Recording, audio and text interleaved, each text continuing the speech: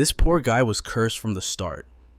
Not only did he receive zero compensation when his parents were slaughtered mining for some heartless tycoon, but the company didn't care at all. To make matters worse, Lydat inherited the massive debt that same company forced upon his parents. To pay it off, he was coerced into becoming an awakened. This wasn't a gift, it was a death sentence. The success rate for awakening was a mere 1 in 1,000. He always asked himself, why? If the odds are that low, why don't those rich bastards try it themselves? They're terrified of dying, so that means I deserve to die instead. Hell no. Lydat refused to accept that fate. Being weak didn't mean he had to roll over and die. Who decided the weak must just sit there and wait for the end? Fueled by a ferocious will to survive and a burning hatred for this cruel world, Lydat accidentally synced with an unknown system. After analyzing his vitals and deeming him a perfect match, the shadow system officially went online. Terrifying. Gloomy power flooded his veins, transforming his broken, battered body into a vessel overflowing with raw energy. He levitated off the ground, staring down with pure contempt at the mutant that had just torn him apart moments ago. So, a filthy insect like you is the one who stepped on my statue. I hold a very long grudge. As he spoke, Lydat stomped his foot. Boom. The mutant's body instantly exploded into a bloody pulp. The death shriek drew a horde of its kin into the cave. But now, these monsters couldn't even touch the hem of his clothes. Lydat tore through them like paper, shredding flesh and bone at will. Yet, slaughtering beasts wasn't enough to quench his rage. After wiping out the mutants, he turned his gaze toward the miners, the scum who had stolen the battery from his energy suit earlier. It was time for this trash to receive their divine punishment. Seeing Lydat approach with that suffocating killing intent, they were terrified out of their minds, yet still tried to bluff. Lydat, what are you doing? If you dare touch me, I swear I'll report you to the company. Lydat's body was currently consumed by the statue's dark power. The entity was actually intrigued. If it handed control back to the boy now, what would he do? Let me go. You can't do this to us. We just wanted to survive. The miners screamed in panic. Then, with shameless audacity, they actually claimed that if they hadn't stolen his energy battery, Lydat never would have had the chance to evolve. Even though they were cold-blooded murderers back then, they argued they deserved credit for his awakening since he survived. Oh, so I should be thanking you then? Lydat asked, his voice so cold it sent shivers down their spines. No need for thanks, just pretend this never happened and let us go, the shameless bastards replied. I won't just let you go, Lydat smiled. I'll even give you a hand. Lydat replied. Snap. With a flick of his finger, he telekinetically ripped the masks off their faces. It was exactly what they had done to him. Exposed to the intense radiation without protection, they finally tasted the agonizing despair they had forced upon Lydat. He didn't even need to strike them. The radiation would send them to hell soon enough. That left only 2 other surviving miners. As Lydat approached, they trembled violently, begging for mercy.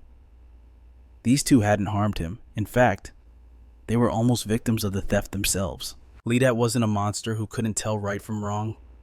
He took the batteries from the dying traders and tossed them to the 2 survivors. Cut the useless pity crap. The power from the statue whispered in his ear, it'll only bring you trouble. But Lydat tuned out the nagging voice. He exacted vengeance on the guilty, not the innocent. He exited the cave only to run straight into a massive swarm of mutants. He hadn't expected the area outside to be this infested. Either give me control of the body or handle this trash yourself. The shadow whispered again. Are your legs turning to jelly facing this garbage? Think carefully. Without my power, you are nothing. It was right. Lydat was trembling, but the part about being nothing, dead wrong. Lydat instantly regained his composure, launching into a spectacular backflip to dodge the first wave of attacks. In that moment, he realized his body felt lighter than air. He had total mastery over every muscle, allowing him to weave through the mutant strikes with fluid grace. But agility wasn't enough against these numbers. He was ambushed from behind. The moment he heard the ear-splitting shriek of a disgusting creature at his back, its claws were already tearing through the air toward him. By all logic, that strike should have killed him, yet somehow he dodged it. Not only was he lighter, but his reaction speed had skyrocketed. Still, this performance wasn't enough to impress the shadow. You linked with the dark system and this is the best you can do, pathetic, it mocked bluntly. Shut up, Lydat roared. He channeled dark energy into his right fist and slammed a haymaker straight into the attacking mutant's throat, sending it flying. Even Lydat was shocked by the impact. He couldn't believe his strength had grown this much. However, he realized that brute physical force alone wouldn't be enough to deal critical damage to these monsters. If only I had a weapon, he thought. Instantly, the dark energy in his right hand coalesced into a jagged shadow dagger. Before he could process the surprise, the mutants lunged again, giving him no time to think. Perfect timing to test the gear. He swung the weapon to see if it fit his style, and the answer was a resounding yes. As the shadow blade sliced through a mutant's torso, a grim smile appeared on Lydat's face. I can actually kill them. This was the moment he truly felt like an awakened. He fought on with renewed resolve. Facing a swarm this size was no walk in the park. But with his unlocked powers and the shadow dagger in hand, Lydat had officially turned the tide. For the first time in his life, he actually possessed the strength to fight back. The thrill of power surges through Li Yi, making him fight with even more ferocity. After what feels like an eternity, he drains the last of his stamina to wipe out every single mutant, completely spent. Li Yi collapses onto the ground, gasping for air. Suddenly, a status window pops up before his eyes. It's official, he has successfully awakened. The rescue team arrives and rushes him and the other survivors to the hospital. As a newly awakened, Li Yi receives VIP treatment. The nurses are on edge, anxiously waiting for him to wake up. Surprisingly, he has no physical injuries or illness. His vitals are normal, as typical for the awakened, the doctor explains. His stamina is just severely depleted. His body needs time to adapt to this new tier of power. The moment the nurse hears Li Yi is an awakened, her demeanor changes completely. She lights up with excitement.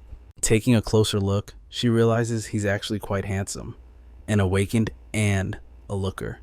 He's a rare specimen that definitely needs protecting. But while the nurse is fawning over him, the shadow entity from the statue is deeply disappointed. After all that effort to awaken, his host is just a lowly human. And worst of all, he's only E-rank. With the entity's immense status and power, it expected Li Yi to awaken as an S-rank, or at least an A-rank. Even a B-rank would have been a bare minimum insult. But no, it's trapped inside a pathetic E-rank shell.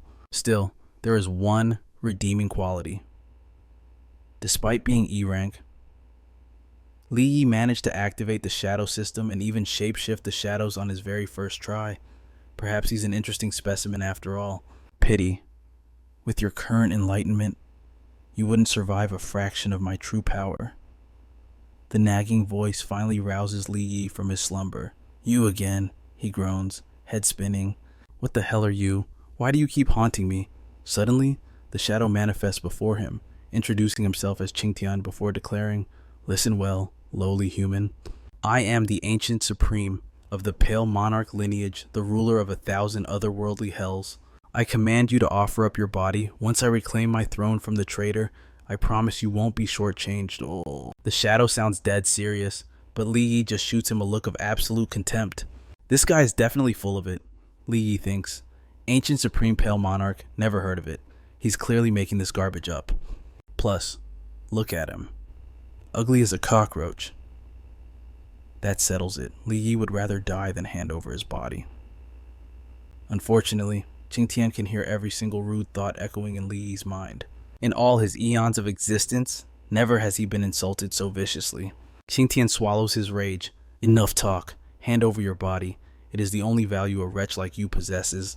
Li Yi rubs his temples, his headache worsening. He doesn't answer aloud, just thinks to himself, why me? What is this offer your body crap? Is this a demonic possession? Wait, does this creep just lust after my good looks? This guy is seriously sick in the head. Better not provoke him. But panic sets in. What if he forces me? Does this thing even have a gender? I can't cheapen myself like that?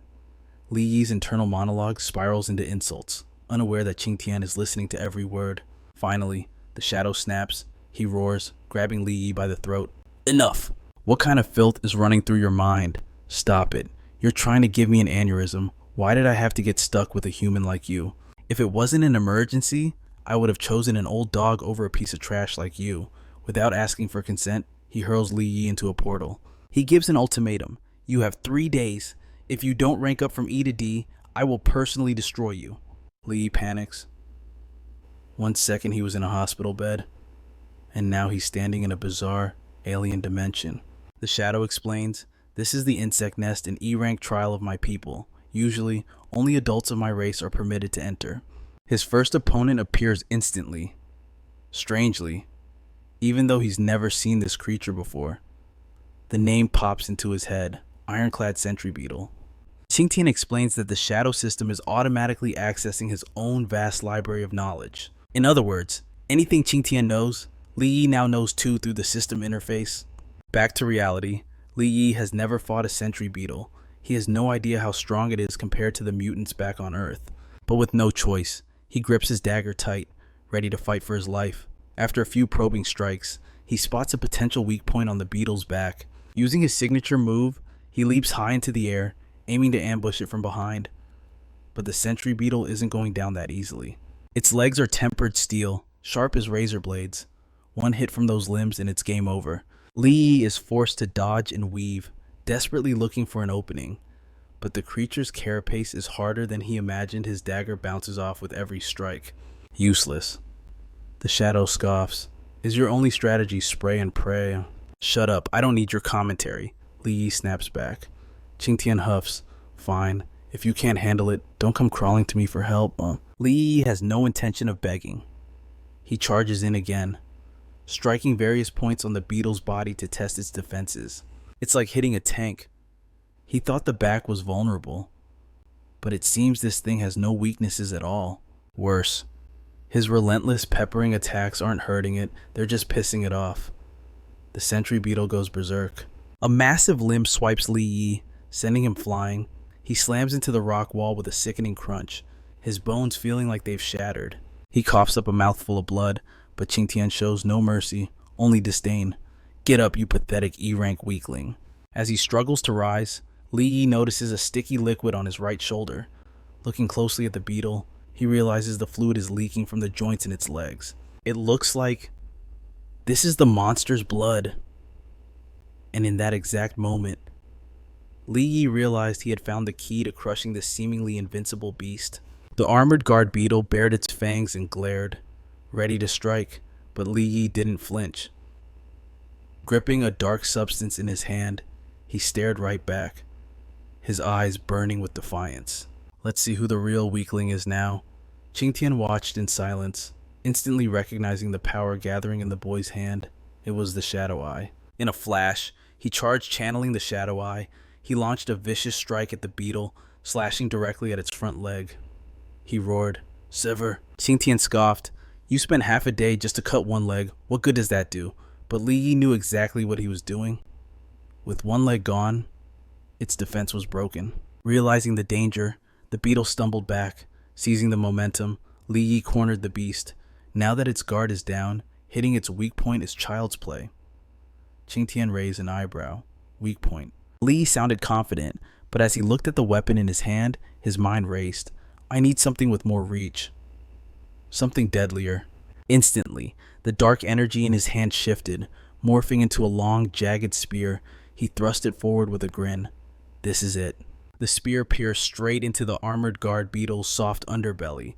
The monster shrieked in agony. "Die!" Li Yi shouted, his face set in stone. The monster slumped to the ground, motionless. Li Yi had been right, the belly was its fatal flaw. Leaning on his spear, gasping for air, he let out a shout of pure victory. "I won." But Qingtian floated nearby, his voice dripping with sarcasm. "You kill a single E-rank beetle, and you're panting like a dying dog. Pathetic." Suddenly, a glowing blue stone materialized in Li Yi's hand. What is this? He could feel a surge of raw power rushing from the stone into his body. "Idiot," Qingtian snapped. "That's an energy stone. It has a chance to level up your abilities." Li Yi's eyes lit up. Oh, so it's basically an XP pack. But suddenly, strange skittering noises echoed through the dark basement. Li Yi froze. Something was coming, but he couldn't see a thing. Qingtian drifted closer, whispering in his ear, "Don't you know how to use the Shadow Eye for vision?" Li Yi looked confused. "Wait, that's a skill." Qingtian sighed. "Focus the dark energy into your eyes, That activates the sight. Li Yi concentrated. Suddenly, his left eye flared with dark light. Shadow Eye level 1 activated. He gasped at what he saw. There, a monster materialized in his vision, launching a barrage of sharp spikes straight at him. Li Yi threw himself to the side just in time. Thwack! The spikes embedded themselves in a pillar, hissing with green toxic smoke. Li Yi crouched low, weapon ready, his heart pounding. So fast. What the hell are these things darting around? Before he could process it, a sound came from behind. Here comes another one. He tucked and rolled, barely dodging a critical strike. Scrambling up, he yelled, "Hey, is this Shadow Eye broken or what? Why can't I see them clearly?" Qingtian's voice was cool and detached. "The skill isn't broken. You're just too weak." Li touched his glowing eye, processing the insult. Too weak. Huh, fine. Then I just need to pour in more energy. Qingtian paused, surprised. For a lowly E-rank to manipulate dark energy this instinctively. This is getting interesting, he mused. The creatures attacking Li Yi were sky-leaping swift beetles, known as head harvesters, and venom-spitting needleheads, experts in long-range poison attacks. Not bad, Qingtian noted. Impressed he identified them. You're finally learning the basics. Suddenly, Li Yi's eye flared brighter. Wait, look at these numbers. He was completely surrounded by swarms of swift beetles and needleheads. Qingtian's voice echoed from the void. You humans have a saying, when you see one cockroach. Li Yi cut him off, panicking. There's way too many of them. Oh, it means the darkness is already full of them, Qingtian finished dryly. Hundreds of glowing red eyes stared at Li Yi, chittering in hungry anticipation. Li Yi immediately backed into a corner. Not bad, Qingtian observed. At least you know how to cover your blind spots. Li Yi's face hardened. No more running. He exploded with power, unleashing a massive shockwave of dark energy. Get the hell back! As the energy poured off the boy, Qingtian was genuinely shocked. He's already awakened the second form of the Shadow Eye. The aura radiating from Li Yi was undeniable. This E-rank kid is full of surprises. A system window popped up Shadow Eye level 2. When darkness becomes your sight, every enemy heartbeat rings their death knell. With the upgrade, Li Yi was a blur of motion. Dual shadow blades materialized in his hands as he tore through the swarm. To his new eyes, the monsters were moving in slow motion at least half their normal speed. Glowing purple spots appeared on the monsters' bodies.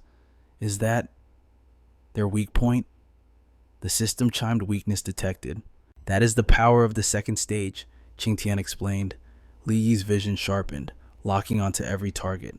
Strike the purple spots to bypass their defense. Li Yi smirked. Got it. Their weak spots are on the underside. He slammed his hand onto the ground. Great Shadow Thorn Burial. Shadows dove into the earth, then exploded upward as massive spikes, skewering the swarm from below. As the monsters dissolved, a rain of crystals clattered to the floor, but Li Yi frowned. Seriously, only 0.7% XP per kill. More needleheads emerged. I know your weakness now, he muttered. Time to wrap this up. He surged forward, blades flashing, targeting every purple spot. In seconds, he wiped them out. He marveled at his own hands. Incredible. Level 2.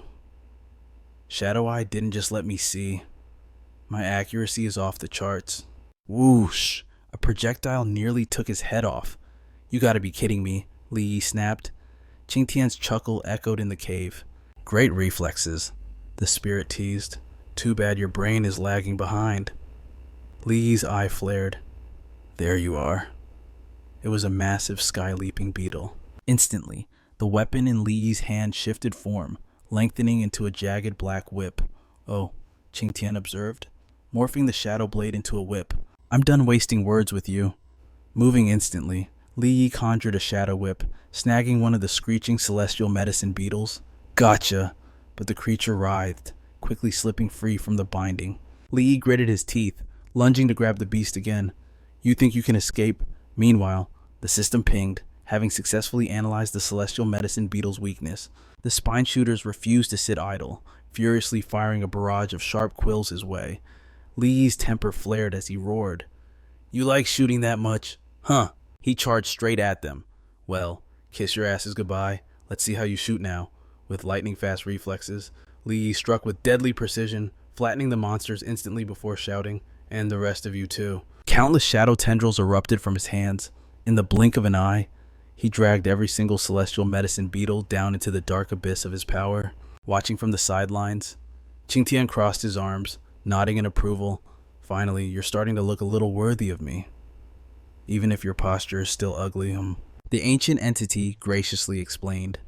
The gift bestowed by the Eye of the Shadow drastically enhances your sensory reflexes, physical strength, and your control over darkness. That is why it is called the gift of the Shadow Eye. While Qingtian lectured on, Li Yi was fighting for his life, slaughtering the swarm as crystals rained down from their corpses. But suddenly, Li Yi's expression contorted. His eyes widened in sheer panic. Qingtian's voice echoed in his ear. However, the gift of the Shadow Eye consumes a massive amount of your mental energy. That is the price the eye demands. Qingtian paused, genuinely surprised. An E rank is truly just an E rank. Have you hit your limit so soon? Li Yi's vision blurred violently as his thoughts raced. My vision. It's fading. I worked so hard to get this power. While Li Yi's mind drifted, a spine shooter flanked him, landing a brutal blow that made him cough up blood. Is this the price of vengeance? Li Yi's eyes snapped open, burning with resolve. No, how can I fall here? Memories of the NG group's monsters flooded back the ones who covered up the truth of his parents' death. His eyes radiated pure hatred. They dared to force me into the mines to pay off a debt I didn't owe. He channeled every ounce of that rage into his blade, slashing down wildly. Was it just because I was a normal person? Just because I was weak? Now I have the power to change everything. I will absolutely not give up. I will have my revenge.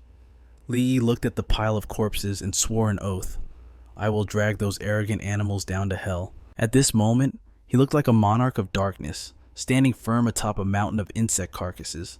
I'll make them kneel before my parents' grave and beg for forgiveness. Even Qingtian hadn't expected this. Human hatred resonated so perfectly with the shadow system, it was actually feeding and nurturing the dark energy. Qingtian warned him, the time limit is near. You need to hurry. Li Yi didn't answer. He just unleashed his power with brutal savagery. Watching him, the old entity grew worried. Are you really planning to release all the shadow energy at once? Aren't you afraid you'll explode and die? Li Yi's eyes shone with unshakable determination. Just a little more to break through. I just need to be stronger. Gripping his shadow blade, he charged at the swarm of beetles, shouting, I'm willing to bet everything I have on this. Li Yi leaped high into the air, sword raised, ready to crush the armored shield beetle. He brought the blade down with full force, shaking the cavern and shattering the earth around him. The battle ended. Li Yi stood exhausted, sweat pouring down his face. Qingtian spoke up. Barely. Just barely passable. I suppose I can call you little disciple now. Suddenly, Li Yi glanced to the side, spotting a glowing blade lying next to the dead armored shield beetle. He asked curiously, Is that a weapon? Qingtian explained, This insect nest used to be a primary trial ground for my race. If we use your human ranking system, I suppose it would be A rank. Li Yi lifted the massive blade, inspecting it. A short sword, isn't this a great sword? Wait, are your people all giants or something? Qingtian scoffed, his voice dripping with arrogance. Compared to my shadow energy, those weapons aren't even worth mentioning.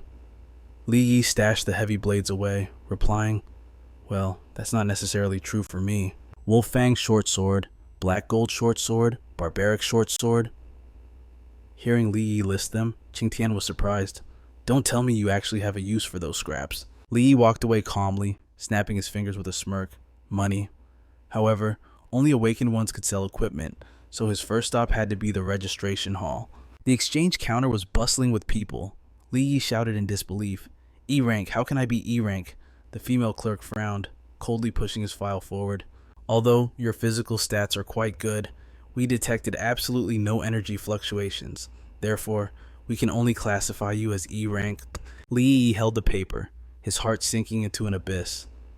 The clerk continued. According to the records, you're registered as a minor. Promoting to E rank entitles you to a 15% salary increase, so leaving the hall, Li Yi was singing happily. 15%, the shadow system really is peerless. Xingtian looked at him, confused. It is simply because of the inferior perception of your species that they cannot detect the existence of shadow energy. Lee thought seriously. Not being detected might be a good thing. It's just a bit troublesome when selling gear. He walked quietly toward a desolate, filthy corner of the city, the black market. Every transaction that couldn't see the light of day happened here. Qingtian seemed amused. Night market. Sounds very fitting for the shadow system. In a corner, a group of young men eyed Li Yi, whispering loudly. Ugh, bad luck. The smell of ore slag is drifting in here. Windbreaker pants from the mines, few customers today, and now a miner shows up. Li Yi ignored their insults, standing before a counter to admire a sword on display. Qingtian scoffed. Humanity is truly laughable. Sticking a few gems on a piece of iron and calling it a divine weapon. I suddenly feel a little pity for you people. The shopkeeper shooed Li Yi away. Go! Go! What's a miner doing looking at the fun stuff? Don't dirty the merchandise. You can't afford it anyway. Li Yi's face darkened with anger. Is this how you treat customers? The shopkeeper pinched his nose, looking at Li Yi with pure contempt. Customer with your poverty-stricken look, could you even buy anything in here? Immediately, Li Yi slammed the great sword onto the counter, staring him down coldly. Your trash hurts my eyes. Call your appraiser out here and tell me how much my great sword is worth. Suddenly, a voice cut in, startling the shopkeeper. Brother Ding, no way. You've already promoted to D rank. A man named Chu Ding, a D rank hunter, smirked while holding a sword. Clinging to him was a civilian woman named Su Qing, who whined. Why did you bring me to such a smelly place? Seeing Chu Ding, the shopkeeper rushed forward, bowing and scraping. Well, if it isn't young Master Chu. Did you find some good loot today and want to sell it? He lifts the turquoise sword. I found a pretty decent blade in the dimensional gate. I plan to sell it to buy my girlfriend a new car. Zhou Ding smirks, soaking up the praise. To his surprise, it's the Fengming sword, a weapon with a built-in damage boost. This is a top-tier D-rank item. Li Yi, silent until now, suddenly speaks up. Su Qing? The name makes her jump, panic written all over her face. In the past, Su Qing threw his bouquet on the ground and walked away cold. Your parents are dead anyway. Wouldn't it be better to just take the settlement money? Look at you now. You didn't get the compensation and you're in debt.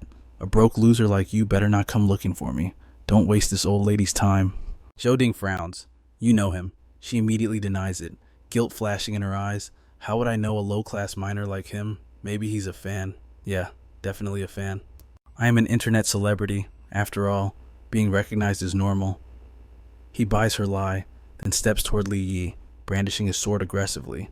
Who gave you the right to say my name? Su Qing, I swear. This place is losing its standards, letting in any low-class trash they find. Aren't you afraid of ruining the shop's image? Zhou Ding leans in, ready to strike, his voice dripping with mockery. The recycling center is at the end of the street. Take your scrap and get out before they close. He swings a violent blow at Li Yi, yelling, Get lost, but to his shock, his own sword shatters on impact. Zhou Ding stares in disbelief. Hey, how's that possible? Li Yi smirks. Looks like your sword is the real piece of trash here. Su Qing panics. How can that be? Didn't you say it cuts through iron like mud and is worth a fortune? Her whining only fuels Zhou Ding's rage. Damn it! He throws a furious punch. You little punk, you're dead. Zhou Ding grits his teeth, his eyes murderous. This guy is just a miner, weaker than an E rank. He aims a straight punch at Li Yi, but Li Yi dodges effortlessly. Zhou Ding freezes, confused. I'm a D rank. Why can't I hit him? Suddenly, Li Yi wraps a magic cord tight around Zhou Ding's wrist.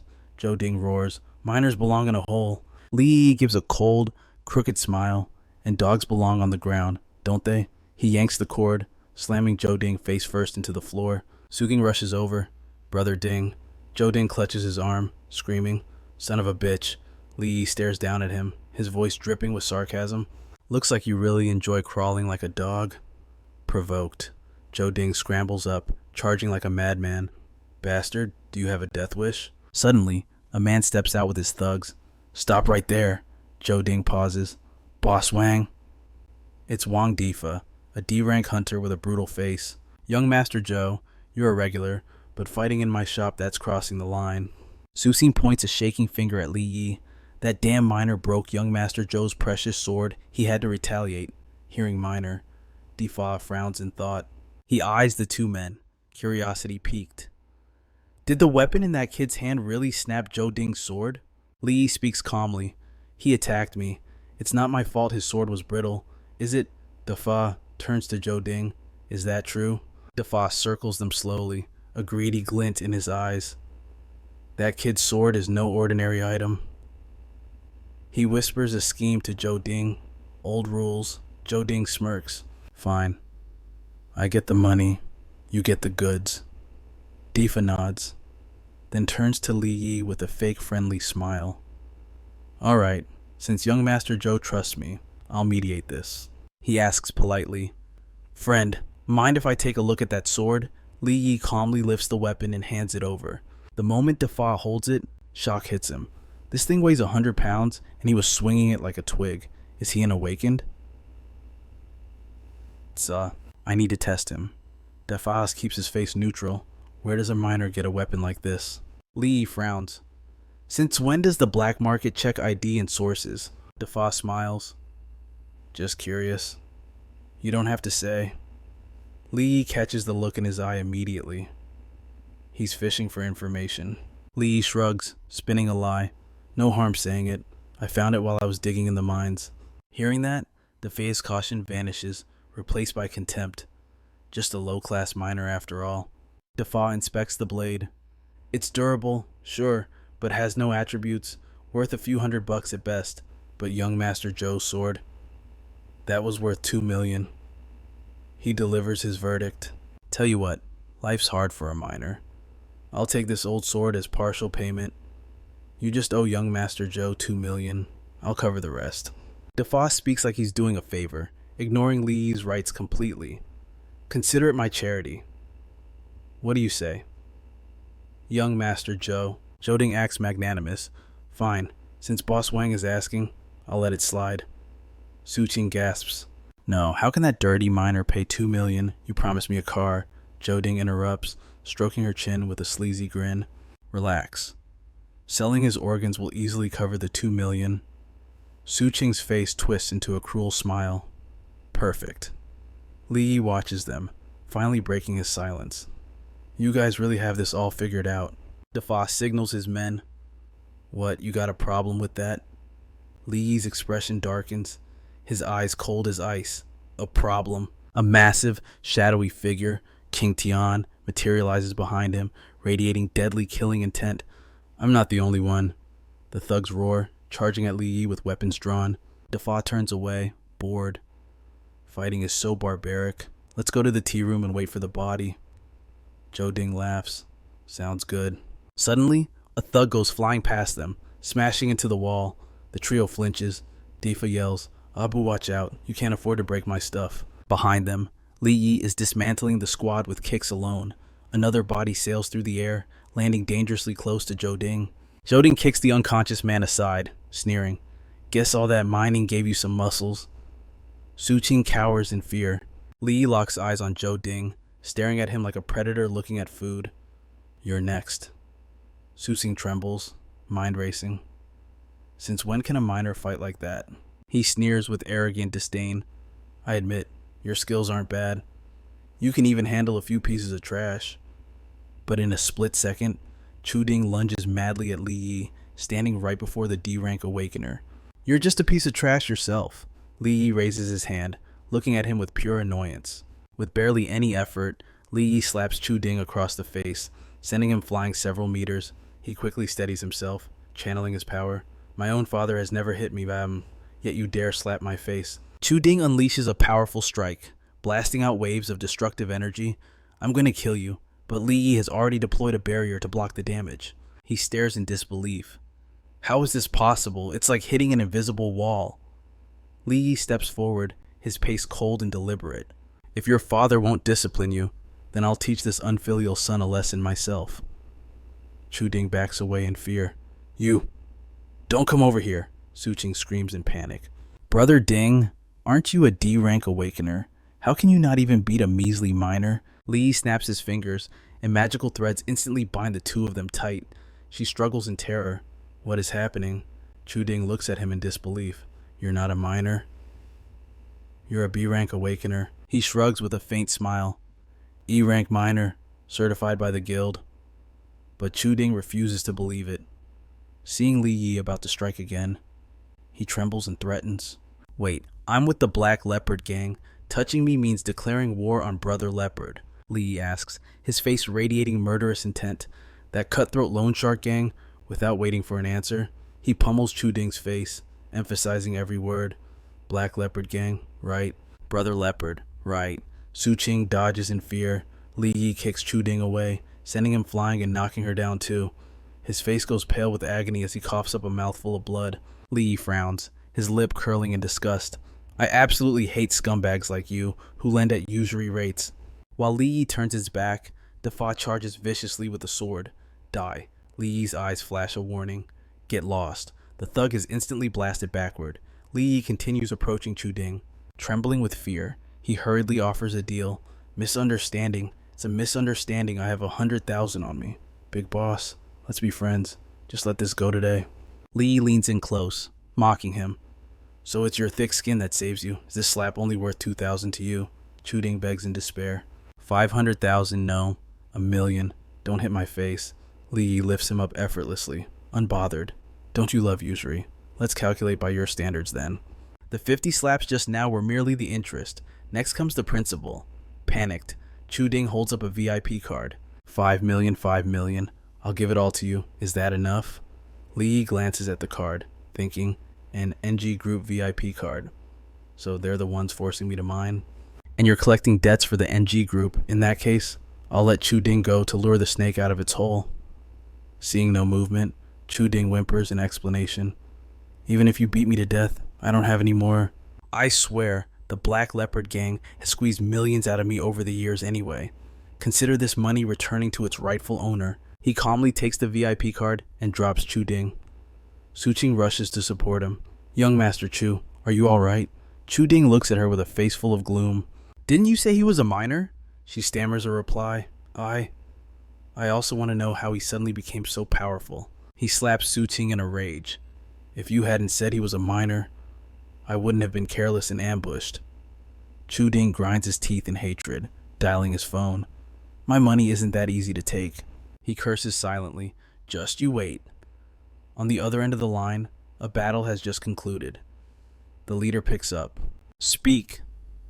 The person Chu-Ding is calling is his superior.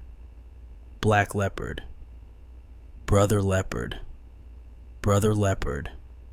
Can you handle something for me? A bandit just stole the precious sword I planned to offer you, and he even arrogantly declared he'd wipe out our Black Leopard gang. Black Leopard's face darkens with a sinister smile. Send me the data on that kid. Blood Leopard walks behind him, asking respectfully. The goods are with Brother Leopard now. What about these people? His eyes are sharp and cruel. Are there people here? Blood Leopard understands immediately, smiling dangerously as he swipes his hand down. Of course not.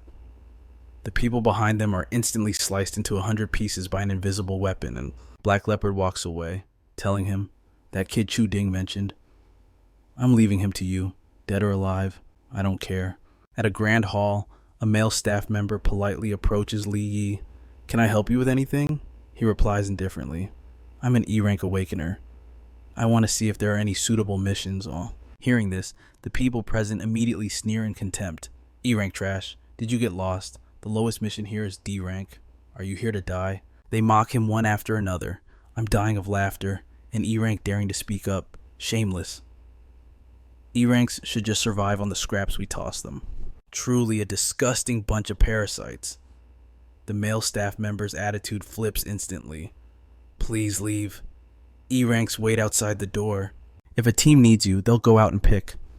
Everyone gathers and whispers. That's right. Go out. Turn left. Right by the trash pile. Trash belongs with trash. Li Yi ponders calmly. I just got 5,000,000. And in the blink of an eye, those loan shark maggots swallowed it all. The urgent priority is to get a mission. Suddenly, powerful footsteps approach, silencing the crowd. Sensing that overwhelming power, they freeze in shock and fear. Everyone looks toward the approaching figure in panic. Such intense pressure. That's at least a B rank. Is this the aura of a B rank? The pressure is so heavy, I can't even take half a step closer. That girl is Si Yin. Her entire being radiates a powerful aura that makes everyone ache inside. They are full of questions. Why is a B rank here?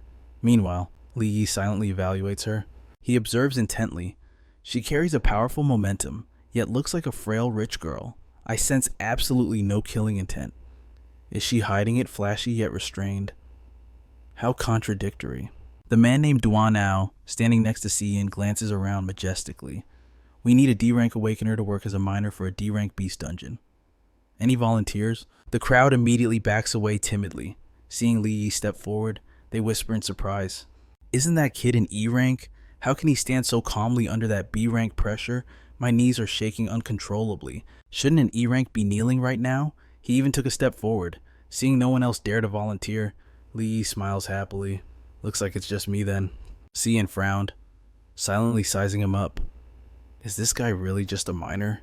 He's standing completely unfazed under my B-rank pressure. Now that is interesting. The male clerk bowed, his voice trembling with respect. It was the eldest miss of the Chin family from Longmen 3rd Street. Miss Qin, we have plenty of D-rank awakened available, though. Let me show you the list. She cut him off coolly. No need. I choose him. The clerk panicked, seeing her point at Li Yi. But he arrived late. He hasn't even queued for registration yet. That's against the rules. Si Yin shot the clerk a deadly glare. I am the rules, I said. Choose him. Terrified, he stammered. Yes, ma'am. She led Li Yi toward the blindingly bright gate, the staff ushering them. Eldest miss, right this way. The clerk stayed behind, bewildered. The Chin heiress never picks people personally. What on earth is that miner's background? Meanwhile, inside the gate, a minotaur was swinging a massive club in a frenzy. Beside it stood a bard class awakened, playing a flute, Lu Dung. The moment he played a single note, the minotaur's head was instantly severed from its body. Si Yin and Li Yi walked past, observing the swordsmen and warriors clashing with the minotaurs. Li Yi analyzed the formation. Frontline tanks, damage dealers, supports. The team composition is actually pretty solid. Si Yin walked ahead cheerfully, paying him absolutely no attention. Li Yi continued his internal monologue. Coordination isn't bad. Plus, with a B-rank awakened anchoring the team, this raid should be a walk in the park. Suddenly, he activated his vision and spotted an anomaly. Li Yi stopped, confused. That minotaur down there? Its energy signature is far beyond D-rank standards. Do these people seriously not realize that? Xingtian's voice echoed in his mind. Your ocular arts have evolved to the 2nd stage. You can't compare your perception to the senses of that trash. Li Yi frowned in thought. Fine if the others miss it, but that rich heiress, she surely must have sensed something. He formed a hypothesis. Maybe she already knows and is hiding it for some reason. Nearby, Lu Deng whispered to Si Yin, Miss, according to intel, the star essence ore you need is right inside. She turned to Li Yi. Miner, follow me. On the outside, he immediately replied, coming, but inside, he was cursing up a storm. What the hell? She knows it's dangerous, so why drag a miner like me into it? His suspicions grew as the aura of danger became suffocatingly distinct. Does this heiress not give a damn about the lives of her subordinates and a miner? Or is she just that arrogant in her B-rank strength to ensure everyone escapes alive? Suddenly, his foot triggered a mechanism. The ground gave way, plunging both him and Si Yin into the abyss below. Above, the team panicked. Miss. Luckily, they hit the bottom without injury. Li Yi frowned, looking up. Standing before him were massive, ferocious D-rank minotaurs. Li Yi noticed a surge of energy radiating from Si Yin. He mentally relaxed. Finally, the B-rank awakened is about to make her move. Her entire body was bathed in radiant light, her gaze determined, her aura majestic.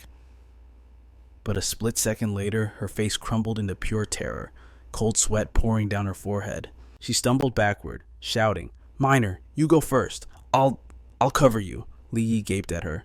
Are you kidding? I'm just a miner? Si Yin's face went dark, her lips pressed tight. Suddenly, she dropped to her knees, clinging to his arm. I don't care, you handle it.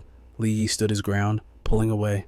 You're a B rank? Why force an E rank miner like me to fight? I'm not risking my life for a miner's wage.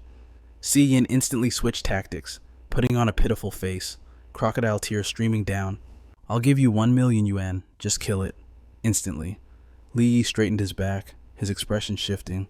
Well, out of respect for the money, His aura turned cold, eyes sharp as a hawk, a weapon materialized in his hand. I suppose I can reluctantly accept your offer. Yi strode forward heroically, finishing his sentence. Time to work. He stared down the Minotaurs, provoking them, but to his shock, they completely ignored him and charged straight past him. Seeing a Minotaur closing in, Yin shrieked in terror. Meanwhile, someone else was screaming internally for a different reason. Oh no, my 1,000,000 yuan. In that life or death moment, a powerful shockwave erupted from her body, blasting the Minotaur back 10 meters. Yi wiped the sweat from his brow. Didn't think she had a move like that. Guess I was worried for nothing. But before he could relax, the monsters roared and charged at Yin again. Yi didn't hesitate. Gripping a massive blade surging with terrifying power, he launched himself forward. He closed the distance instantly, swinging his blade and sending the beast flying. Yi turned to her, dead serious. Why is your aggro generation so insanely high? The Qin heiress didn't answer. Yi looked back to see Yin already sprinting away for dear life. Run. I'm leaving these monsters to you. So, for the sake of the money. Yi fought the horde single-handedly while she fled. He muttered, She is unbelievable. Yin ran until she was gasping for air. She stopped to catch her breath, hands on her knees, but behind her, another Minotaur was already winding up for a strike. I should be safe here, right? Sensing something wrong, she turned around, her face twisting in horror. Cornered, Yin had no choice but to face it. Why? Why aren't you afraid of me? The Minotaur didn't answer. Its red eyes glowed with bloodlust as it raised its weapon to crush her. Yi watched, baffled. Strange. She clearly has defensive measures, so why is she so terrified? She raised her arm, screaming as she activated a bracelet. A magical barrier erupted to protect its master. The blast sent the monsters flying backward. Yi barely managed to dodge the shockwave. Simultaneously, the bracelet on Yin's wrist shattered. Yi narrowed his eyes. A defensive artifact, so that blast wasn't her own power. He called out, Hey, are you a non-combat class awakened? She blushed, nodding in shame. Now, Yi took point with his blade, while Yin followed meekly behind. Wait, when we get out, you have to promise to keep this a secret. Yi smirked. That is going to cost you extra. Moments later, Minotaurs blocked their path again. Yi was puzzled. Why are these things only targeting you? Suddenly, his pupils flared with light, piercing through the darkness. Deep in the cave, a shadowy, indistinct figure appeared. Yi analyzed it. That guy. He's completely concealing his aura. No wonder I didn't sense him earlier. The Minotaur's abnormal aggression. They're being manipulated by some strange wavelength coming from him. Yi was busy fighting off the Minotaurs when Yin screamed in terror as another beast lunged at her. Hey, miner, help. He dashed over, severing the beast's head in one clean strike, but it wasn't enough. The horde was growing thicker, forcing a curse from his lips. Damn it, more Minotaurs are swarming here. He couldn't unleash his area of effect skills without risking Yin's life. If I don't break this formation, we'll die from exhaustion. Suddenly, an idea sparked in his eyes. That's it. If the assassin wants Yin, Yi looked at the iron chains beneath his feet. He would play along with the enemy's plan. He suddenly shouted, Hey, you've used up both your defensive artifacts as a non-combat awakener. You need to be careful. You're wide open for an ambush. Her face flushed with anger. Why are you shouting that? While Yi kept the beast busy, a shadow crept up behind her. Hidden in the gloom, the assassin smirked. His hand drifted to the hilt of his short sword. Just a lowly miner, yet you almost ruined my entire setup. He sneered. A non-combatant with no defenses. Let me send you to hell. The shadow loomed over her, blade raised high. Yin, if you want to blame someone, blame your stubborn father. The blade slashed down through the darkness, but Yi was faster. In a flash, he severed the assassin's arm, sending a spray of blood into the air. Ludung frowned, stunned. What? Yi glared at him. You used infrasound to command the Minotaurs to attack her, didn't you? Shinxian gasped. Liu Deng, his eyes glowed crimson. To fail because of a minor? I was careless. Dark energy erupted from his body, but don't think for a second that you've won. Energy surged from the corpses of the minotaurs, flowing into him. Liu Deng's body twisted and expanded, transforming into a massive beast. In this monstrous form, his voice rumbled. Let me show you the true terror of a control-type awakener. Li's face darkened. This aura, he's C-rank. Shinxian covered her mouth, stifling a scream. Liu Deng was absorbing the life force of the beasts to empower himself. Molten lava began to pool beneath their feet. She panicked. Lava, is he evolving into a C-rank magma minotaur? Li remained calm. Jumping from D-rank straight to C, that's a cheat even I have to admire. The C-rank magma minotaur towered over them, roaring. Then he lunged, unleashing a surprise attack. Li raised his blade, channeling his shadow eye ability to create a protective barrier around them. The two forces collided, triggering a massive explosion. The barrier melted like wax. Li grit his teeth. So this is the destructive power of a C-rank? We can't handle this head on. Li was covered in wounds. You're hurt, Shinxian cried out. Liu Deng loomed over them, his aura suffocating. Knowing he couldn't win a direct fight, Li grabbed her hand. Hold on tight, he shouted, dragging her into a run. A blade of energy slashed down, aiming to sever their joined hands. Shinxian screamed. But before the blow could land, Li bound the monster's wrist with invisible force. Liu Deng froze. You have control-type skills too, Shinxian asked, stunned. It won't hold him for long. Run. As they sprinted for their lives, Li barked orders. Listen, once we hit the maze, run straight ahead. Don't look back. What about you? She cried. Aren't you coming? Li let go of her hand, his expression grim. I have to stall him. She hesitated, eyes wide with worry. Minor, Hide well, he said firmly. I'll find you. Truth was, he wasn't being heroic. To him, she was just a walking paycheck worth 1 million yuan. Liu Deng stomped into the area, looking around. Damn it, where did you rats go? Looking for someone. Li's voice came from behind. Liu Deng spun around. Where's Shinxian? He swung a massive fist as he spoke. Li blinked out of existence, reappearing behind him. Guess. Before Liu Deng could react, Li slashed at the monster's leg, but what happened next made his eyes widen. The blade bounced off harmlessly, not even a scratch. Liu Deng laughed. Are you an idiot trying to cut rock with a knife? A massive axe swung down in retaliation. Li dodged, assessing the battlefield. The lava is spreading. This is getting complicated. I need open space.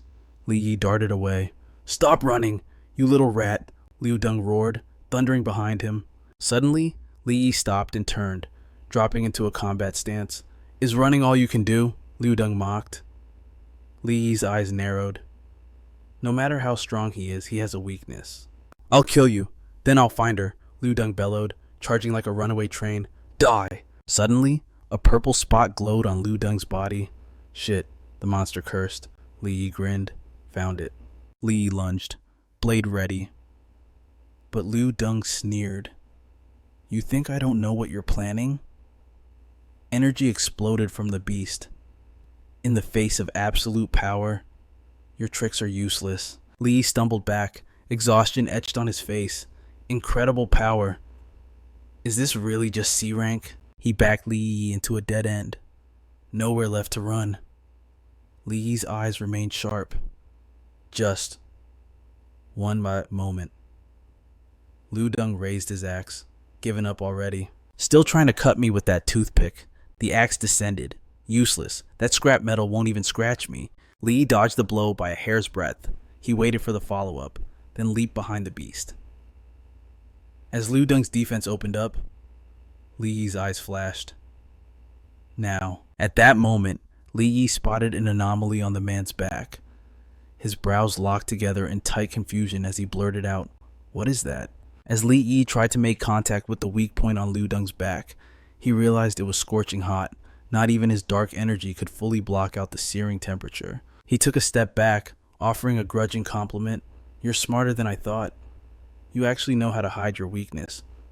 Liu Deng turned his head, unable to hide his curiosity.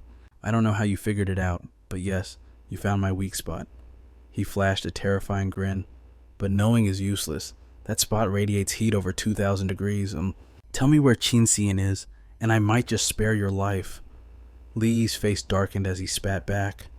You backstabbing traitor. I wouldn't trust a word out of your mouth.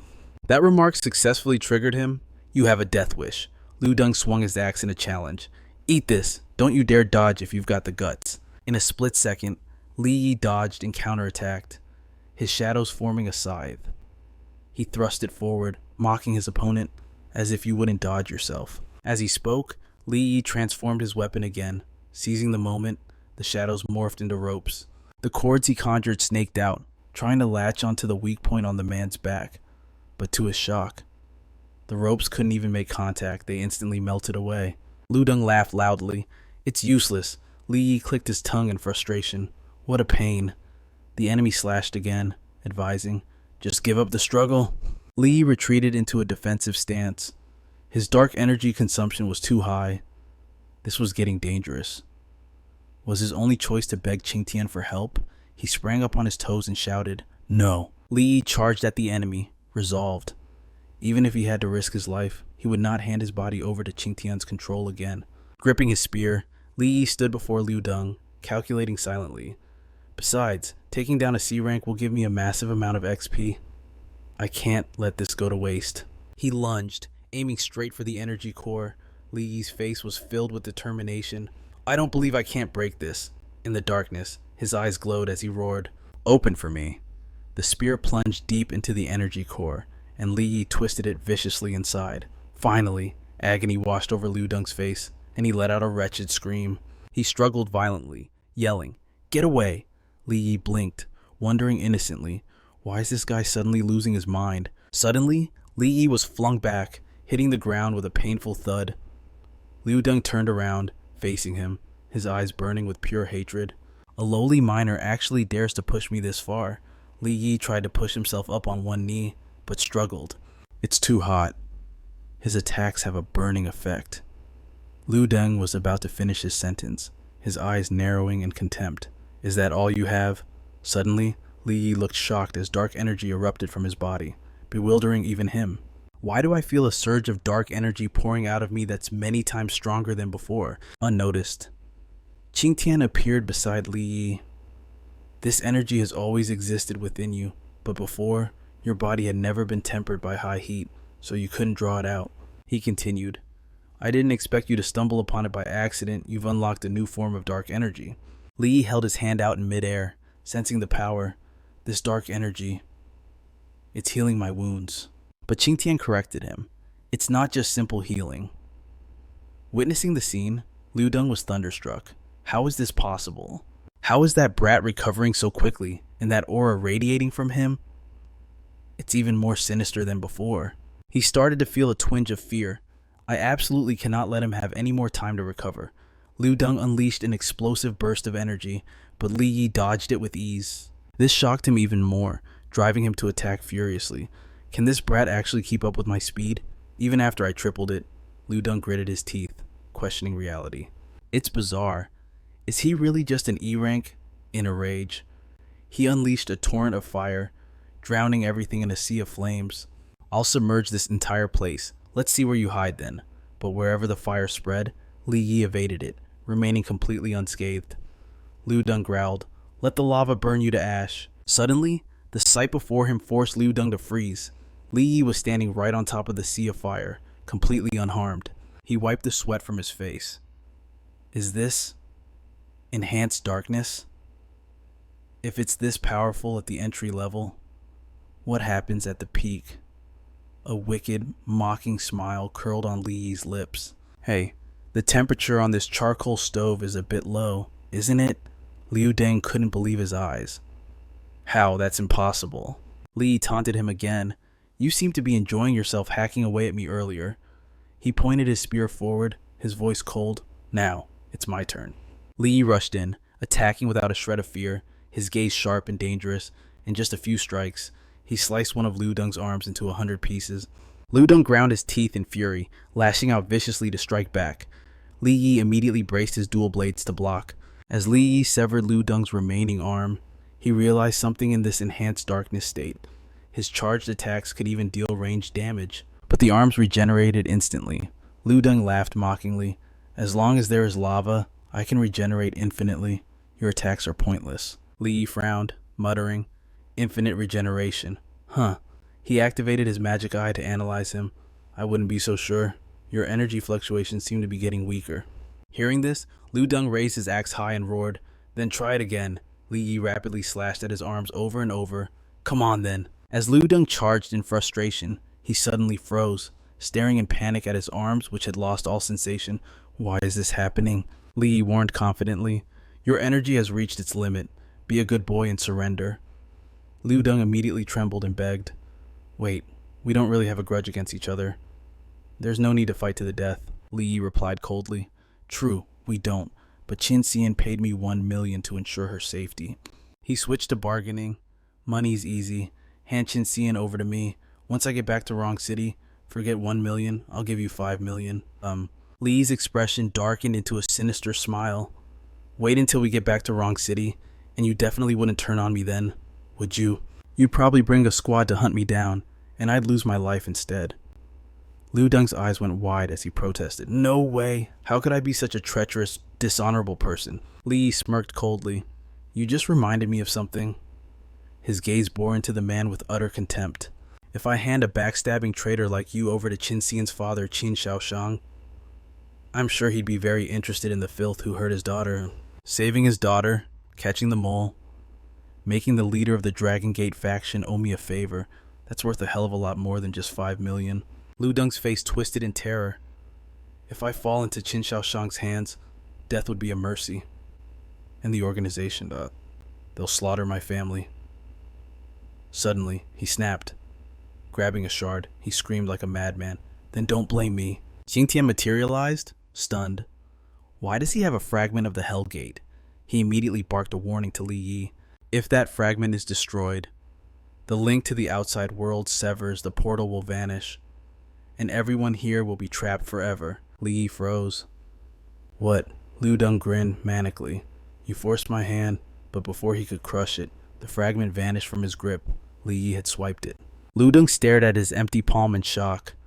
Seizing the opening, Li Yi drove his blade straight through the traitor's chest. Die. Lu Deng let out a gut-wrenching scream before collapsing behind Li Yi. A stone floated up from the corpse's chest, and Li Yi absorbed it instantly. No wonder those minotaurs didn't have energy cores earlier. It was all concentrated here. Suddenly, the ground beneath Li Yi shook violently. As he scanned the area, Qingtian explained. The dungeon lost its energy source when the magma minotaurs fell. It's collapsing. Back at the dungeon entrance, the survivors huddled together. That scared the hell out of me. I know who expected an earthquake inside. We're lucky to be alive. Qin Xian turned to Li Yi with newfound respect. I never imagined you were this powerful. You're far beyond E-rank. Are you interested in joining the Dragon Gate? My father would never mistreat an expert like you. Li Yi gave her a cool, detached look before declining. I'm not planning on joining any faction for now, and regarding my abilities, I expect you to keep that a secret. Cyan sighed in disappointment, handing him a credit card. Fair enough, but please, think it over. Here's 1 million yuan, you earned it. Li Yi smiled, taking the card. Generous, thanks. Before leaving, he pulled out the cyan-edged sword. By the way, does Dragon Gate buy these? She inspected the weapon closely. This sword has no energy fluctuations, but the material is extraordinary. Let me take it back for appraisal. Whatever it's worth, I promise you won't get shortchanged. Deal done. Li Yi waved goodbye and walked away. All right, I'll wait for your news. As he left, he mused to himself. Qin Xian seems to know her weapons. If she recognizes its true value, I've just found a distributor for all my loot. The thought occupied his mind all the way home. Even if she's like that scumbag Zhu Ding or Boss Wang, it's fine. I already pocketed 1 million, so I can't lose. Back in his room, he examined the shard curiously. This Hellgate fragment. What exactly is it? How important is this thing? Qingtian answered immediately. If you gather enough fragments, I can help you reach S-rank power. Or perhaps even higher. Li stared at the shard, stunned. S-rank Qingtian remained silent. calculating internally. The Hellgate fragments have resurfaced. Are they still active? I need to recover quickly. This kid is the key. Questions race through Qingtian's mind. One day, he'll have to face entities far beyond human comprehension. Should I tell this idiot now? No, it's too soon. It would only terrify him. Let him get stronger first. Perched on a high cliff, Li Yi observed the NGB group guards patrolling below. 1 B rank, 3 C ranks. He pondered the situation. They deployed so many high-level Awakened just to guard this spot. Li Yi frowned, feeling a wave of frustration. Just as I thought, with my current strength, I can't get close enough to uncover the truth. Qingtian spoke up, confused. It's just an E-rank gate. What is there to explore? The question made Li Yi's gaze turn ice cold. My parents are in there, and the truth about their deaths. His mind drifted back to that dark memory. Back then, they treated him like trash, throwing wads of cash at him. Here's 200,000. Consider it compensation from the NGB group. Take the money and sign this death certificate.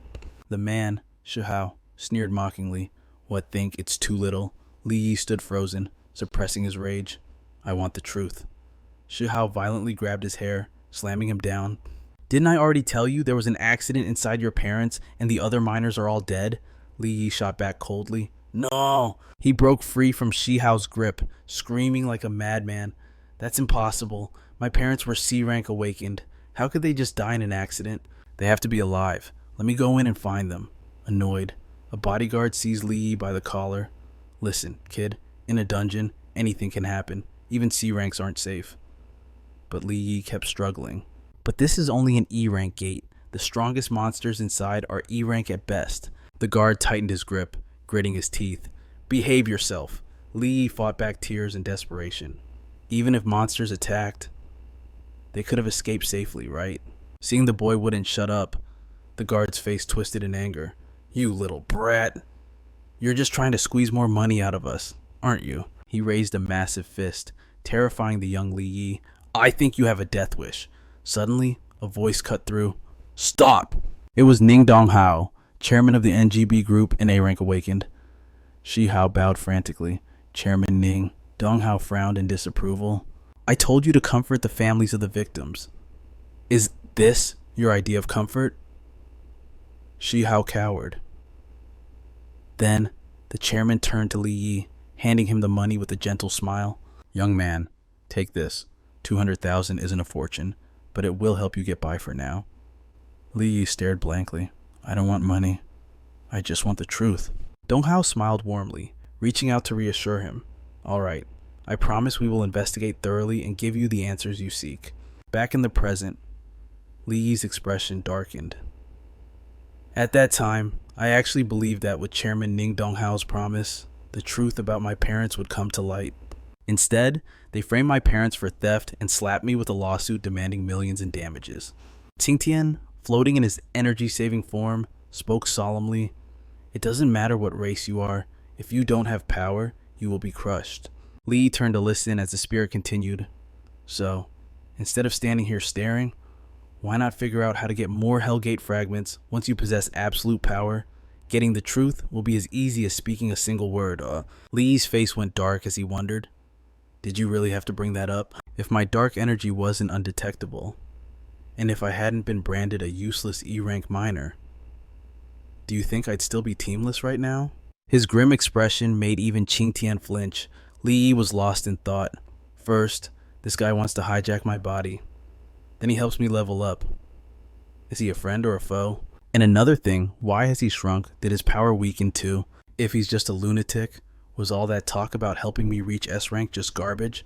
Suddenly, the old man snapped. Enough, you brat. If I didn't see a spark of talent in you, I wouldn't even waste my spit on you. Li put on his most innocent face. I didn't say a word. Why are you blowing up all of a sudden? He couldn't stop bad-mouthing Qingtian in his head. Look at him, glitching out again. I wonder if there's a cure for his particular brand of insanity. After a brief standoff, his phone buzzed, a mission notification, at the chemical plant near the Hellgate. The coordinator glared at Li Yi. Why are you so late? Li Yi explained calmly. Sorry, I was a bit far out. But inside, he thought, give me a break. I just sprinted here from another E-rank zone. Hawu, standing nearby, called out in surprise. Li Yi greeted him cheerfully. Uncle, how long time no see? You on this mission too. Realizing it really was Li Yi, the old man beamed. Look how much you've grown. It's been 5 years since your mother's accident, hasn't it? Suddenly, 3 C-rank Awakener mercenaries appeared. Guda led the pack, followed by a furious Guer and Gusan. I thought we were waiting for some big shot. Turns out, it's just a damn minor.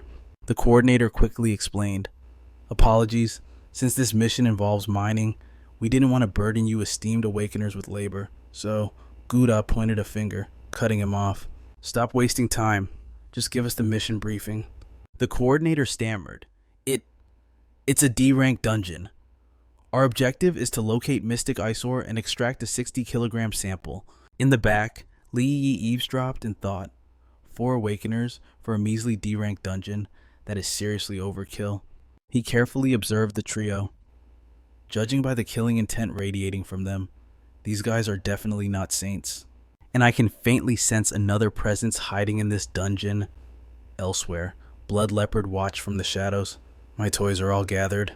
He chuckled sinisterly. Let the hunting game begin. Unaware, Li Yi took the lead.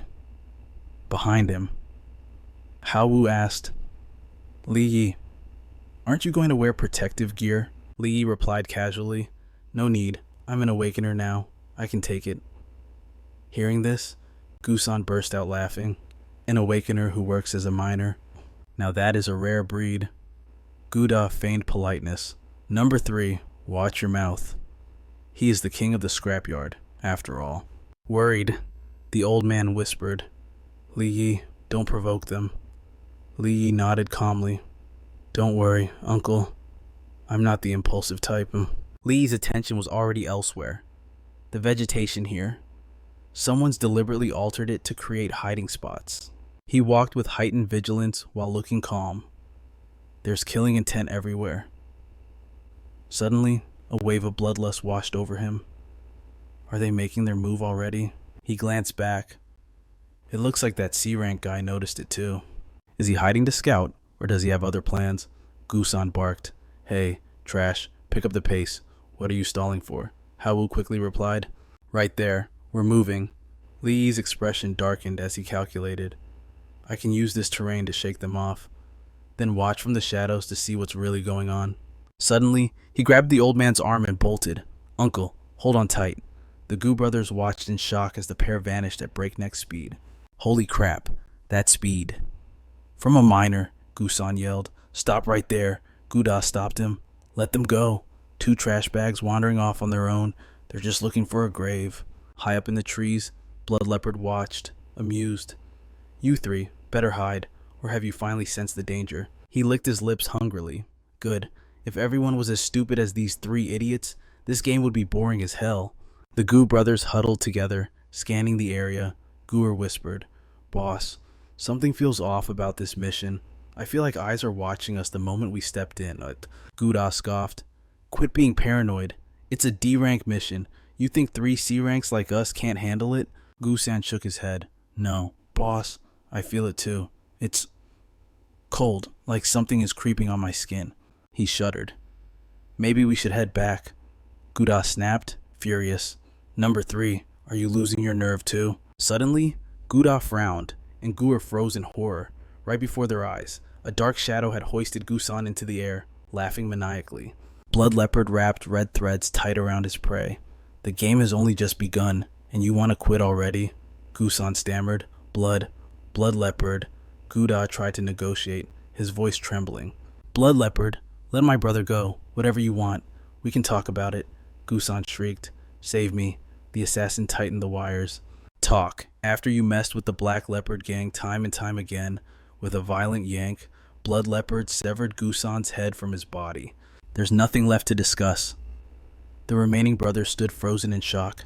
Then, roaring with grief, Guer charged forward. I'll kill you. Guda reached out. Number 3, don't. But before he could move, Blood Leopard's red threads had already snagged his wrist. In an instant, Guer was completely bound. Guda could only watch as another brother faced death. Blood Leopard sneered. Kill me.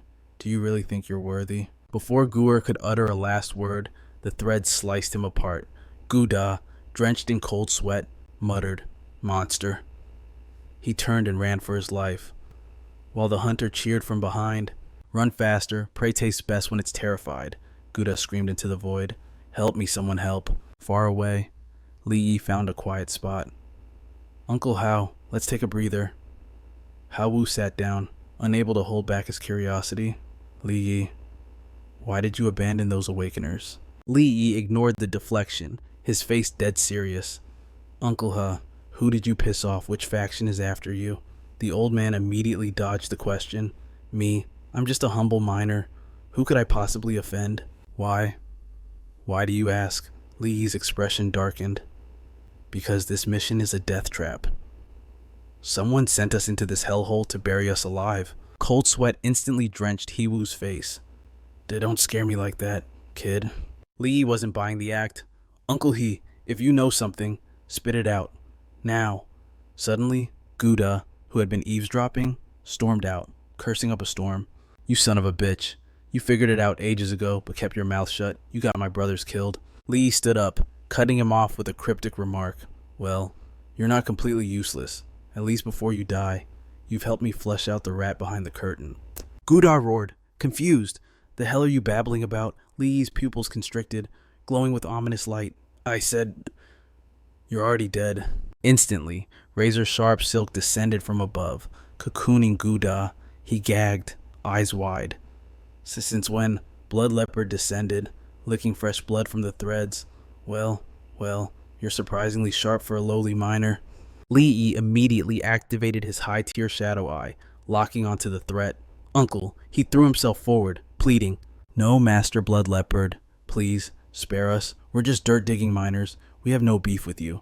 The assassin's glowing red eyes bored into them as he stepped closer. "True, no personal grudge. But if you hadn't gotten wasted a few days ago and run your mouth, we wouldn't have known you were the loose end we missed." While the villain monologued, Li Yi's system was already stripping him bare, analyzing his identity, skills, and fatal weaknesses. "Uncle," he stammered, desperate. I'll take it to the grave. I swear. I won't tell a soul." Blood Leopard raised, his razor-sharp claws, a cruel smirk playing on his lips. "Oh, I believe you. I live by one truth. Oh." "Uncle, move!" Li Yi screamed. Too late. A spider thread punched clean through Hiwu's chest. Blood Leopard finished his sentence. "Only the dead keep secrets." "You bastard!" Li Yi gritted his teeth, summoned dual shadow daggers, and launched a suicidal charge straight at the killer. Threads fired like machine gun rounds, but not a single one touched him. Blood Leopard raised an eyebrow. "Huh, you've got some moves for a laborer." "No wonder you took out that trash Chu Ding." Blood Leopard's smile twisted into something demonic. "But beating him is your limit." He unleashed a shockwave that shattered the surrounding bedrock. Blood Leopard lunged, screaming, "If you're in such a rush to die, let me punch your ticket first." Li crossed his daggers in a desperate block. The impact shook his bones. Damn it, even with shadow enhancement, I can't tank his hits. Blood Leopard didn't let up. He swung again, distracted in a fight amateur. The blow sent Li Yi flying, smashing his spine against an ancient tree. "Li Yi, uncle," he cried out, seeing the old man try to crawl over. Li Yi barked, "Uncle, stay back." Li Yi's mind raced. Head-on collision is suicide. I need a new angle. Blood Leopard licked the fresh gore off his fingers. "Relax. Today, you both rot here." Li Yi triggered his supreme shadow eye, adrenaline flooding his veins. Who dies today is still up for debate. He launched himself into the air, raining down a storm of shadow daggers. Blood Leopard casually swatted them away with his silk. Is that it? Just that, suddenly, Li Yi materialized directly above his head, blade swinging down. Of course not. Blood Leopard didn't flinch. A sneer curled his lip. Versatile tricks for a miner. Snap. A single thread sliced horizontally, shattering Li Yi's dagger mid-swing. "But you're still just an E-rank." Suddenly, the ground exploded. A roaring head burst from the soil. "Die! Blood Leopard!" It was a massive serpent-like body that instantly coiled around the villain. Blood Leopard didn't struggle.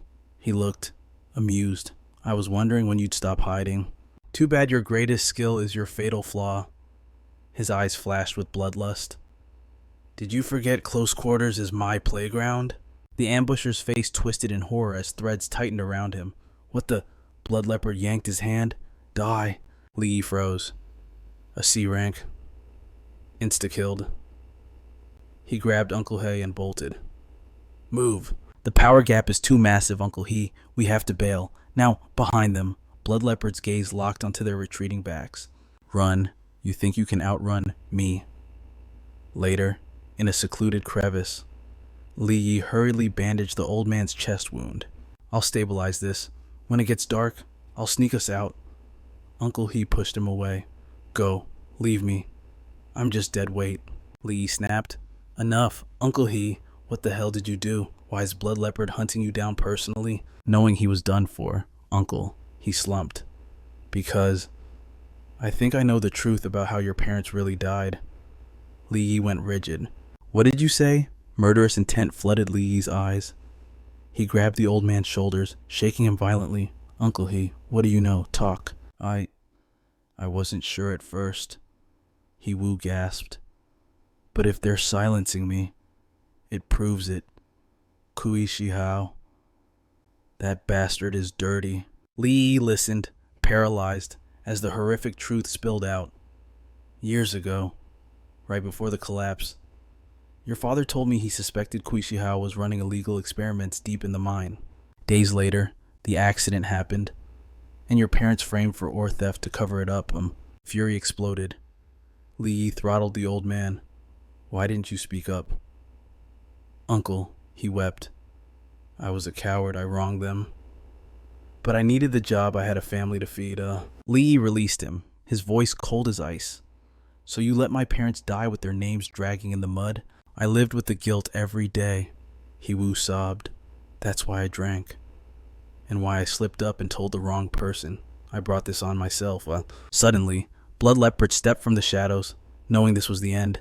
He Wu looked at Lee Yi one last time. I'm sorry. Lee Yi, please don't hate me. Thud. As the body fell, Blood Leopard smirked at the boy. I knew you looked familiar. You're the whelp of those 2 C-rank trashes. He immediately charges at Lee Yi. Then let me send you to hell to reunite with your parents. Lee Yi instantly grips his sword, rushing straight at Blood Leopard. In your dreams, the two collide with terrifying force. Suddenly, Lee Yi takes a hit, his arm slashed and injured. Blood Leopard lunges again, a mocking smirk on his face. How does it feel watching your own flesh and blood splash everywhere? Is it stimulating? As the blood spiderwebs graze his body, Lee Yi fights through the pain to retort. Your blood spiderwebs. They aren't without flaws, are they? He grinds his teeth. Gripping his short sword, he thinks to himself, the moment he attacks is when his defense is weakest. Lee Yi grits his teeth and violently slashes through the threads. Break. Blood Leopard is stunned. What? The boy's strength is extraordinary, forcing the villain to retreat to dodge the blow. Blood Leopard frowns, staring in disbelief at Lee Yi's suicidal tactic. You reckless brat. But immediately after the counterattack, Lee Yi collapses, exhausted. Damn it. Have I reached my limit? Seeing this, the killer smirks triumphantly. So it was just a bluff. You almost scared me. Blood Leopard shoots his webs at the motionless Lee Yi. He laughs. If you weren't just an E rank, I would have been done for. Hoisting Lee Yi into the air, Blood Leopard steps forward, taunting. Come on, kill me. Lee Yi's eyes burn with hatred, drawing a sneer from the killer. What, planning to kill me with your eyes? Blood Leopard laughs maniacally. Every time that I see bugs like you show that look of defiance, I get so excited. Then he points sinisterly at the boy. To make your despair even stronger, I'll tell you a secret. He tightens the wire around Lee Yi's neck. He Wu guessed half right. But your parents didn't die in a mining accident. His face twists into a terrifying grin, revealing sharp fangs. They died. By my hands. The words strike Lee Yi like a thunderbolt, shattering his mind. Observing the boy's expression, Blood Leopard speaks calmly. Yes, that's the look. When I killed your mother, your father looked at me just like that. Reliving the memory excites him further. Watching me chop your mother into pieces with that same defiant glare. Suddenly, Li Yi calls out Blood Leopard's name, his voice ice cold. The killer glances over, confused. Why are my webs burning? Suddenly, the boy's power erupts. You animal. Heavy footsteps echo with tension. Li Yi stands silently, and rising behind him is Qingtian. His eyes are now filled with murderous intent and extreme hatred. I will kill you. Blood Leopard stares at Li Yi, who is shrouded in darkness, and realizes the truth, as expected. This brat can use hatred to activate the dark energy within him. Soon, Li Yi shifts back to his original form, aura blazing. He feels the dark energy in his body spike. Level adjustment complete. Shadow enhancement upgraded from level 1 to level 2. Awakened, new skill shadow, step. The body can merge into darkness and emerge from any shadow connected to it. Witnessing this, Blood Leopard marvels internally. Such heavy wounds. Healed already. Does he have a regeneration skill? Unable to hold back, he speaks. Yes, that's it. Immediately, he launches an attack at Li Yi, screaming in excitement. Prey is only interesting when it squirms in its death throes. Li Yi looks at Blood Leopard and smirks with contempt. Prey. As the word leaves his lips, Li Yi vanishes and reappears instantly behind him, in the shadows. You are the prey. Hearing the voice from behind, Blood Leopard spins around in terror, panic rising in his chest. How did this brat's power jump so fast? But Blood Leopard remains stubborn. Your speed is indeed fast. He whips around to strike, but unfortunately, it's not enough to kill me. Li Yi nimbly dodges and counters instantly. Then try this. Shadow Manifestation Dagger Swarm. Blood Leopard laughs triumphantly as he knocks away the flying blades. This move is useless against me, but what he doesn't expect is Li Yi's next move. Shadow Step Flying Thunder, using Shadow Step on the thrown weapon to teleport. Li Yi instantly appears right in front of him. Is that so? Li Yi unleashes a barrage of attacks. Blood Leopard blocks easily. Finding the strikes futile, he gloats. Useless, your little toys can't break my defense. Suddenly, Li Yi shifts tactics, startling Blood Leopard. He materializes from above. Who said I needed to break your defense? Li Yi's eyes overflow with killing intent, his voice furious. You can't attack and defend at the same time because your blood threads can't keep up with your own reaction speed. And that is your fatal weakness. Instantly, Li Yi slashes with blinding speed. Blood Leopard screams in agony. Impossible. He kneels on the ground, his face unyielding but voice trembling. How? How could I lose to a minor? Li Yi presses his blade against Blood Leopard's throat, demanding cold answers. Speak. The mining accident that year, what really happened? The villain shows no sign of submission to screw you. As soon as the curse leaves his mouth, Li Yi swings his blade, severing the villain's arm. Blood Leopard shrieks. My hand. He looks completely broken. Li Yi stares him down coldly. My patience has a limit. Finally, Blood Leopard breaks. It was all Kui Shihao. That year, your father discovered his experiment, afraid of exposure. He ordered us to kill your parents and stage it as a mining accident. Hearing the name, Li Yi's eyes turned glacial. He repeats it, every syllable dripping with murder. Kui Shihao. Seeing Li Yi's expression, the villain mocks him. What's wrong, scared because he's from the NG group? Scared begging won't help you now. He tries to bargain. I advise you to let me. Slash. In a split second, Blood Leopard's head flies from his neck. Li Yi turns and leaves coldly. You killed my parents. I won't spare a single one of you. Sometime later, under pouring rain at the NG group headquarters, Li Yi watches from the shadows. Finally, he locks eyes on his target, Kui Shihao. Qingtian appears beside him, warning gravely. Even though you've reached C rank, do not seek your own death. Surely you sense the A rank awakener nearby. Li Yi trails the car, whispering. I know, the founder of NG Group, the A rank awakener Ning Donghao, is also in that car. He pauses to reassure Qingtian. Don't worry, I won't make a reckless move against Kui Shihao right now. Li Yi suddenly leaps high into the air. Besides, I can't fully trust Blood Leopard's words yet. Hovering in midair, he narrows his eyes. I must investigate the truth about my parents. I need to know if it was just Kui Shihao's order, or if the entire NG group is involved. Watching them from above, Li Yi makes a vow. Ning Donghao better not be involved. If he is... Even an A rank won't save him. Blood debts must be paid in blood. After tracking them for quite a while, the group finally comes to a halt at a remote warehouse far from the city. Lee crouches behind a cargo crate, carefully observing the Black Leopard gang's hideout. It is the dead of night. What is Shihao doing here inside? Black Leopard is furiously tearing into his subordinates. Be careful with that. Those are all experimental devices. Shihao calls out nervously from the back, then lowers his voice. And the old miner, He Wu, is he dead yet? At the mention of that name, Black Leopard's face darkens instantly. Blood Leopard is missing in action, and the dungeon gate he used to infiltrate has vanished. There is no way to verify if He Wu is rotting in hell or still breathing. The old man is baffled. What on earth is going on? Isn't Blood Leopard a C-rank hunter? Black Leopard offers a grim theory. He probably got cocky and underestimated his opponent. This time, 4 of the casualties were C-rank awakeners. Hearing this, a wave of cold anxiety washes over Shihao. We need to move this gear in early. The longer it sits, the more risks we take. We are in the critical phase of the experiment. I will tolerate absolutely 0 mistakes. Black Leopard turns sharply to him. Is the payment ready? The old man replies with calm assurance. Relax. The money is not an issue. Hiding in the shadows, Li Yi hears every single word. It confirms his darkest suspicions. Kui Shihao, I knew it was you. Suddenly, Black Leopard freezes. He senses an anomaly. He spins around, eyes murderous, and launches an attack at a nearby crate. Who goes there? Shihao jumps, startled. What is it? What's wrong? Black Leopard frowns, doubt creeping into his mind. Was it just a hallucination? I could have sworn I felt a sharp burst of killing intent just now. Li Yi, having blinked to a safe spot just in time, lets out a silent breath. That was too close. He nearly spotted me. Is C-rank power really that terrifying? Scene shifts some time later. Li Yi and Qing Tian are standing before the towering headquarters of the Qin Corporation. The old spirit's voice drips with annoyance.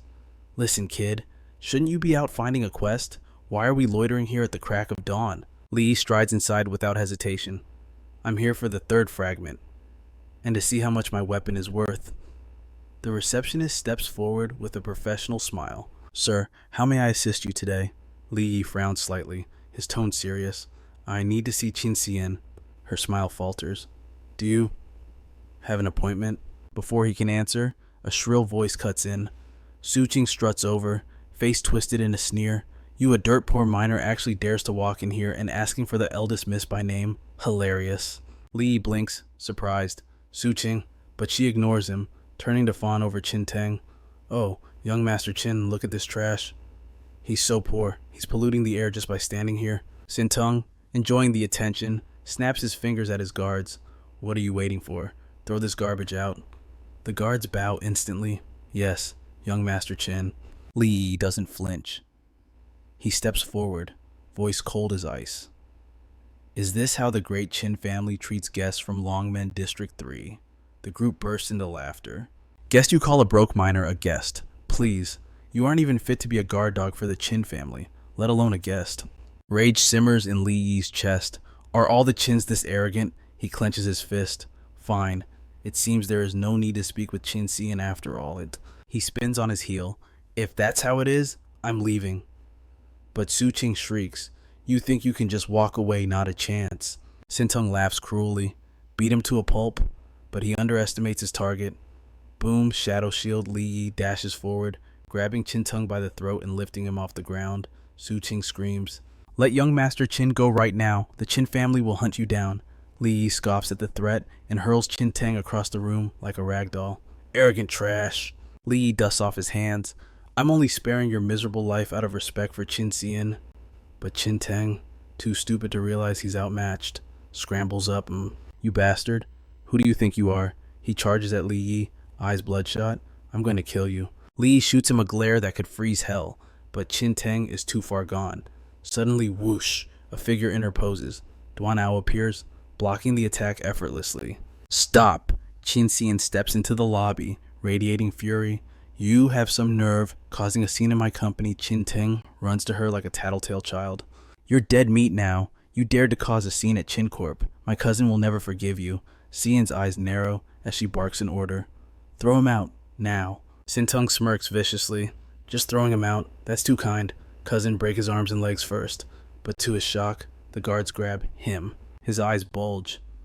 Cousin, what are you doing? I'm your family. Suching panics and points a trembling finger at Li Yi. Miss Qin, that dirty miner disrespected you. He called you directly by shut up. Cyan cuts her off coldly. He's my friend. Is there a problem with him using my name? She turns to her staff. Fire these arrogant guards and get rid of this woman. Blacklist them from ever working here again. Understood, miss. The guards drag the screaming pair toward the exit. Suching wails. No, wait. Young Master Qin saved me. I'm your girlfriend. You have to help me. I gave you my body. I gave you everything. Cyan glares at her cousin. Qin Tang, you should change your name to Qin Beast. If I catch you using the family name to bully people again, I won't be this merciful. With the trash taken out, her demeanor flips instantly. She smiles warmly at Li Yi. I didn't expect to see you here. Come, let's talk inside. She sighs, looking embarrassed. I'm so sorry about that. That was a relative from a side branch. Embarrassing, I know. Li Yi shrugs it off. Don't worry about it. Every family has a few bad apples. After a short walk, Cyan leads him down the corridor, smiling brightly. Suddenly, an assistant rushes over. Miss, the CEO requires your presence immediately. Cyan frowns. I apologize. Li Yi, please wait here. I'll be right back. Li Yi smiles politely. Go ahead. As she walks away, she whispers to the assistant, Is it urgent? The CEO didn't say. Miss, just that you need to go now. Suddenly, the blinds slam shut. Clang. Iron shutters seal the room. A figure steps out from the shadows, walking straight toward Li Yi. Alright, kid. It's Xiaoshang. And he looks pissed. Who the hell are you really? Li Yi uses his inspect skill shit. A rank. Dual skills. Sweat beads on Li Yi's forehead. His anxiety spiking. Senior, there must be a misunderstanding. I'm just a simple miner. But inside, his instincts are screaming at the overwhelming pressure. This kind of mental attack is annoying as hell. My shadow enhancement is completely useless against it. Xin Xiaosheng watches Li Yi with amused interest. My eye of intimidation didn't trigger any fear in him. Now I'm really curious about this little miner. Without warning, Xiaosheng unleashes a massive surge of power. I doubt it's that simple. The attack slams directly toward Li Yi, but to the old man's shock, the kid actually blocks it. You withstood a strike like that. You're at least B rank strength, and you still dare claim you're just a miner. Xiaoshang glares at Li Yi, his eyes radiating murderous intent. What's your agenda in faking your identity to get close to C? And if you don't come clean right now, don't blame me for what happens next. Suddenly, a shout cuts through the tension. Qin Xiaoshang. Cian storms over and angrily twists his ear. You distracted me on purpose just to interrogate my friend. Didn't you? Do you seriously have nothing better to do? She furiously drags Xiaoshang away. The old man grumbles internally but doesn't dare fight back. Easy, easy. Give me some face in front of outsiders. Will you? Hearing that just makes Cian madder. You're this old and still care about face, get out. Stop bothering my friend. Li Yi watches the scene with a helpless smile. Qin Xiaoshang, the supreme leader of Dragon Gate 3rd Market. Reduced to this. A moment later, Cyan returns, looking embarrassed. I'm so sorry. My dad is... Well, he always thinks anyone getting close to me has bad intentions. Li Yi gives a polite smile. I get it. He's just worried you'll be scammed or used by bad people, right? She looks surprised. You seem to understand my dad really well. Li Yi scratches his head, hesitating. Well, it's kind of hard not to understand. Outside, Xiaoshang is practically pressed against the glass, staring at them with a face that screams his inner thoughts. Is that punk making a move on my daughter? She's the joy of my old age. How can I let some random guy just snatch her away? He might not be evil yet, but who knows about the future? I raised my little princess for 16 years. I won't let her suffer a single scratch. If push comes to shove, I'll just have to do this and that. Li Yi sighs helplessly. He's saying all that out loud. You know. Cyan snaps, her fury returning. Can Xiaoshang roll away from here right now? A long while later, they finally sit down to talk business. Cian skips the small talk and slides over the deposit. There's 5 million yuan in this card. That giant sword is made of unique material, so the client wants to appraise it before setting the final price. Lee takes the card. No problem. But I actually have another matter. He pulls out a mysterious shard. Do you know where I can find more of these? Cyan examines it carefully. These unknown otherworld fragments used to be common, but recently, someone has been buying them up in bulk. They're extremely rare on the market now. She offers a suggestion, but you could try the Dragon Gate auction. You might get lucky there. Lee gives a wry smile. Thanks. Suddenly, Qingtian manifests. Someone collecting these fragments. Could it be related to them? Meanwhile, Duanao reports his findings to the boss. Li Yi, 20 years old, always been a civilian. He was identified as an E-rank awakener a few days ago, but since they found no special energy in his body, he's still listed as just a minor. Hearing this, Xiaoshang is still suspicious. From E-rank to C-rank strength in days, or has this kid been hiding his power all along? Suddenly, his phone rings. Well, if it isn't old Ho, what brings you to call me today? The voice on the other end sounds frantic. You old geezer, that giant sword your daughter sent over, do you still have it? Xiaoshang is confused. I don't know. Why? The other side rushes him. Ask right now. If there are more, we'll take every single one. Xiaoshang chuckles. You old fox. You're this desperate. Does that sword have some special property? I can't tell you much. All I can say is the material in that sword could upgrade the entire military's combat power. After hanging up, Xiaoshang's curiosity peaks. Mysterious strength, hidden identity, and even the casual weapons he sells are legendary grade. Whoa. This Li Yi, I really can't see through him. Scene change. Li Yi is wandering the market. Lots of goods here. Maybe I really will find a fragment. Su Qing is already on to her next target. Young Master Chu, I really have nothing to do with that guy. He's the one stalking me. I even quit my job at the Qin family just to get away from him. Chu Ding is completely hooked.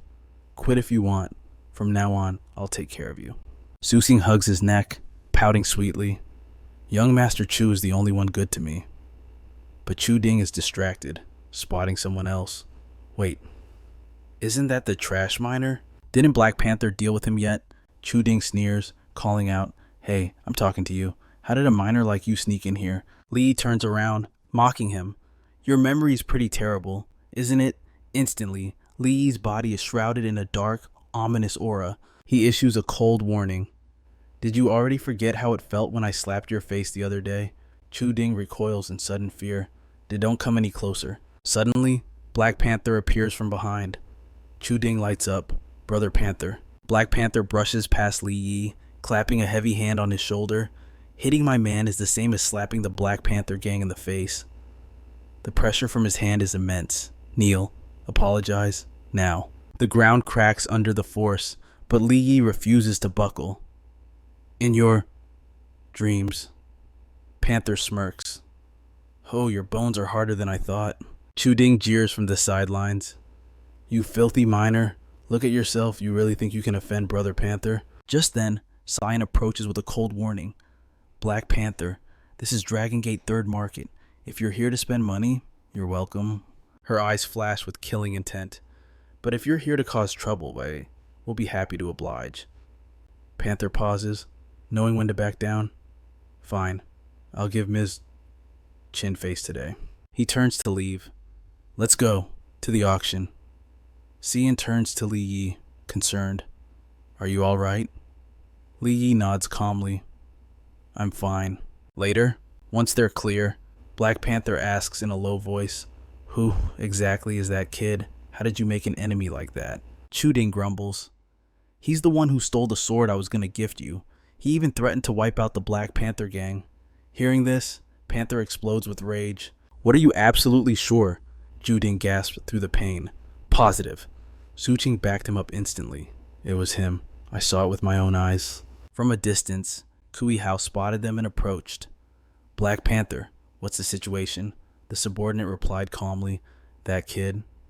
He was one of the targets Blood Panther hunted last time. He's still alive. The old man connected the dots immediately. Did he kill Blood Panther? He instantly rejected the absurd thought.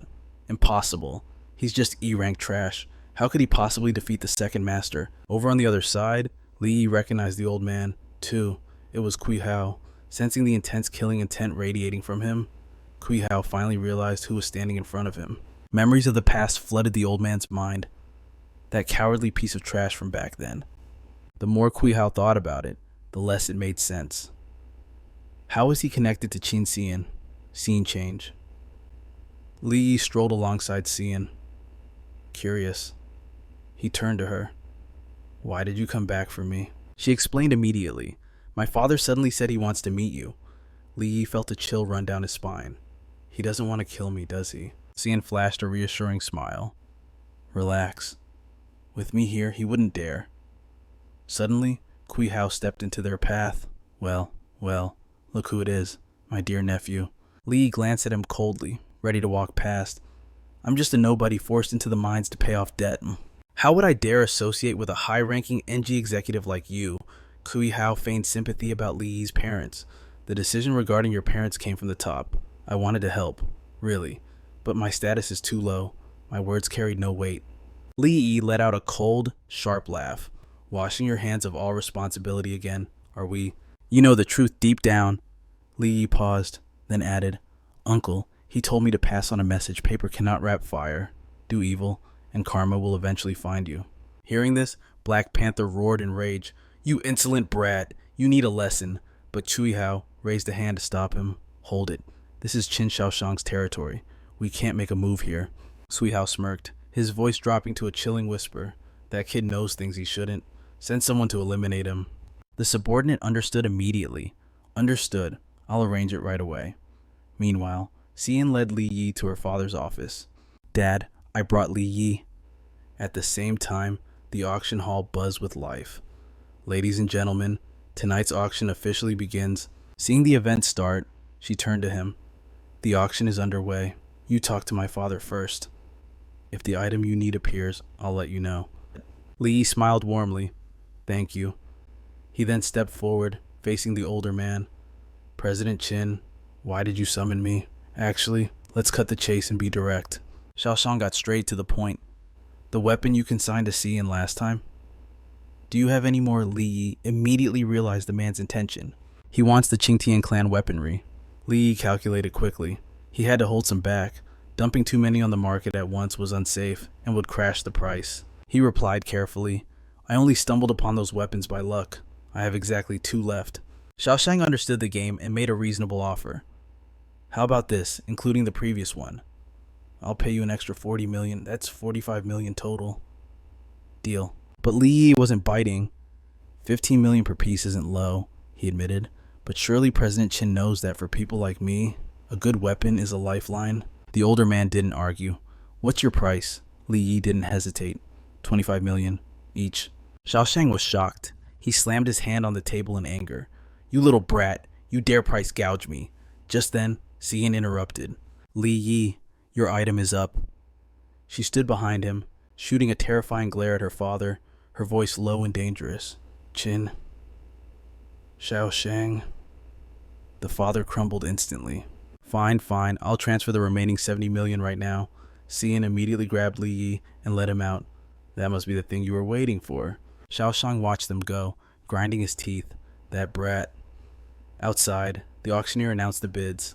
Number 14 bids 6.5 million. Number 17 offers 10 million. Then came item number 6. Number 6 bids 15 million. Li Yi's eyes widened. That's it. The shard. I have over 70 million now, he thought. That should be enough. Without hesitation, he raised his paddle. 30 million. He looked calm on the outside, but inside, his heart was bleeding. It was a power move to scare off other bidders. But 30 million, that hurt. The auctioneer screamed in excitement. Buyer number 9 bids 30 million. Do I hear anything higher? Black Panther watched, intrigued. It's Li Yi. Why is that kid bidding on this? The auctioneer started the countdown. 30 million, going once, 30 million, going twice. Suddenly, Kui Hao raised his paddle. 50 million. Let's see how deep your pockets really are, boy. Just as the auctioneer was about to close, Li Yi raised his paddle again. 60 million, Kui Hao sneered, mocking him. Kid, that junk isn't worth that much. Take my advice, stop bidding. Don't blow all your newfound wealth on trash. Xian whispered anxiously. He's right about one thing. He's intentionally driving up the price to bankrupt you, and 10 million was already an astronomical price for that. But Li Yi wasn't listening. His eyes were locked on Kui Hao, a competitive fire burning in his gut. Kui Hao, you want a war? I'll give you a war. Li Yi suddenly turned to Cyan's father. Tell me, how does the Qin Corporation stack up against the NG Group? His gaze was intense, almost predatory. Who has deeper pockets? Xiaoshang smirked confidently. The Qin Corporation, without a doubt. But why should I back you? Suddenly, the auctioneer's voice cut through the air. 70 million buyer number 2 bids 70 million. Li slapped 2 swords onto the table. Because I have these. Xiaoshang's expression turned serious. I'm buying these at the previously agreed price. But that amount isn't enough to outbid him. Li Yi leaned in, his voice brimming with confidence. Rest assured, President Qin, if I say I can pay, I can provide the inventory to match. Xiaoshang's face darkened. Does this kid have a stockpile of these weapons hidden away? Outside, the count began. 70 million, going once. While Xiaoshang hesitated, Xian marched over and twisted his ear hard. Stop stalling over pocket change. If Li Yi can't cover it, I'll pay you back myself. Happy now? Xiaoshang winced, defeated by his daughter. Fine, fine. The auctioneer's voice boomed. 70 million, going twice. Xian grabbed Li Yi's arm. Hurry up. Li Yi, or that old scumbag, is going to win. Li Yi let out a helpless laugh, thinking, I really don't understand the world of these tycoons. Hundreds of millions is just pocket change to them. With that, he started his bid at 100 million. The MC immediately stopped the countdown. Buyer number 9 bids 100 million, but Cui Shihao didn't seem like he had any intention of stopping. This item is crucial for the group's secret projects. I must secure it. Thinking that, he instantly raised his paddle. 200 million. Neither of them was willing to yield. The price kept climbing. 300 million, 400, 500. The crowd below started whispering about them. Are these two crazy? Fighting over a single shard? Is it really worth that much? Maybe these two big shots are just clashing heads. It has nothing to do with the shard's value. Watching from the back, Black Panther was furious. Boss Kui, that brat is clearly doing this to spite us. Kui Shihao's eyes radiated terrifying killing intent. He isn't qualified. The next second, he firmly raised his paddle and dropped a sky-high price. 1 billion. Everyone below froze at the price. 1 billion. Number 2 bids. 1 billion. Xian glanced at them, her voice full of dissatisfaction. Li Yi, that scumbag is provoking us. But Li Yi remained incredibly calm, analyzing the situation. Something's off. Knowing Kui Shihao's personality, he wouldn't take such a huge loss just out of impulse, unless...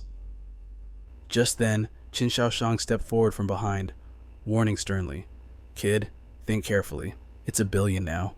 Can you really produce that many weapons? Hearing this, she turned and scolded him. I said if it's not enough, I'll cover it, Dad. Can you stop ruining the mood? She turned back to urge him.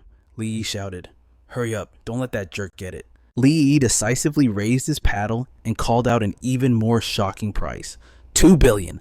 The MC screamed in astonishment. Number 9 bids 2 billion. Is there anyone higher? Kui Shihao looked absolutely livid. Li Yi smirked at him, full of challenge. 2 billion, going once. The MC started the countdown. 2 billion, going twice. Kui ground his teeth, glaring at Li Yi and cursing. Damn it! Where did this kid get so much money? Cui Shihao growled through gritted teeth. It's Qin Xiaoshang.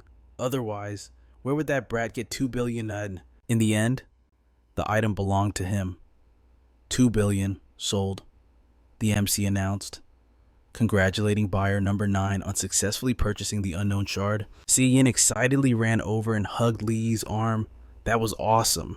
He looked at her with a gentle smile. Need to be that excited. Xian was so happy she blurted out her thoughts. I just love watching bad guys get slapped in the face. After a moment of silence, Qin Xiaoshang spoke up. You sure shouted loud enough? 2 billion. His voice dropped. Even deducting the previous amount, you still have to cover over 70%. Can you really bring out enough weapons to match that? Hearing this, Li Yi remained calm. Rare things are precious. If there's a lot, naturally the price per unit changes. As soon as he finished speaking, he snapped his fingers. The next second, Li Yi pulled out countless swords. There were over 100 here, estimated to be enough to cover the 2 billion. Qin Shaoshang looked at the swords with great satisfaction. You're a straightforward one. His opinion of Li Yi changed. This kid has both character and strength, if I can use him for my own ends. Suddenly, Yin stepped closer. Li Yi. She looked at him with incredibly gentle eyes, reminding him, next time something fun happens, remember to call me, okay? Seeing her expression, Qin Shaoshang felt helpless. Forget it. I can't let this untamed brat steal my precious daughter away. Thinking that, he called Yin to go home. As they left, Qin Shaoshang left a cold instruction. Just go pick up the items you won directly. Li Yi replied. Then thank you, President Qin. Before he got far, Qin turned back with a serious expression. Oh right, before I go, a piece of advice. You have some methods I don't understand, but the NG group isn't simple. You can't shake them on your own. Qin Shaoshang looked at him and added, sometimes, cooperating with allies who share a goal is necessary. If you're interested, contact me. Meanwhile, Black Panther was on the phone. Good, I understand. After hanging up, he reported, Qin Shaoshang and his daughter have left. Ooh. The one picking up the shard is that brat Li Yi. Hearing this, Kui Shihao immediately ordered, wait until he leaves the Dragon Gate 3rd Street safe zone, then strike. Don't let anything go wrong. Black Panther looked very excited. Don't worry, this time I have Zhu Ding leading 3 Class C experts. It's absolutely foolproof. A long while later, Li Yi was on his way back. He finally understood the old man's intent. Seems like Qin Shaoshang has investigated me quite a bit. That last sentence was clearly trying to recruit me. Li Yi weighed his options. If I'm not tied down, having an ally for support wouldn't be bad. But Qing Tian beside him scoffed disdainfully. He's just a Class A. As long as you get enough shards, I guarantee you'll easily become Class S. Seeing his expression, Qing Tian got annoyed. What's with that look? You don't believe me? Li Yi calmly replied. I believe you. I'm just looking for a place to start my training. At that moment, a barrage of mocking messages flooded in, crushing Qing Tian's ego. Believe my ass. You'd think Class S is like cabbage. You can just get it whenever. There are only 9 Class S hunters in the world, and you say it's easy. Let's see you try. Whatever. Better not trigger him. Back in reality, Li Yi noticed something. His house was on fire. The apartment I rented. The crowd was in a panic. Run, honey. Where are you? Mom, Dad. Suddenly, Li Yi's phone buzzed. As soon as he picked up, a voice came from the other end. Li Yi, I just got news. Black Panther is making a move on you. Li Yi looked helplessly at the fire in front of him. I think they already have. The caller panicked. Hide somewhere, I'm bringing people over right now. Li Yi calmly reassured him. Relax, I can handle this. Zhu Ding marched over aggressively with his men. Kneel and beg. Maybe I'll show some mercy and spare your dog life. Li Yi looked at them and smirked. Black Panther really looks down on me, sending just you guys to throw away your lives. He raised his hand, signaling his lackeys. You're the one who's going to die. Let's see how a Class E like you fights 3 Class C experts. Li Yi calmly taunted them. Why do you think Black Panther hasn't been able to kill me yet? The lackeys hesitated. He's so confident.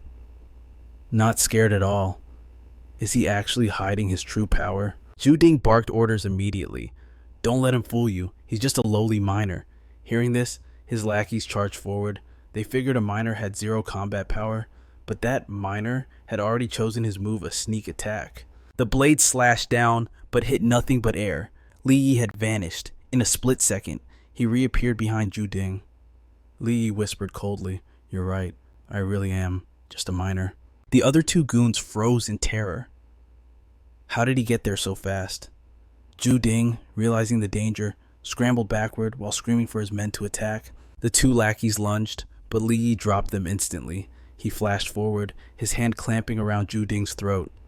You're a big bad gangster, aren't you? Why are you so afraid of a simple miner? Li Yi smirked, enjoying the fear in his eyes. You like playing with fire, don't you? Zhu Ding's face went pale, his voice trembling as he begged. Li Yi, let go. Li Yi granted his wish.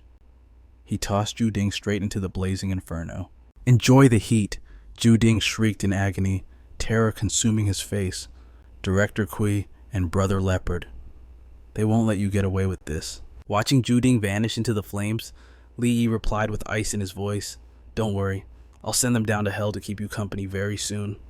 Just then, Yin finally arrived at the scene. "Li Yi!" she gasped, out of breath, her eyes filled with concern. "Are you all right?" Li Yi stayed calm. "I'm fine. Just took out some trash." Yin couldn't hide her curiosity. "What's your next move?" Li Yi's expression didn't waver. "They struck first. Now, I strike back." She looked at him with sudden determination. "Then let me help you." Li Yi was taken aback. "Why would you do that?" Yin turned her head away, suddenly shy. "Well, I've always hated the Black Leopard gang anyway. And besides, they dared to mess with my friend." As she said it, a soft blush spread across her cheeks. "You're one of the few friends I actually have." Li Yi blinked, stunned. "Friend." But a moment later, his expression shifted. "All right then, let's take down the Black Leopard gang." They left the scene quickly. Later, Yin brought Li Yi to an incredibly luxurious mansion. "You can stay here until you find a new place," she offered warmly. "No one really uses this house, so just pick any room you like." Before she could finish, Li Yi pointed to a door. "I'll take this one." Yin panicked. "Wait, any room except that one." But Li Yi, indifferent as ever, had already opened the door. "That's..." She reached out to stop him, her face burning with embarrassment. "You can't go in there." It was too late. The room was filled with cute, girly decorations. Yin braced herself for mockery, but Li Yi simply nodded. "It suits you." She blinked, surprised and flustered. "Really, I thought you'd think it was childish." For the heir of the Chin group to like stuff like this. Li Yi shrugged calmly. "Isn't it normal for girls to like cute things?" He looked at her earnestly. "You know, you're much cuter like this than when you're acting all cold and tough outside." Yin turned beet red. "Cute, no one has ever called me that." Grumble. Her stomach let out a loud roar. Mortified, she snapped at him. "Hey, are you laughing at me? If I wasn't so worried about you getting killed, I wouldn't be starving right now." Without a word, Li Yi pulled a mountain of snacks out of thin air. "Here," he said gently. "Eat up. It's just my emergency stash, but it'll help." Whoa. Yin examined the food, puzzled. "Where did you even pull this from?" "I was wondering the same thing at the auction," she mused. "Where do you keep hiding those weapons?" Li Yi smiled, half joking. "Magic." To his surprise, she actually seemed to believe him. "Really? Can you teach me?" she asked eagerly. Suddenly, Li Yi's gaze sharpened. He sensed something, walking toward the window. He lowered his voice. "Yin, maybe you should go home." "Huh, why?" Outside the window, her father, Qin Shaoshang, was pressing his face against the glass so hard his expression was practically a cartoon. "What kind of love potion did this brat feed my precious daughter?" He fumed. "They barely know each other, and he's already bringing her here. She doesn't even let me in this house, and look at her. I haven't seen her smile like that in years. But wait, a boy and a girl. Alone at night. The vibe is all wrong. You stay away from my daughter, you punk. One step closer, and I'll chop you up like this, and then like that." Li Yi watched the old man's mime show and sighed. "If you don't turn around, I think your dad is going to eat me alive." "Dad," Yin yelled, mortified. "Qin Shaoshang, what are you doing?" A while later, Li Yi was alone, carefully scanning the room. "Number 3 Longmo Street. Secure enough. No one should bother me here." He took out the fragments he had collected. One from the Magma Minotaur, one from the Blood Leopard, and the one from the auction. "Time to get to work," Li Yi muttered, as if responding to his command. The fragments magnetized, snapping together to form a shimmering dimensional portal. "I've always wondered," Li Yi said aloud, "what is the connection between these fragments and the rifts that appear out of nowhere?" Qingtian's voice echoed. "To be precise, those 3 shards are just a tiny fraction of the abyssal gate. Every single rift and dungeon in your world is connected to the shattered remnants of that gate." The portal swirled, fully stabilizing. "It is open. Enter." Li Yi paused. "Since you know so much, can you tell me what these alternate dimensions actually are?" They stepped through the portal, emerging into a strange new world. Li Yi looked around at the hordes of creatures, mutants, giant insects, and orcs. "Why are there so many different races here?" Xingtian explained patiently. "They are prisoners. What you humans call dungeons or rifts are actually cells in a vast dimensional purgatory. Li Yi's eyes widened. Purgatory prisoners. Xingtian cut him off. I will say no more. If you want answers, complete the trials. All truths await you at the end. Li Yi stared at the massive structure ahead. Is this? Beside him, Qingtian gazed at the majestic tower, swelling with pride. The Qingtian Tower, the spirit declared, my greatest masterpiece in the sight of your trial. Immediately, a barrage of system messages popped up, mocking the design. What kind of ugly aesthetic is this? No wonder your taste is twisted if you look like that. Is that a tower or a giant stick?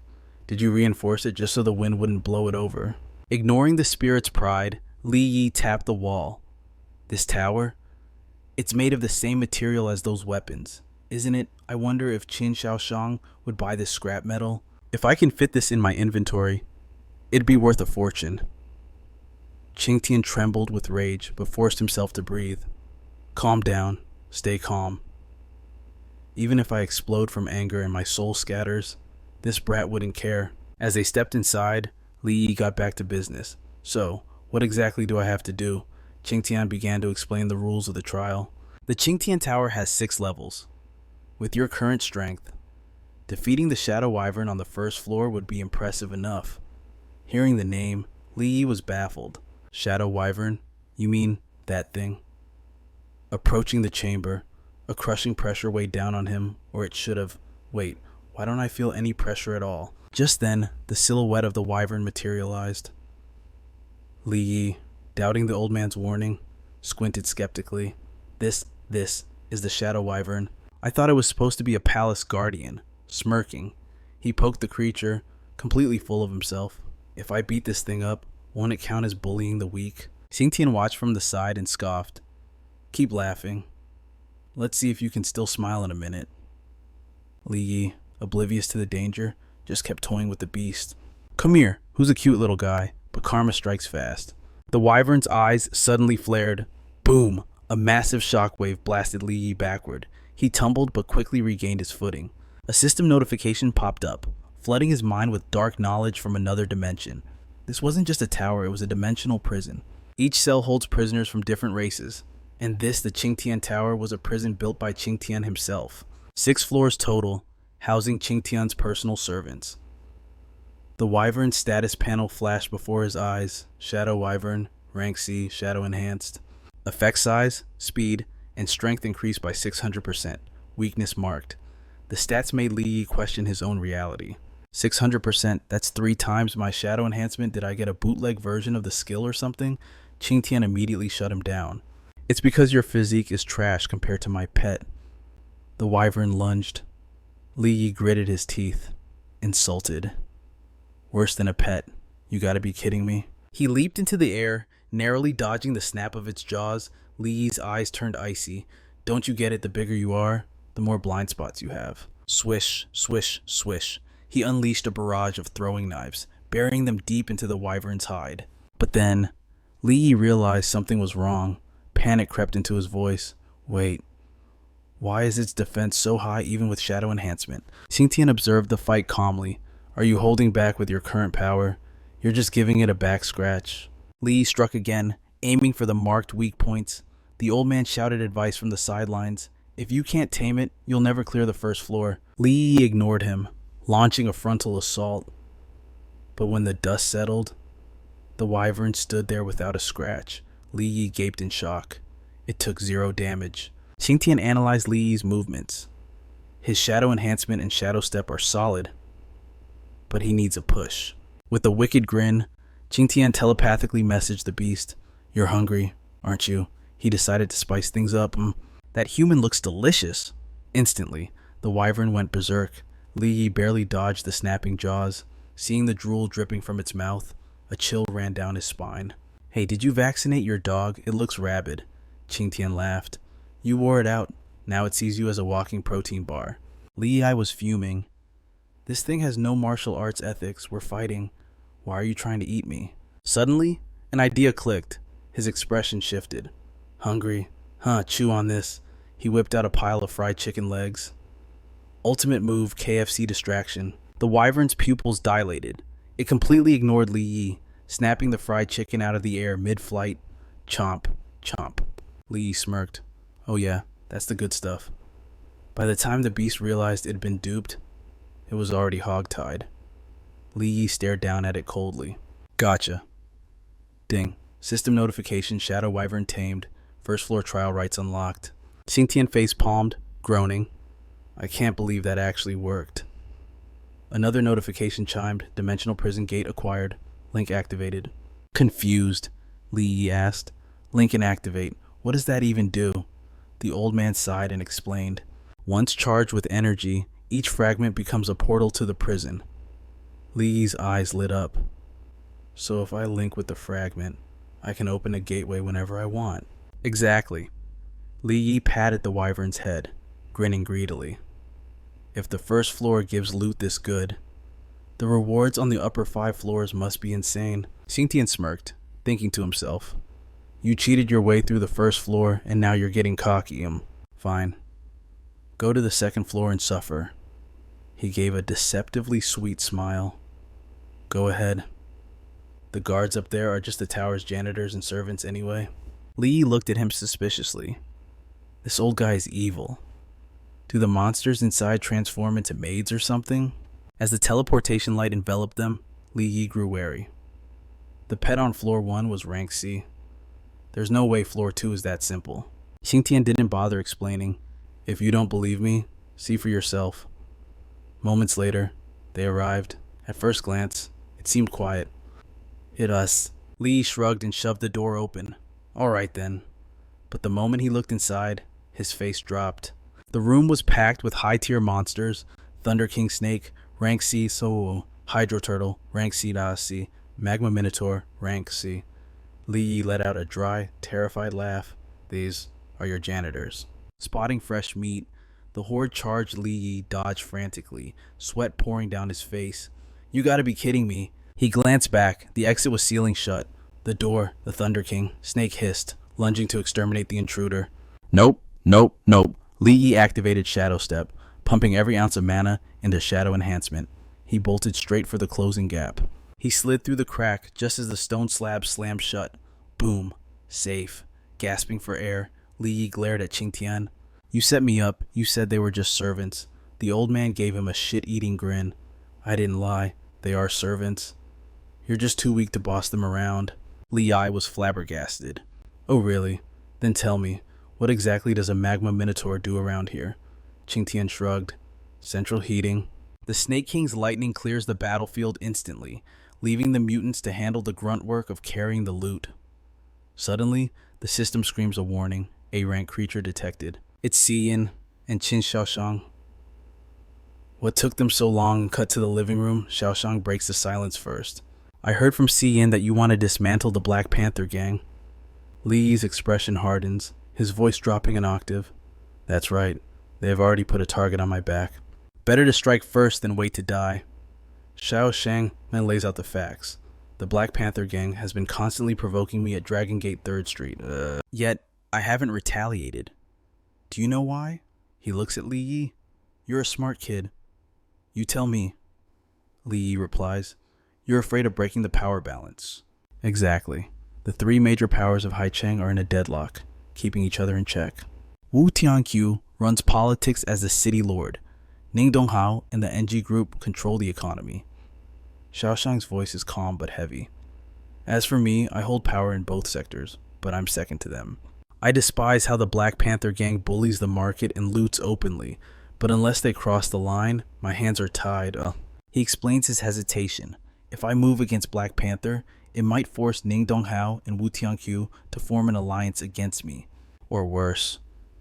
Ning Donghao and I destroy each other, leaving Wu Tianqiu to take total control of Haicheng. Li Yi nods, grasping the strategy. So, Boss Qin, you don't want the Qin family directly involved, seeing the boy understand so quickly. Xiaoshang smiles warmly. He walks over and pats Li Yi's shoulder. No, I want you and Xiyin to build a new faction to crush them. Li Yi asks, a proxy war? Xiaoshang turns serious. Smart. I provide the money and manpower. You and Xiyin execute. The other factions won't dare interfere lightly. And even if you fail, I can still step in to protect you. Li Yi can't help but admire the plan. You planned all this in one night, truly impressive.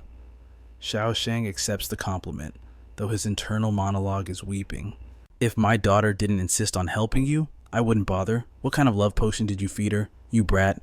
I'm losing money and effort here. If she runs off with you, I lose everything.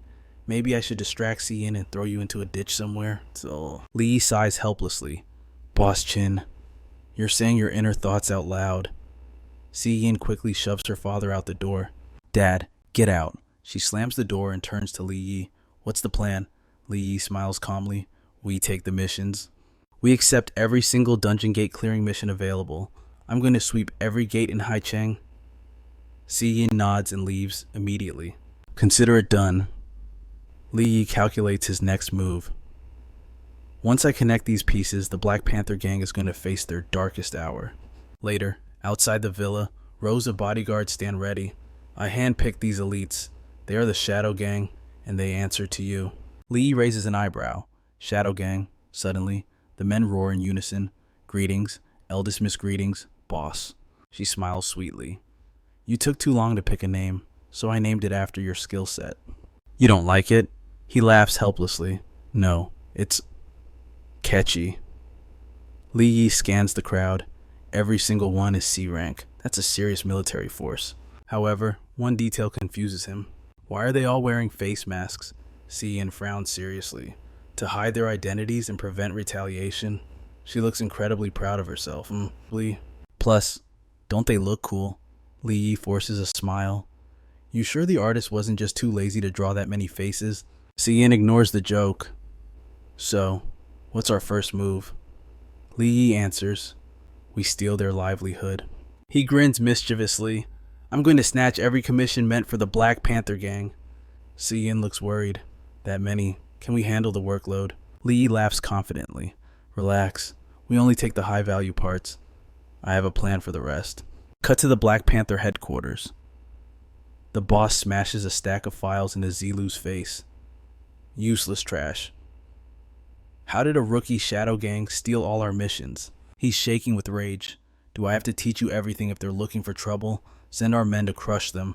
Zilu trembles. We can't. Black Panther grabs him by the collar, face twisted in fury. What did you say? Terror takes over Zilu. For every mission, they send 5 or 6 C-rank awakeners. We don't have enough manpower to compete. Black Panther curses the heavens. Damn it, where the hell did this faction crawl out from? He shoves Zilu away. Fine, by dungeon exploration permits. Send our men inside to find the targets. Zilu hesitates. Boss, mysterious buyers have already bought out all the recent permits. Black Panther snaps. Killing intent floods the room. I don't care if you have to steal, rob, or pay triple, get my men inside. If we miss this gold rush, it's your head on the chopping block. Zilu scrambles out. Yes, boss, later, at Cian's villa. She hangs up the phone. Understood. She turns to Li Yi. Black Panther is buying up permits at insane prices, just like you said. How are you so sure? Li Yi smirks. Because greed. They won't let the most profitable season of the year slip by.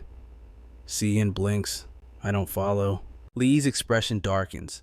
It involves the hidden rules of the mines. He begins to explain the corruption to Cian. Mine managers stash away high-quality ores and rare items. Before the quarterly equipment inspection, they smuggle them out to sell for cash. Li Yi recalls his past life. The Black Panther gang usually hires mercenaries as spies to locate the loot, then robs them blind. Black Panther used this leverage to rob them blind. Since the goods were contraband, nobody dared call the cops even after getting jacked. Now that their usual route is cut off, they'll have no choice but to pay top dollar for entry permits into the gates. After hearing Li Yi's explanation, she thought it over carefully. But even if we scalp these permits, we're only scamming them out of small change. Suddenly, he stood up and walked toward the door. Of course, that's not all.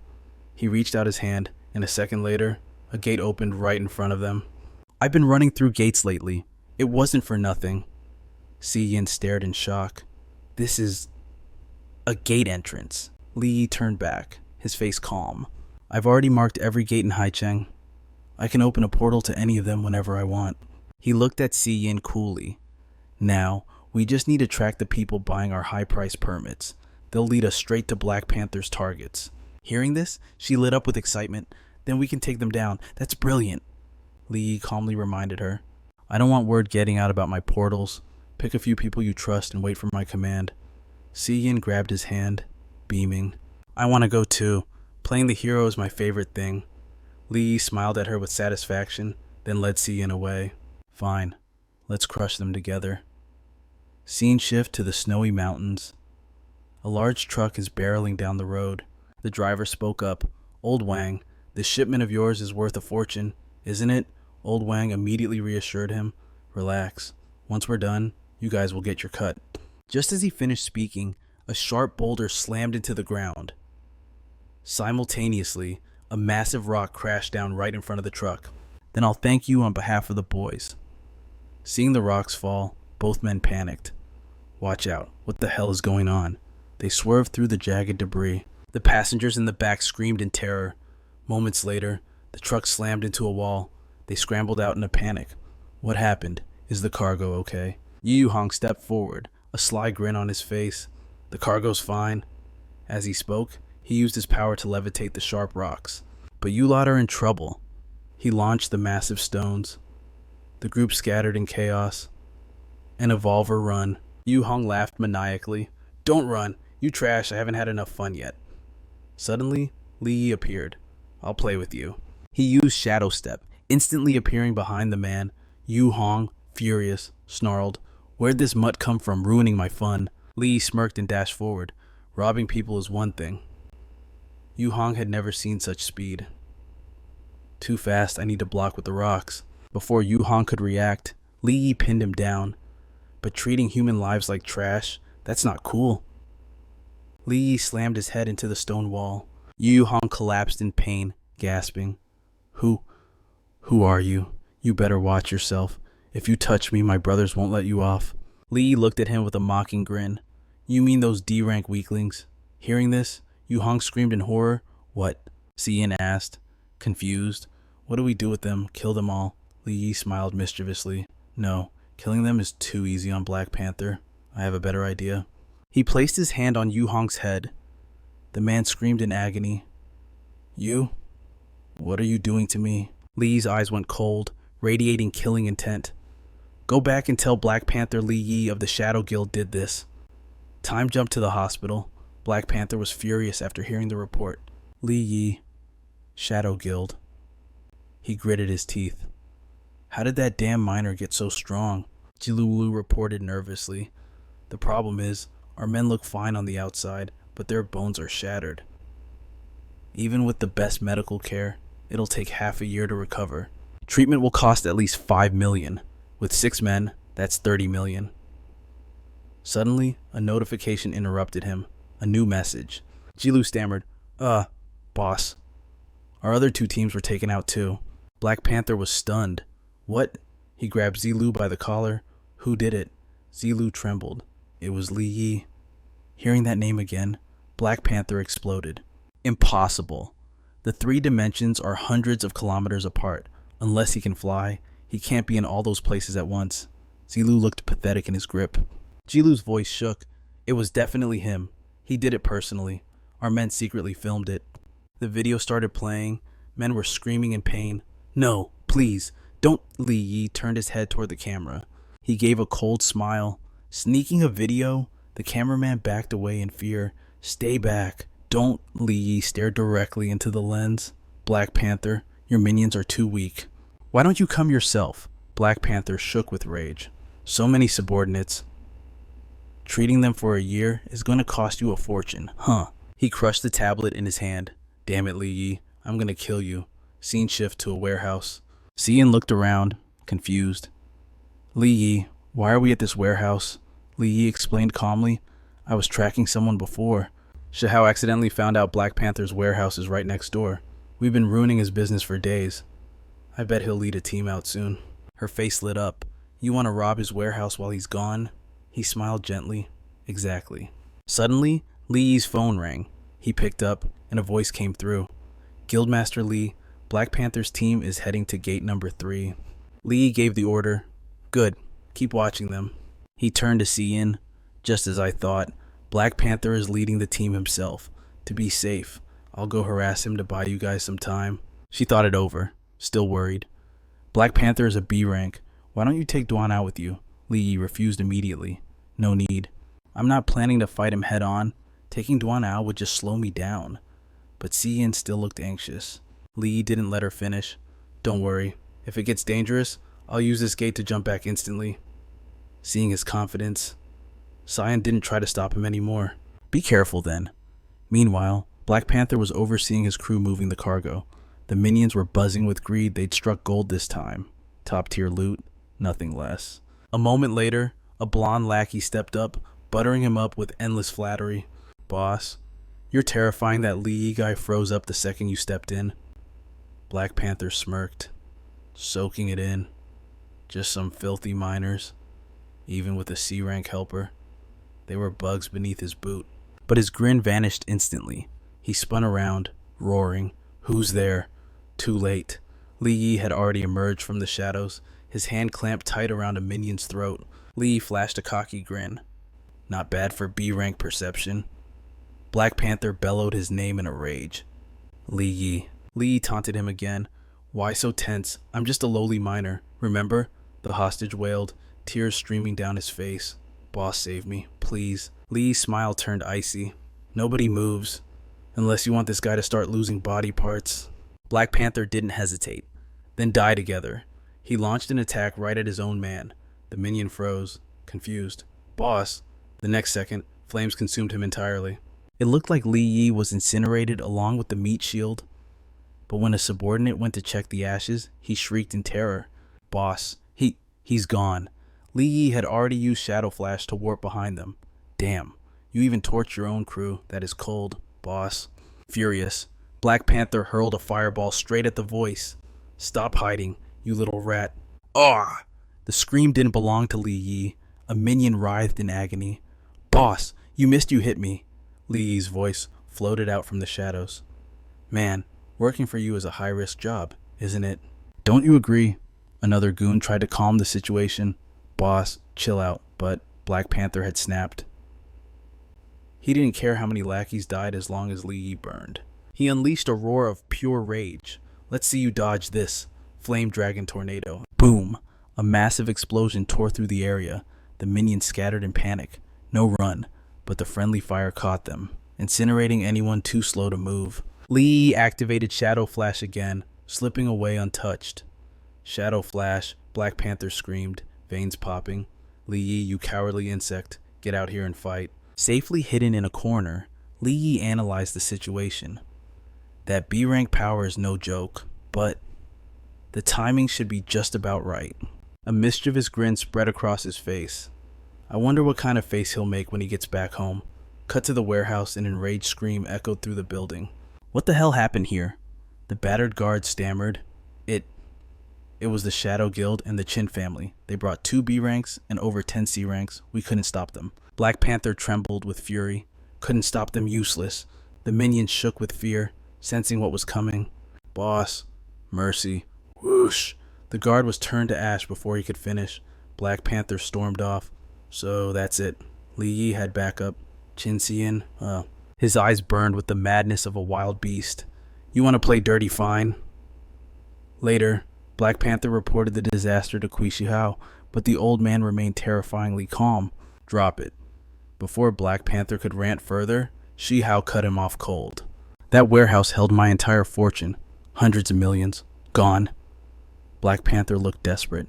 So what now? Are you going to lend me a squad to raid the Chin family? Shihao's voice was stern. Use your head. Even if Qin Shaoshang is out of town, Qin Si-Yin is untouchable. We cannot strike her openly. He walked over, patting Black Panther's shoulder heavily. We are at a critical stage of the experiment. Swallow your pride. You have to endure this. Black Panther slapped the old man's hand away. I can't take this anymore. I'll kill Qin Si-Yin and Li Yi, then flee the city. Suddenly, the atmosphere shifted. Black Panther's defiance turned to terror as a crushing pressure radiated from the old man. If you are so eager to die, Shihao whispered, I can silence you right here, right now. The killing intent brought Black Panther to his knees. Shihao glared down at him. Do not ruin my grand design over petty cash. Once the experiment succeeds, well, I will personally help you wipe out the Chin family. Black Panther nodded, sweating profusely. Yes, sir. But inside, he was screaming. Damn you, it wasn't your money that burned. I haven't been this humiliated in years. He ground his teeth as he walked away, a dark plan forming. You think I need you, Cui Hao. I can handle a little girl like Chin Sian on my own. Sometime later, on the highway, Sian sat in the back, beaming. Li Yi is really sharp, isn't he? Don't you think so? Duanao. Duanao ignored the question, speaking into his headset. Step on it. The young miss Mrs. Li Yi. Sian's face exploded red. Hey, I never said I missed him. Duanao remained deadpan. You woke up an hour ago. Since then. You have mentioned his name exactly 24 times. That's not. Before she could deny it, a massive truck veered into their lane. Li Yi is just one of my few friends. Okay. Look, Duanao's eyes widened. Look out! He threw himself over Sian, shielding her as they bailed from the car just as the truck smashed into it. Crash. A fire hydrant ruptured, spraying water everywhere. Bodyguards rushed over in a panic. Miss, are you all right? Duanao helped her up. Young miss. I'm fine. She coughed. Then she froze. A familiar, menacing figure was walking through the mist. She knew that aura instantly. Black Panther emerged, wearing a twisted smile. Miss Qin, looking healthy? I see. Duanao immediately signaled the team. Defend the young miss. Sian glared at the villain. Black Panther, you're getting bold. Do you really think you can take me down with this trash? But suddenly, the world spun. She stumbled, clutching her head. What is this? Duanao realized it too late. The water. Black Panther laughed as he watched them wobble. You think I'm stupid? I wouldn't make a move unless I was 100% sure. He sneered, stepping closer. That wasn't just water. It's mixed with spider neurotoxin. Even an A-rank hunter would be out cold for 10 hours after touching that. Duanao turned back to warn her. Young miss, run. Suddenly, Black Panther lunged. He seized Duanao by the throat, lifting him effortlessly into the air. Such loyalty. Flames erupted from his grip, incinerating the man alive. But history shows that loyal dogs protecting their masters never meet a happy end. Xin Sian watched in agony as Duanao burned, helpless to save him. Meanwhile, in another location, Li Yi was deep in training. He unleashed his skill the moment he started. Shadow Flash. Li Yi blurred past the wooden training post. With a subtle slash, he glided through. A split second later, the wood shattered into precise segments. Xingtian floated behind him, remarking, Little Dai, your control over that skill is getting dangerously good. Hearing that nickname, Li Yi frowned. I'm a C-rank hunter now. Can't you show some respect? Suddenly, the phone on the table buzzed. Qingtian raised an eyebrow. Is that Qin Si Yin? The old spirit scoffed. Strong, please. You're just a slightly larger ant. But as Li Yi checked the message, his expression froze. On the screen, Black Panther gripped Sian's hair, grinning fastidiously. Hey kid, look who I'm hanging out with. Li Yi instantly recognized her. His voice dropped to a growl. Black Panther. What do you want? Black Panther's smirk widened. That depends on how much Qin Sian means to you. Two choices. One, you bring me 1 billion yuan. He squeezed Sian's face violently. Two, you watch me torture her until she begs for death. Trembling, she choked out a warning. Li Yi, don't. It's a trap. Li Yi clenched his fists, fury radiating off him, but he had no choice. I'll pay the billion. Black Panther sneered in triumph. Bring the cash to my warehouse. You have 1 hour. Come alone. If the Qin family catches wind of this, she's dead. As the call ended, Qingtian floated closer. With your current strength, you're walking into a grave. Don't go. Li Yi turned, his eyes cold as steel. I can't abandon a teammate. Besides, who says I'm the one who's going to die? Scene shift. The warehouse. Li Yi stepped inside. Black Panther sat on a crate, looking relaxed. Well, you actually came. Where's my money? Li Yi kept his composure. I see Qin Sian first, then you get paid. Black Panther signaled his men. Bring out the young miss. A mechanical whir echoed above. Li Yi looked up in horror. Yin was suspended high in the air by a crane. She kicked and struggled in vain. Quietly, Li Yi activated his spatial inventory. Boom! A massive mountain of cash materialized. The minions swarmed it like starving dogs. Boss, it's real, it's all real. Li Yi stared at the antagonist. You have your money. Let her down. Black Panther's face twisted into a cruel grin. You know, I only let you live this long because I hadn't been paid yet. Now that the cash is in my hand, did you really think I'd let you two walk out of here alive? But Li Yi didn't flinch. This was exactly what he planned. I knew you were a liar. Li Yi pressed a detonator in his hand. The pile of cash began to glow.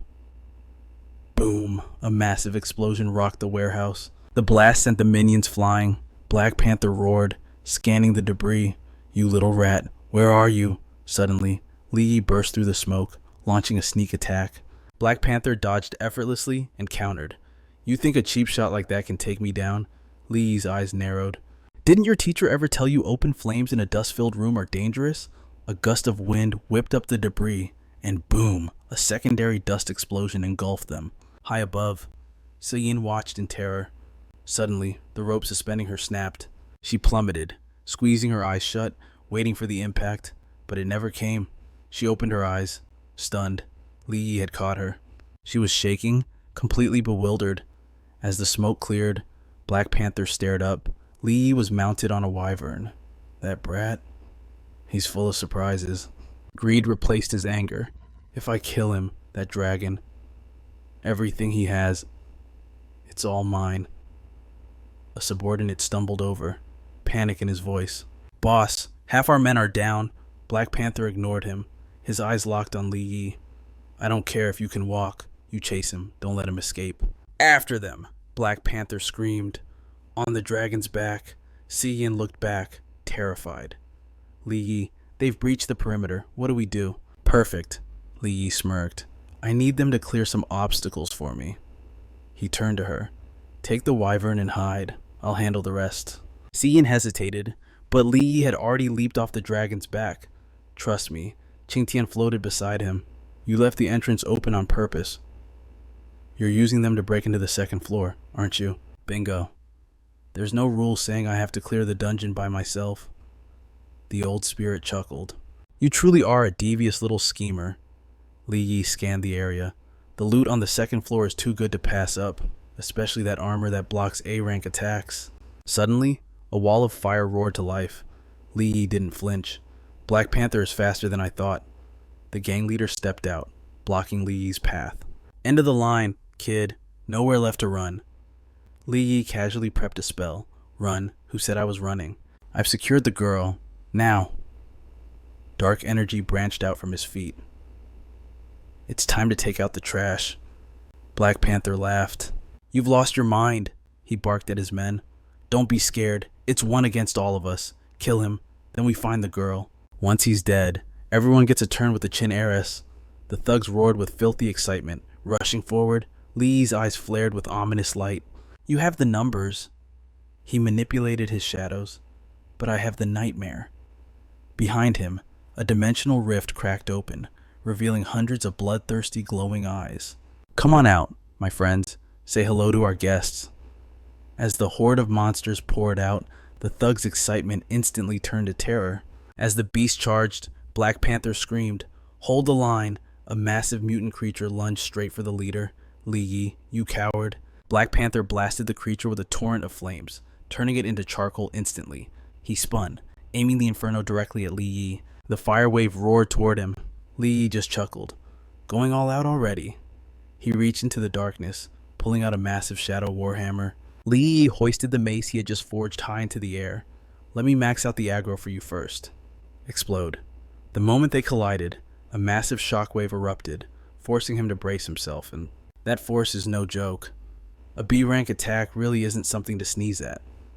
The impact ripple blasted both friend and foe alike. Li Yi kneeled on the ground, propping himself up with his weapon. Black Panther smirked arrogantly. Blocking one of my hits was decent, I'll admit, but in your state, how many more can you take? Li Yi kept his head down. One is enough. His eyes suddenly glowed. Don't believe me. Take a look around. Black Panther suddenly realized he was completely surrounded. Facing this overwhelming opposition, Black Panther didn't dare make a sudden move. Li Yi seized the chance of the 36 stratagems. Fleeing is best. Take your time playing. I'm out of here. The enemy couldn't hold back his curses. Damn it, that brat set me up again. Black Panther raised his fist, furious. Get lost, you filth, all of you. He swung effortlessly, crushing the monsters without leaving a trace. But their numbers kept swelling. He couldn't possibly slaughter them all alone. Li Yi, I swear, I'll tear you into 100 pieces. Black Panther's eyes blazed with fury. Meanwhile, at the core area of the second floor, Li Yi stepped out of the gate. You didn't trick me, did you? Li Yi stared straight ahead. Is there really armor up there that can block A-rank attacks? Qing Tian replied. Why would I lie to you? Consider that armor your reward for clearing the second floor. As they walked, a figure suddenly appeared before them. Li Yi paused. Who's that? Qing Tian explained. That is Steward Shimi of the second floor. He must be resting in peace now. He walked closer to the body. Once we deal with Black Panther, can you help me handle his funeral? Li Yi agreed instantly. Sure, leave it to me. Qing Tian stood before his old friend, whispering, Thank you. His eyes held emotions that words couldn't express, but Qing Tian pushed them aside and walked on. Let's go. The armor is just ahead. Li Yi looked up and startled at the sight of something floating in midair. It was the very armor Qing Tian had mentioned. Li Yi asked, That's the armor you talked about. Yeah, take a look. It's not as ugly as I imagined. It's a pity this kid only has stage 2 darkness enhancement. If he were at stage 3... Qing Tian pondered silently. But even with stage 3 facing armor that blocks A-rank attacks wouldn't be easy, would it? Li Yi turned to look at him. What's wrong? Qing Tian replied. Nothing. Go claim your reward. The behavior confused Li Yi. What's up? Why are you getting so emotional all of a sudden? Li Yi crept toward the armor, not noticing it had begun to move. Suddenly, it grabbed his throat with lightning speed. Shimi's voice rang out. How many years has it been? I thought you'd never return, my master. Spirit body, B rank, darkness enhancement stage 2, soul refining. Li Yi tried to struggle but couldn't break free. What the hell is this? Qing Tian recognized Shimi, whose eyes were filled with hateful resentment. I never imagined my once high and mighty master would now be reduced to a parasite on a C-rank creature like this. Qing Tian panicked. Shimi, I order you to stop. Shimi replied with a voice cold as ice. Order me? On what grounds do you order me? My soul has been sleeping in this armor just so you could return and extend my life. The old man said, his voice dripping with malice as he tightened his grip on Li Yi's neck. But you failed to strive. You returned as nothing but a remnant soul. So, I have no choice but to refine you. That way, I can reach stage 3 darkness enhancement and use the domain ability to make this armor my permanent vessel. Li Yi was terrified as he saw Qing Tian's figure begin to blur. Qing Tian, Li Yi asked him. Qing Tian, if I give you control of my body, can you beat him? Qing Tian hesitated. Aren't you afraid I'll take the chance to seize your body forever? Li Yi struggled to breathe. We're at death's door, and you're still joking. Do it. With that, Qing Tian swiftly possessed his body. Li Yi's eyes changed color, and his power surged violently. Where he had struggled before, he now simply flicked his hand, blasting Shimi away. The old man laughed. Your remnant soul only has A-rank power. Why struggle in vain? Even A-rank is enough to deal with you now. Qing Tian was currently in the Shangji state, a Class A parasitic mode where his parasitic skills were disabled. Shimi frowned. Darkness domain. Shadow realm. Every step Qing Tian took radiated a suppressing pressure. Shimi realized the truth. So stage 2 was just a facade. I didn't expect you to hide a move. You never fully taught me the darkness skill's shadow manifestation. Infinite sword formation. Qing Tian looked imposing. I hid more than just one move. Shimi stopped talking and charged straight at him. So what? The old man raised his sword high. This body can't possibly withstand you using tier 3 skills. Qing Tian didn't dodge. He used Shadow Flash. Before the blade could touch him, he instantly appeared behind his opponent. Shimi was baffled. Another skill. He barely managed to block Qing Tian's strike. Shimi realized. You can't maintain this state for long, Qing Tian asked. Li Yi, can you still hold on? Li Yi gritted his teeth. I'm fine. I can hold on, Shimi scoffed. This level of attack won't even scratch the armor. Suddenly, Qing Tian leaped high, aiming a fist straight at Shimi's head. "Then I'll force you out." The old man raised his sword to block. Neither side gave an inch, but suddenly, Shimi's sword snapped in two. Qingtian seized the moment to finish him. "Just a little more." But right then, Qingtian's eyes flickered. "Li Yi, I'm fine." But Qingtian could feel it. "I can't keep fighting. Li Yi's soul and body will burn out from the overload." Shimi sneered. "You'd give up a chance at victory for a piece of trash. Since when did you become so pathetic?" Taking advantage of Qingtian's hesitation, the old man counterattacked. Gritting his teeth in rage, Shimi gathered all his power into his fist. "Then don't blame me." A single blow knocked Qingtian right out of Li Yi's body, leaving him floating in midair. Shimi was delighted. "Got you." He quickly restrained Qingtian's spirit. Qingtian sighed. "I never thought the day would come when the dog I raised would bite me." Shimi rejoiced. "I can finally, truly live again." Li Yi knelt on the ground, gasping for air, looking helplessly at his partner, Qingtian. He was suppressed and couldn't do a thing. "Li Yi." Qingtian shouted in panic, urging him on. "Run now." But Li Yi couldn't just leave him behind. Instead of fleeing, he charged forward to break him free. Shimi sneered, his voice dripping with sarcasm. "How touching. One holds back. Terrified the other's soul will burn away." His eyes blazed with fury as he looked down at the boy. "You're nothing but an ant. Yet you dare strike me. Reality is cruel, kid." Li Yi was swatted away like a rag doll. The brutal impact wreaked havoc on his insides, his organs screaming in protest. Qingtian tried to drive Li Yi away with harsh words to save him. "A trash C-rank like you is just in the way. Get lost." But even with his body broken and battered, Li Yi refused to give up. "From the start, you worked me like a dog," Li Yi recalled, grit in his voice, forcing me to fight mutants, pressuring me to level up. "Every step led here. You always wanted me to listen to you. But right now, whether I stay or go is my choice." Li Yi clenched his fists and charged. He launched a relentless barrage of attacks. Back then, I absorbed ambient dark energy to kill the blood leopard. Today, I'll use it to crush this traitor. Shimi felt like he was listening to a bad joke. "Crush me. Let's see how long your body lasts before it crumbles." Qingtian panicked. "You fool, are you trying to make your body explode?" Li Yi was deaf to the warnings. He didn't need managing. He pushed his limits, entering a state of absolute frenzy. Only then did he notice the signs. Is my body cracking? In a blink, Li Yi's physical form seemed to dissolve into nothingness. Shimi laughed. "That stupid creature you picked is actually kind of cute, and what was that? Did he have a death wish?" Meanwhile, Qingtian wasn't faring much better. "Li Yi is gone." "Stop struggling," Shimi taunted. "Be a good boy and become my nutrients." Shimi began to absorb them both, ecstatic that after all these years, his goal was finally within reach. Shimi laughed maniacally, failing to notice the pitch-black substance swirling on the ground. Suddenly, the liquid moved, forming a vortex. Shimi couldn't believe his eyes. "What is this?" His eyes bulged in shock. "Eternal night, a dark domain causing eternal night impossible. I haven't even finished refining Qingtian. This dark domain." "Don't tell me." Before he could finish, a familiar silhouette emerged from the shadows. "I told you." Hearing the voice, Shimi whipped around in terror. Li Yi had returned, like a demon crawling back from hell. "I will destroy you." Shimi swung his fist in panic, but it hit nothing but air. He was stunned, unable to comprehend the situation. The system stared at Li Yi. Human race, rank C, dark enhancement 3rd stage, shadow integration, shadow shift, dark domain.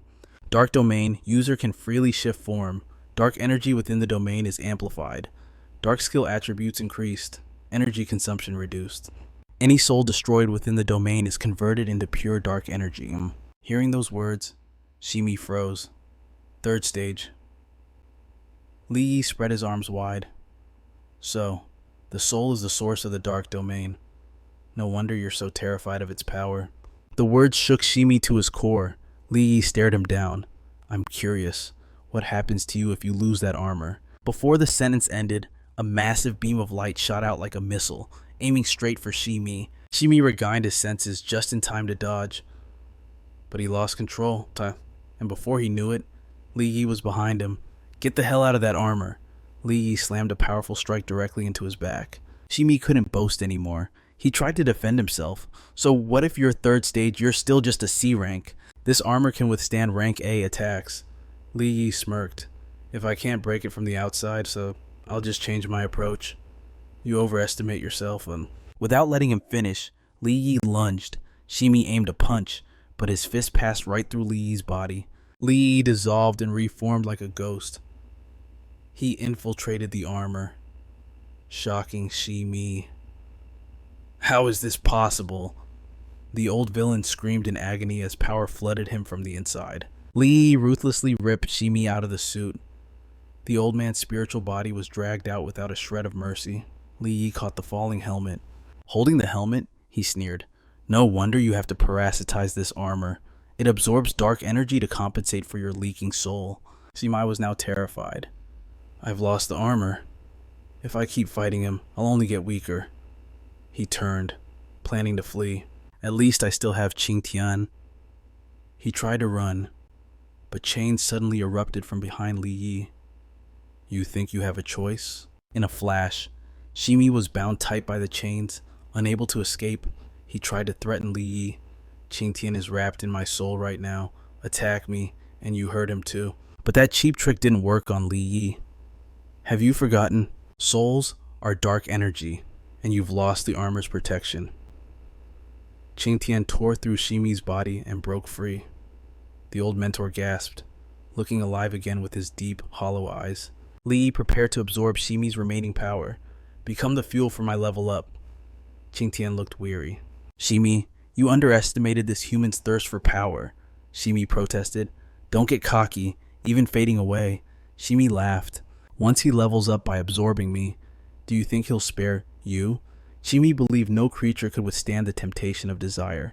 The moment absorption began, Li Yi's power skyrocketed. The ground cracked, unable to bear the pressure. Even Qingtian felt it. He started, realizing something. Li Yi looked at his palm, disbelief in his eyes. So this is what rank B feels like. The system appeared. Human race rank B, dark enhancement 3rd stage, shadow integration, shadow shift, dark domain. Li Yi whispered a name, Qingtian. Was Li Yi really going to do what Shimi predicted next? Is you? Qingtian looked at him in alarm. Li Yi.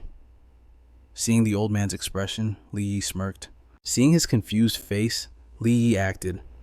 He manipulated the empty armor towards Qingtian. Shimi mentioned something about extending life, right? Probably meant this. He forced the armor onto Qingtian. I'm using the domain to seal your soul state inside. This suit is your new body now. Qingtian was stunned. Li Yi, you. The system chimed. Shaanxi race. Parasitic state rank A. Skill shadow enhancement 3rd stage. Li Yi walked past nonchalantly. You're all pitch black. Absorbing your soul would probably give me diarrhea. He threw on his jacket. Besides, that armor is big and ugly. I don't want it. Consider the debt paid. Over here, Black Panther's minions were trembling with fear, begging for their lives. Boss, save me, please. Yet, he didn't show a shred of concern. Just bear with it. Boss will help you end the pain right now. Black Panther struck without mercy, obliterating the monster and not giving a damn that his loyal subordinate went down with it. No, his face was filled with disgust. Does trash like you really need saving? But his triumph was short-lived. Behind him, a figure approached. A figure. It was Li Yi, strolling in with his hands in his pockets. As expected of a B rank, all those people, and they still couldn't take you down. The moment Black Panther saw him, veins bulged on his face. Without hesitation, he lunged to take Li Yi's life. But the instant he moved, Qingtian's eyes began to glow. He was blasted backward like a sheet of paper. Black Panther quickly regained his footing. An A rank. He cursed silently in shock. Damn it, Li Yi alone is easy to handle. But now there's an A rank too. Li Yi scoffed. You stepping in? Isn't that just bullying the weak? He stretched his body with his rank. Leave him to me for practice. Hearing this, Black Panther's rage boiled over. Using me for practice. He glared at Li Yi with pure hostility. If I can just take you hostage, I still have a chance to win. Right then, in the shadows, Li Yi's eyes lit up. Her domain. Black Panther thought he was bluffing.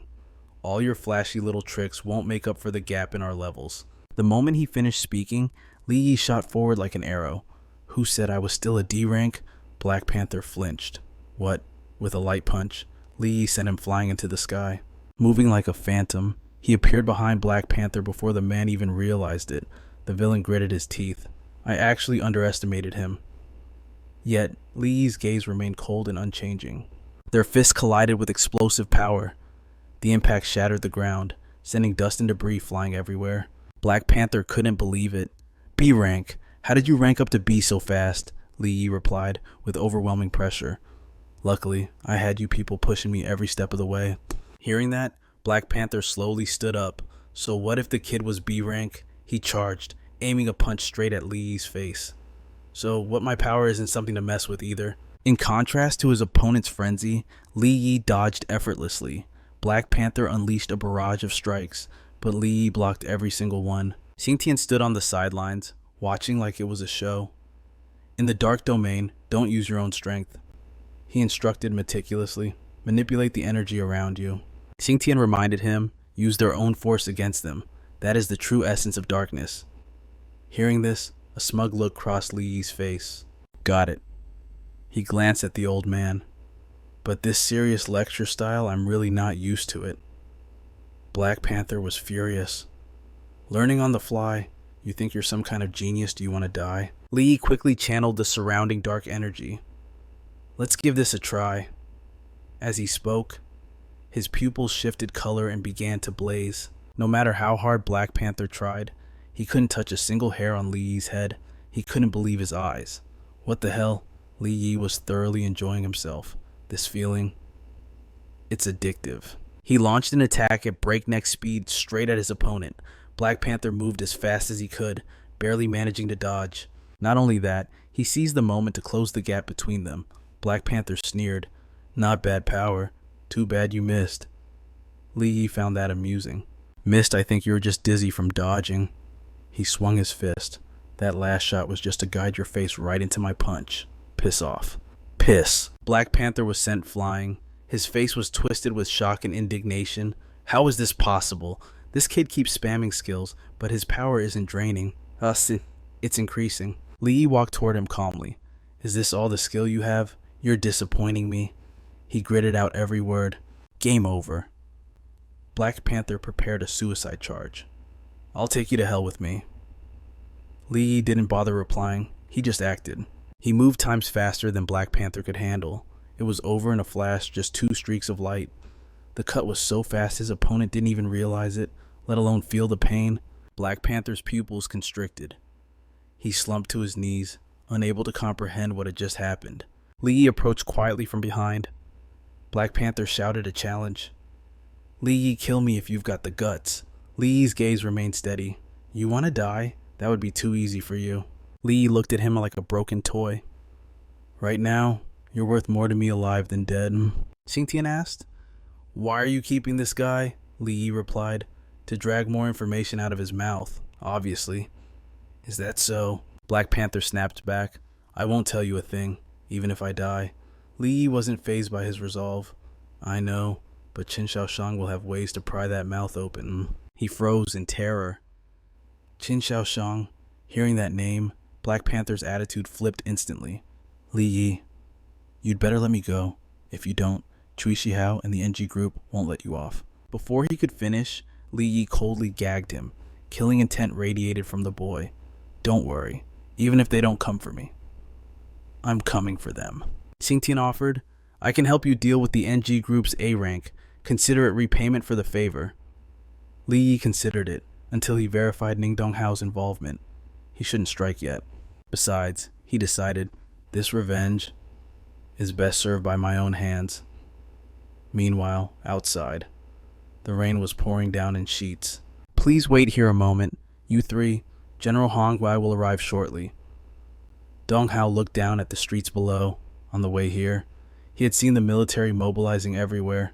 "Guildmaster, do you have any inside intel?" Tianju speculated. "How would I know? But looking at this, something big is about to go down." He turned to look at Shaoshang. "Brother Qin, Your network is sharper. Heard anything?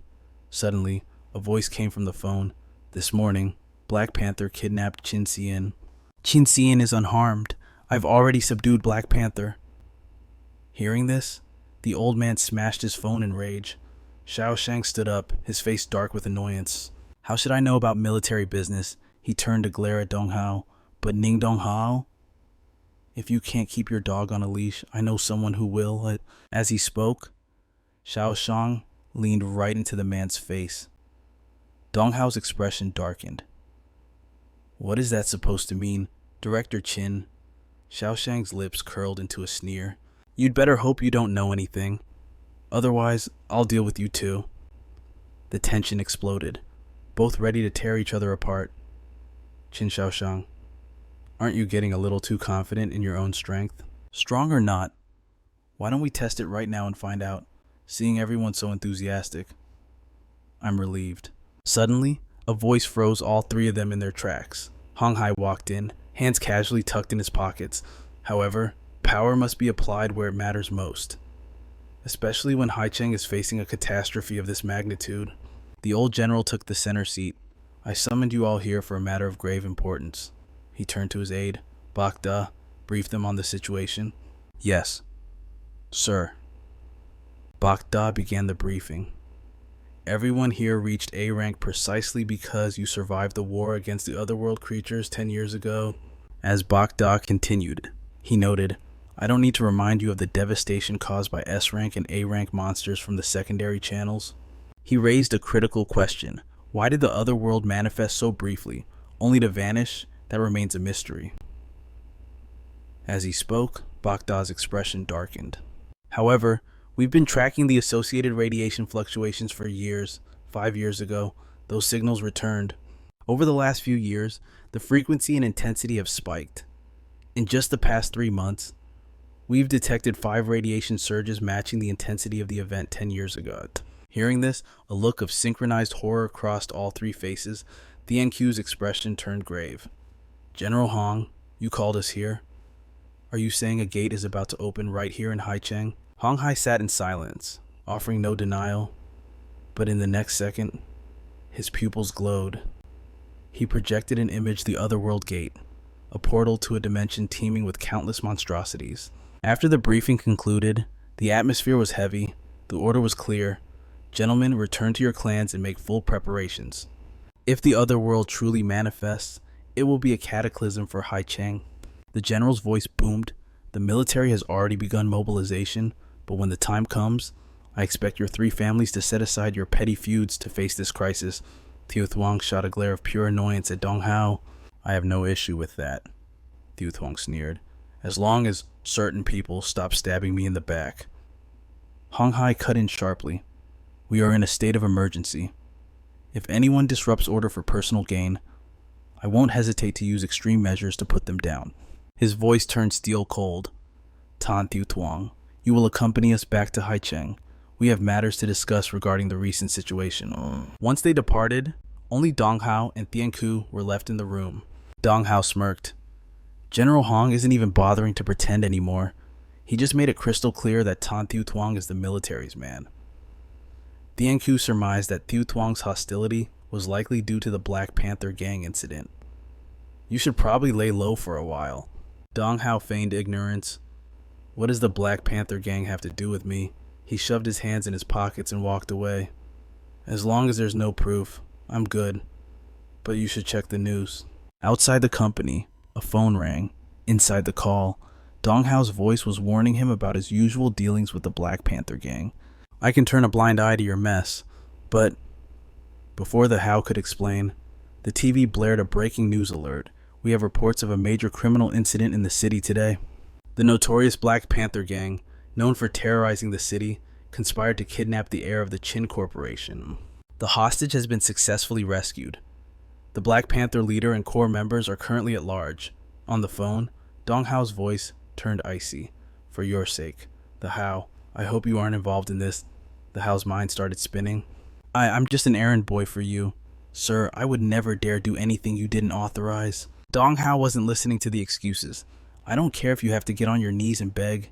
You better get forgiveness from Chin Si-in and cut all ties with the Black Panther gang immediately.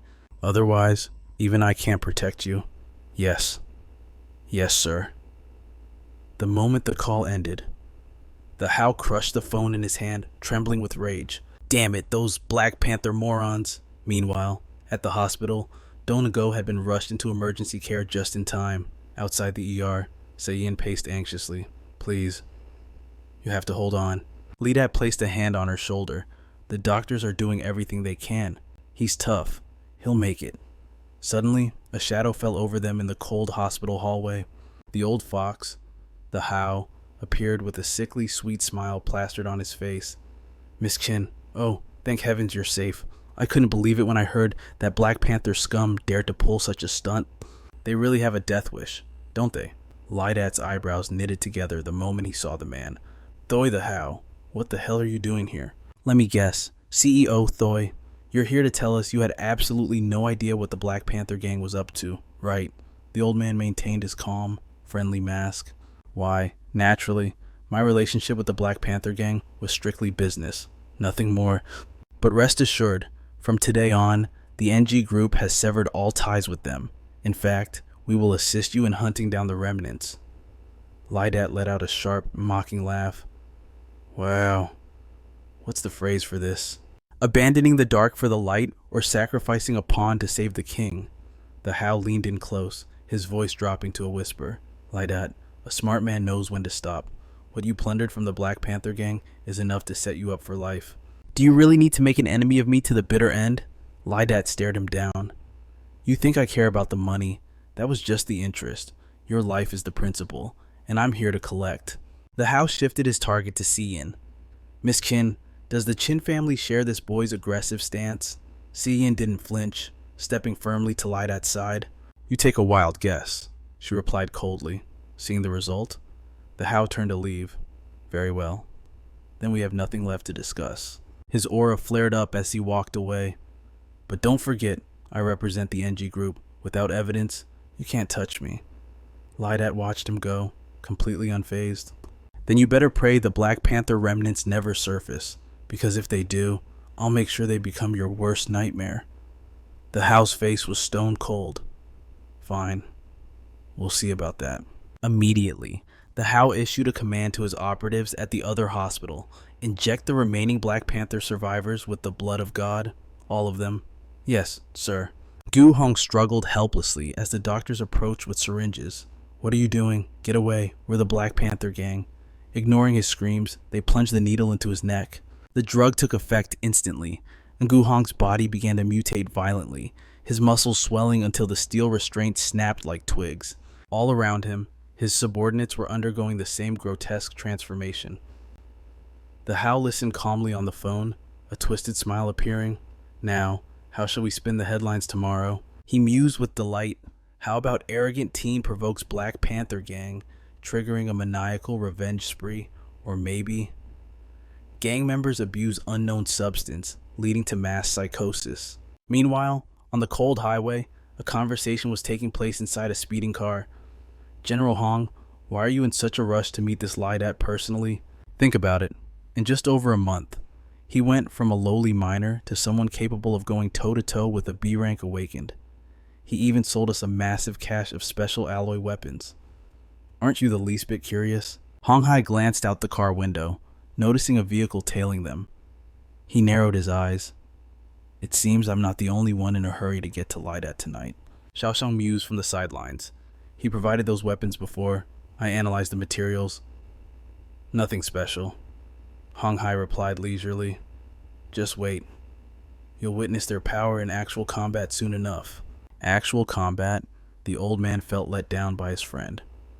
Has he gone senile? He's lived the easy life for too long. His observation skills are worse than a child's. Suddenly, the silhouette of a teenage boy appeared, blocking their car. Li Yi approached the vehicle. General Hong, Director Chin, what brings big shots like you to visit a nobody like me? Hong Hai smiled warmly. I'm surprised you recognize me. Li Yi smirked. You're a legend. If I didn't recognize you, 9 lives wouldn't be enough to save me. The old general teased. Aren't you going to invite me in? Li Yi scratched his head, feigning shyness. It would be my honor, but your timing is a bit off. Hong Hai caught on immediately. Relax. Someone will take care of that mob for you. Li Yi was baffled. What are they talking about? He decided to play along and led them inside. Right this way. A soldier reported to the general. Live feed connected, sir. Li Yi spoke up. General Hong, pardon my bluntness, I don't sense any awakened presence nearby. Are you planning to use ordinary soldiers? Hong Hai nodded. Exactly. Ordinary soldiers against the awakened. He observed Li Yi closely. Not bad. He's calm. No panic. Just rational questions. Li Yi thought the man was either insane or treated his soldiers' lives like trash. Yet, the general didn't seem to be bluffing. The general waved his hand. Begin. Yes, sir. The radio crackled instantly. Assault team in position. Drone defense team engaged. Watching the screen, Li Yi froze. Aren't those Black Panthers goons I crushed every bone in their bodies? Oh, how did they recover so fast? And something's wrong. They don't look human. Xingtian sensed the anomaly. Is it that thing? Li Yi asked. What thing? The old spirit hid his shock. No, impossible. That thing cannot be here. Fire. Soldiers unleashed a hail of bullets. But one enemy moved with supernatural speed, leaping high into the air. Glowing red eyes pierced the darkness. Sensing the threat, the squad immediately activated the drone defense system. With elite precision, the drones deployed. They projected purple hexagonal shards that interlocked, forming a flawless energy barrier. The shield absorbed the impact, keeping the soldiers safe. Target locked, they signaled, initiating counterfire. In a split second, the enemy was riddled with holes, looking like a honeycomb. Enemy down, but the squad didn't relax, maintained formation advance. Li Yi watched in awe. Those drone rounds, they can actually damage a C-rank awakened. Are these based on the weapons I provided? Xiaoshang was incredulous. General Hong, were these made from those materials? Hong Hai answered without hesitation. Precisely. With enough raw material, we can overturn the current world order. Li Yi took his hands out of his pockets and stood up. These soldiers are impressive, but... He paused, looking toward the window. Crash. The glass shattered into hundreds of pieces before he could finish. Li Yi remained calm, anticipating this. Looks like a fish slipped through the net. Hong Hai chuckled. Not slipped. I saved this one for you. 1-4. A dark energy formation manifested, taking the shape of a serpent. Li Yi simply waved his hand. Bam. Dispersed in a heartbeat. So, you want to see what I can do, old man? Nearby, Yu Hong was manic. Die. He ground his teeth until his gums bled. Die. Yu Hong levitated, fusing debris into a massive boulder. He hurled it at Li Yi. Li Yi spun, ready to strike. Kanxian is going to kill me for wrecking her villa. Li Yi's blade tip met the boulder. Crack. The rock exploded into dust, but the blade didn't stop. It shot straight for Yu Hong. Watching from a distance, Hong Hai evaluated. This kid. He's solidly B rank, maybe even touching the threshold of A rank. Xiaoshang scoffed, unconvinced. You're exaggerating. General? He squinted. Look closer. The kid isn't even using his full strength yet. Yu Hong hardened his arm into a stone shield, blocking the strike. Li Yi paused, genuinely curious. I have to ask, how did you suddenly jump to B rank? Steroids. Yu Hong didn't answer. He just kept screaming. DD. Li Yi leaped back, analyzing the behavior. He's completely lost his mind. Yu Hong went berserk, energy flaring as he roared. Arga! He gnashed his teeth, saliva dripping uncontrollably. I am human? No more. Yu Hong transformed, morphing into a massive stone golem towering over Li Yi. Li Yi sighed. In that case, there's no point in keeping you alive. Even now, Li Yi was cautious, suppressing his true aura. Better not show my full hand in front of those two old foxes. He opted for a lighter attack. Shadow enhancement first stage. That should be enough. The shadowy daggers flashed like black lightning, slicing through the solid rock with ease. Yu Hong's massive body crumbled, falling to the ground in a pile of rubble. As the dust settled, Hong Hai and Xiaoshang approached. I thought the reports on you were exaggerated. Hong Hai admitted. but it seems they were actually too conservative. Li Yi turned to face them. General Hong, you didn't come all this way just to help me squash a few bugs, did you? Hong Hai nodded. You've likely guessed it already. The equipment my soldiers used, it was derived from the great sword you provided. I'm here because we need more weapons, more materials. Li Yi raised an eyebrow. Since the military is already using them in combat, you must be close to synthesizing the material yourself, right? Hong Hai sighed. It's not about whether we can synthesize it. The critical issue is that we are out of time. His expression darkened. I can't reveal much, but know this: a level 2-dimensional gate could open around High City at any moment. Hearing this, Li Yi's eyes gleamed with interest. Even with the current strength of Hai Cheng's military and the Awakened, we are not ready for what's coming. He thinks it, and I can feel every word. Hearing about the level 2 tunnel sends Qingtian into a rage.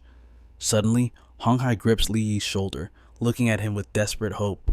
If we want to avoid mass civilian casualties, my only hope is that you have enough materials for us to arm the military.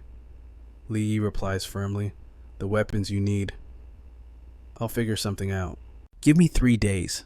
I'll get back to you, though I can't promise exactly how much I can scrounge up. Hong Hai smiles confidently. I won't let you work for nothing. He lowers his voice to offer some perks. I can't pay you in cash, but I can secure you a high-ranking spot in the military. Or perhaps make you the son-in-law of the Qin family, and have you take over the Qin Corporation. Hearing this, Li Yi looks awkward and clearly uninterested.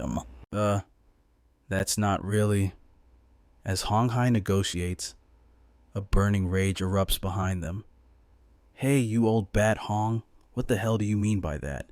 You call yourself a general? You're too cheap to pay, so you sell off my daughter instead. Don't think your rank will stop me from beating your face in. And you, Li Yi, if you dare agree, you're dead meat. No one takes Xiyin away from me. Li Yi turns around, sweating bullets, and whispers to Hong Hai, look, helping Hai Cheng is my duty. Let's just forget about the money and rewards. Hong Hai asks again, in disbelief. You really don't want to join the Qin family? Li Yi politely declines. If it's all the same to you, I prefer handling my own life. Scene shift, inside the level 2 tunnel. Qingtian recalls Yu Hong's madness. Those people, they must have been injected with the blood of God. I never expected them to figure out how to open a level 2 tunnel this fast. Just then, Li Yi steps out from a spatial rift. Qingtian, why did you act like that earlier? Hearing Li Yi's voice, he snaps back. The level 2 tunnel is out of your league, kid. Unless you have a death wish, stay as far away as possible. Li Yi presses on. What the hell is inside that thing? Why are you so terrified? Qingtian turns around.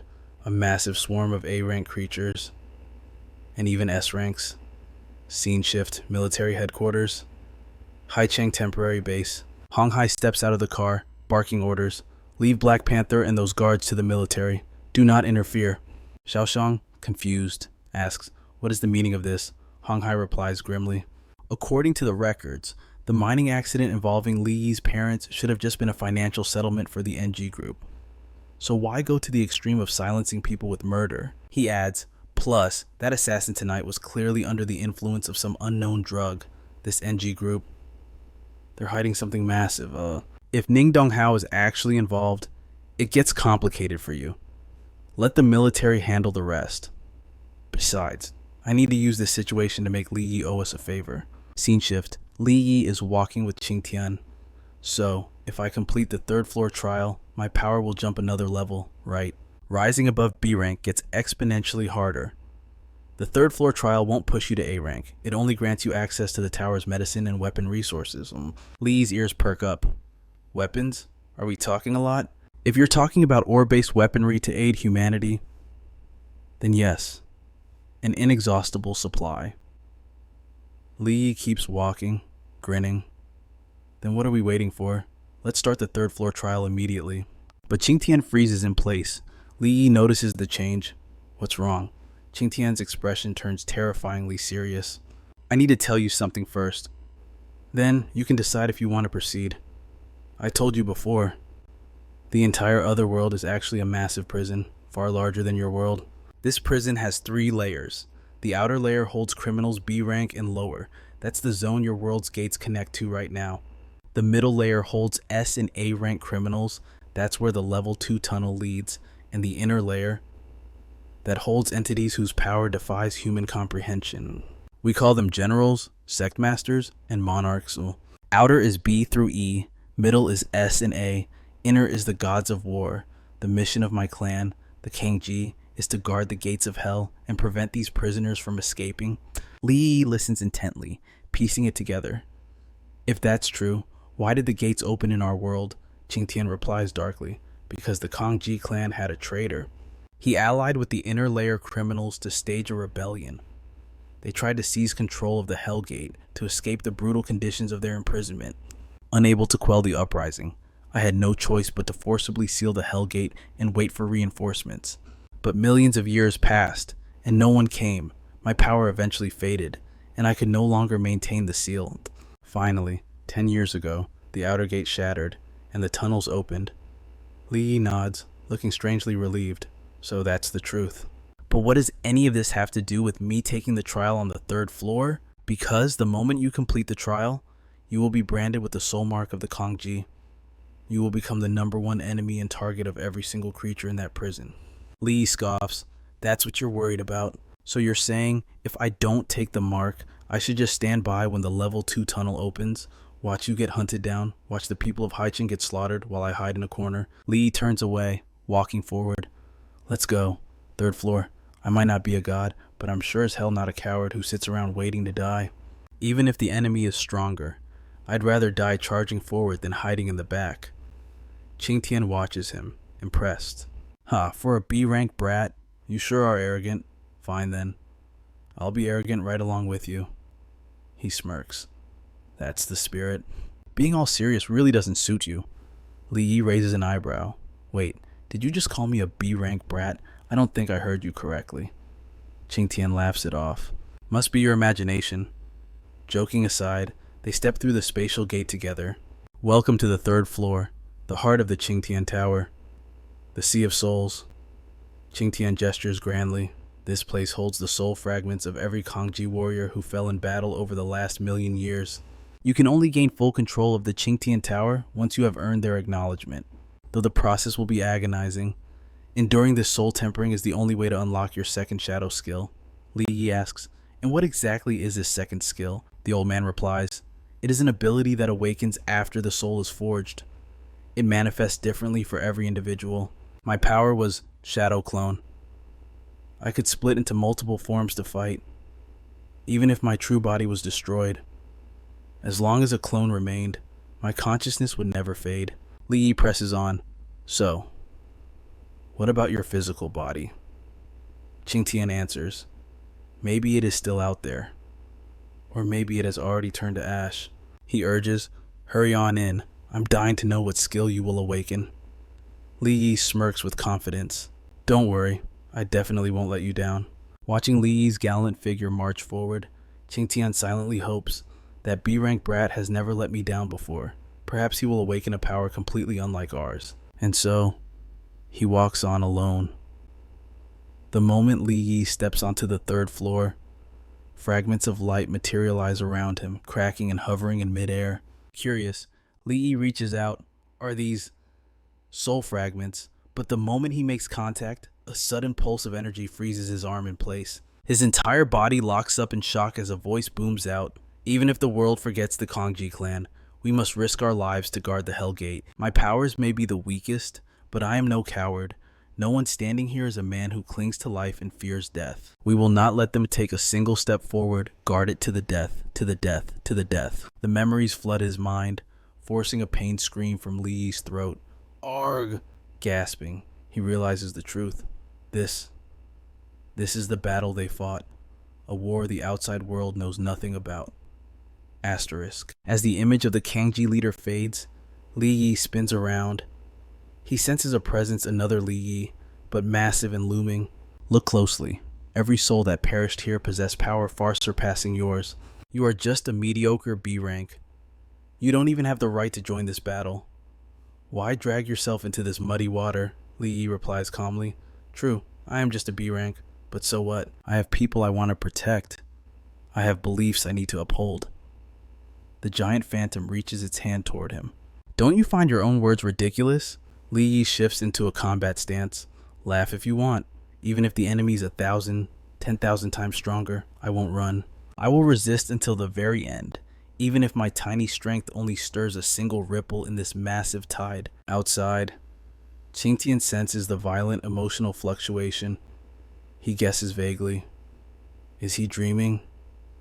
Back inside, the giant hand of the illusion crashes down toward Li Yi. Aren't you overestimating yourself? Li Yi stares up at the colossal force descending upon him and thinks fast.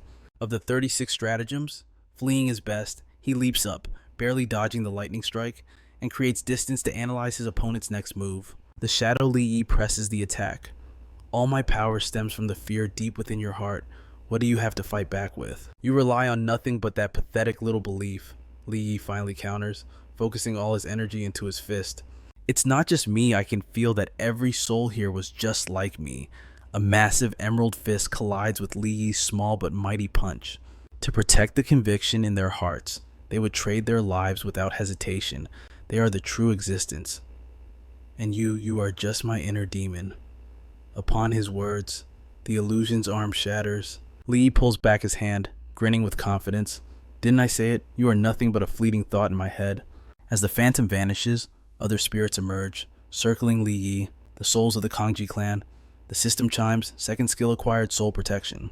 Li Yi blinks in surprise. Soul protection is this? A blessing from them. The system responds. Commander skill, increases combat power and defense of all subordinates. Grants access to Qingtian Tower's medicine and weapon resources. Li Yi pumps his fist. Hell yeah. Qingtian's voice echoes, full of approval.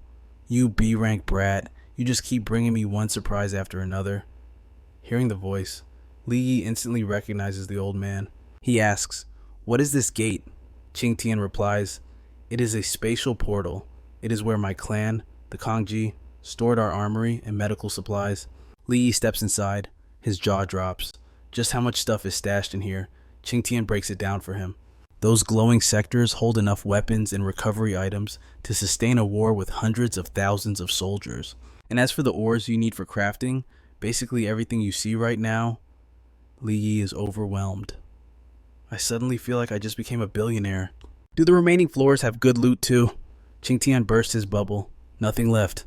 Floors 4 and 5 just simulate the environments of the second and third Hellgates to help you adapt and boost your combat power. Li Yi's curiosity peaks. Then what about the 6th floor? What's in there? Qingtian's tone turns serious.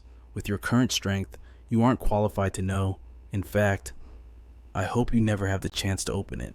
Li Yi rolls his eyes at the cryptic answer, acting mysterious again. Not qualified. Huh, don't tell me you just ran out of budget when building the 6th floor. Floors 4 and 5 have no rewards. I bet floor 6 is empty too. Qingtian swallows his rage.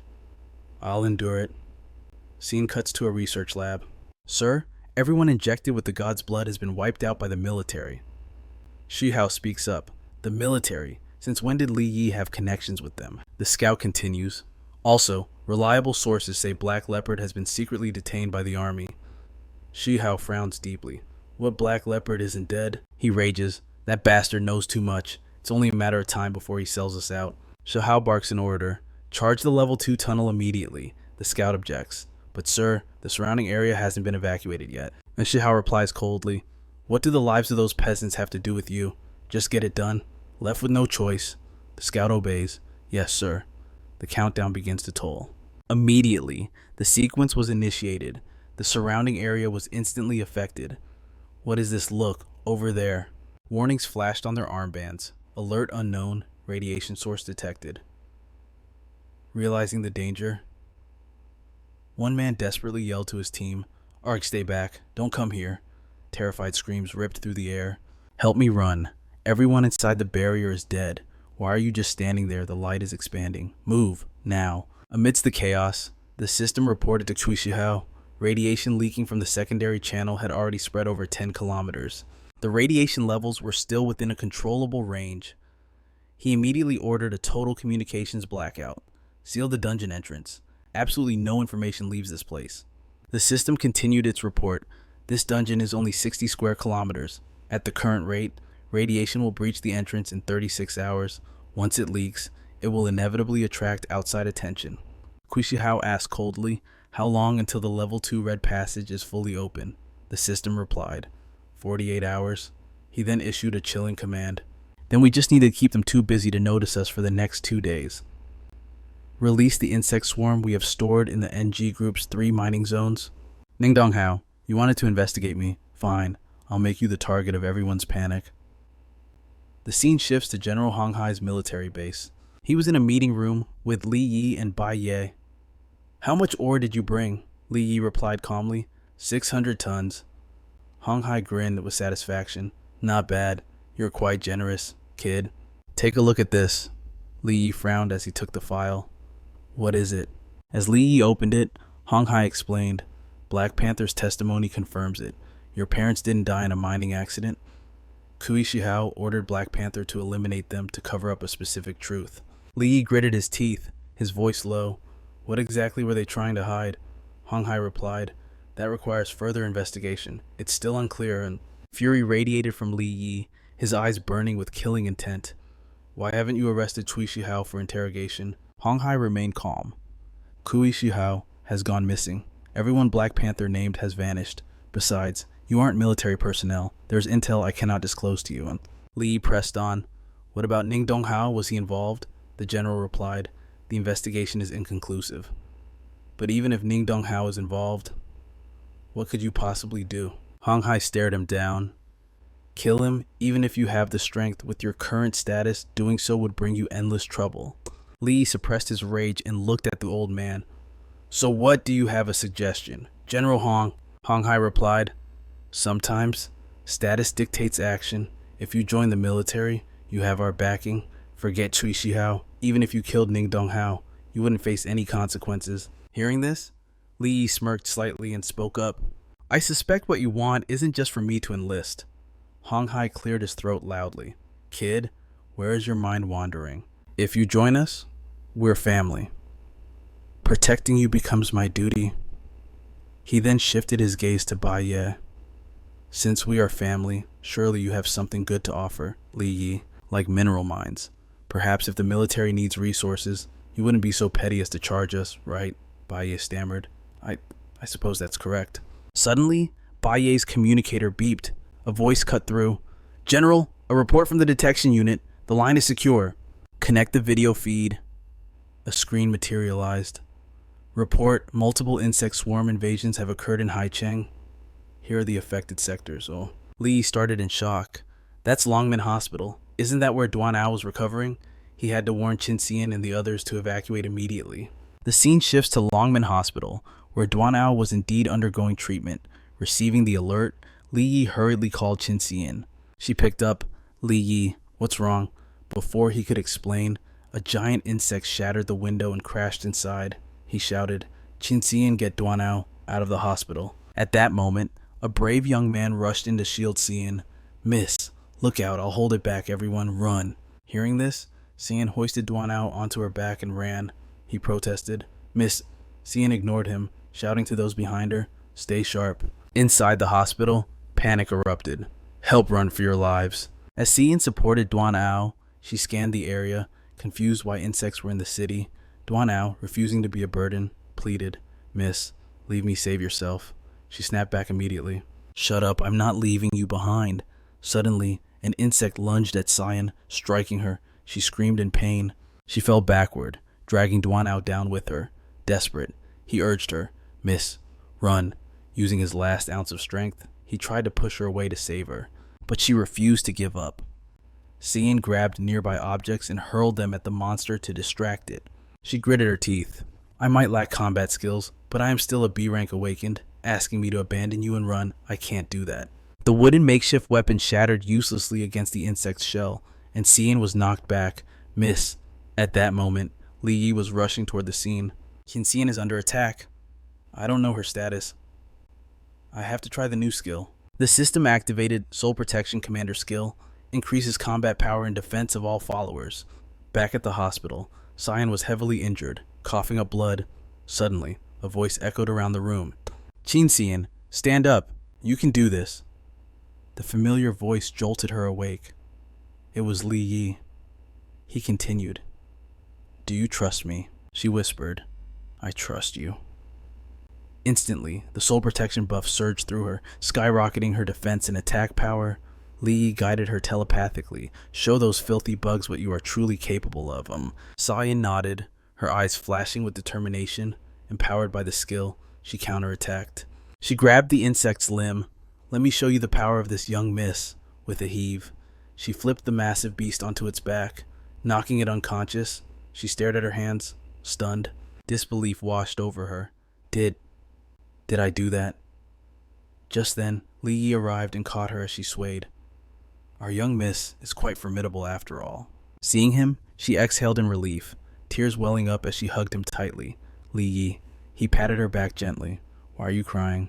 Didn't you just send those bugs packing? Shinsein clings to Li Yi, her voice trembling with emotion. Back there. I really thought I was gonna die. That I'd never get to see you again. Li Yi gazes deep into her eyes, his voice steady with conviction.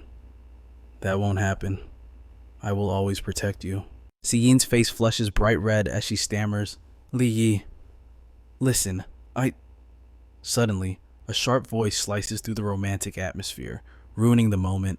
Can you two lovebirds maybe think about getting me down first before handing out dog food? With Li Yi's arrival, the immediate danger has passed. However, the hospital is in ruins, devastated by the insectoid attack. Casualties are everywhere. Duan Ao and Qin Siyin are each handed a vial of medicine. Moments after drinking it, their bodies begin to recover. Siyin gasps in surprise. This is incredible. My wounds are healing instantly. Duan Ao nods in agreement. The effect really is miraculous. Just then, a desperate voice calls out, Excuse me. You guys are awakened. Right, please. Can I beg you to save the medical team? I just got word. They're trapped in dimensional mine number 7. It's crawling with insectoids. Qin Siyin steps forward, confused. That mine was supposed to be fully cleared. How can there be insectoids there? Li Yi narrows his eyes. Mine number 7 belongs to the NG group, since it's so close. The swarm that just attacked us might have come from there. That makes sense. Siyin agrees. Wasting no time. Li Yi leads the two of them toward the site to see exactly what the NG group is up to. At the NG group facility, a representative stands on a platform, shouting an announcement. There has been a collapse in the mine. All unauthorized personnel must leave immediately. No gathering at the entrance. But the crowd pushes back furiously. Let us in. Our brothers are still inside. Someone screams. Collapse my ass. It's obviously an insectoid outbreak. Let us in to save them. The NG group vice president sneers. Who do you think you are? I said it's a collapse. So it's a collapse. There are no insectoids in the mine. Keep spreading rumors and causing trouble. And don't blame us for getting rough. The workers raise their phones in protest. The video my brother just sent clearly shows insectoids inside collapse or not. Why won't you let us in? Why are you blocking the rescue? Every second you waste puts the people inside in more danger. Seeing the situation spiral, the vice president barks an order. Arrest these rumor-mongering troublemakers, all of them. His henchmen respond instantly. Yes, sir. Just in time, Li Yi and his team storm in. NG group. You guys sure know how to throw your weight around. The vice president grabs a megaphone and bellows. Who dares question the NG group? Qin Siyin steps forward, her voice ice cold. Step aside voluntarily, or I'll make you move. Recognizing her, the man lets out a mocking laugh. Well, eldest Miss Qin, this isn't your turf at Longman 3rd Street. You're overstepping your bounds. Siyin doesn't flinch. My people from Longman are trapped inside.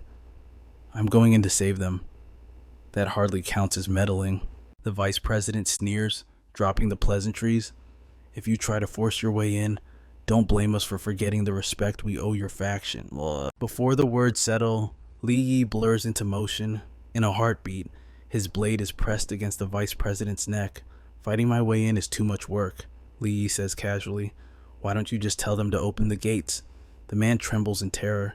Who are you? Don't do anything stupid. I'm the vice president of NG Group. Unfazed, Li Yi presses the blade closer.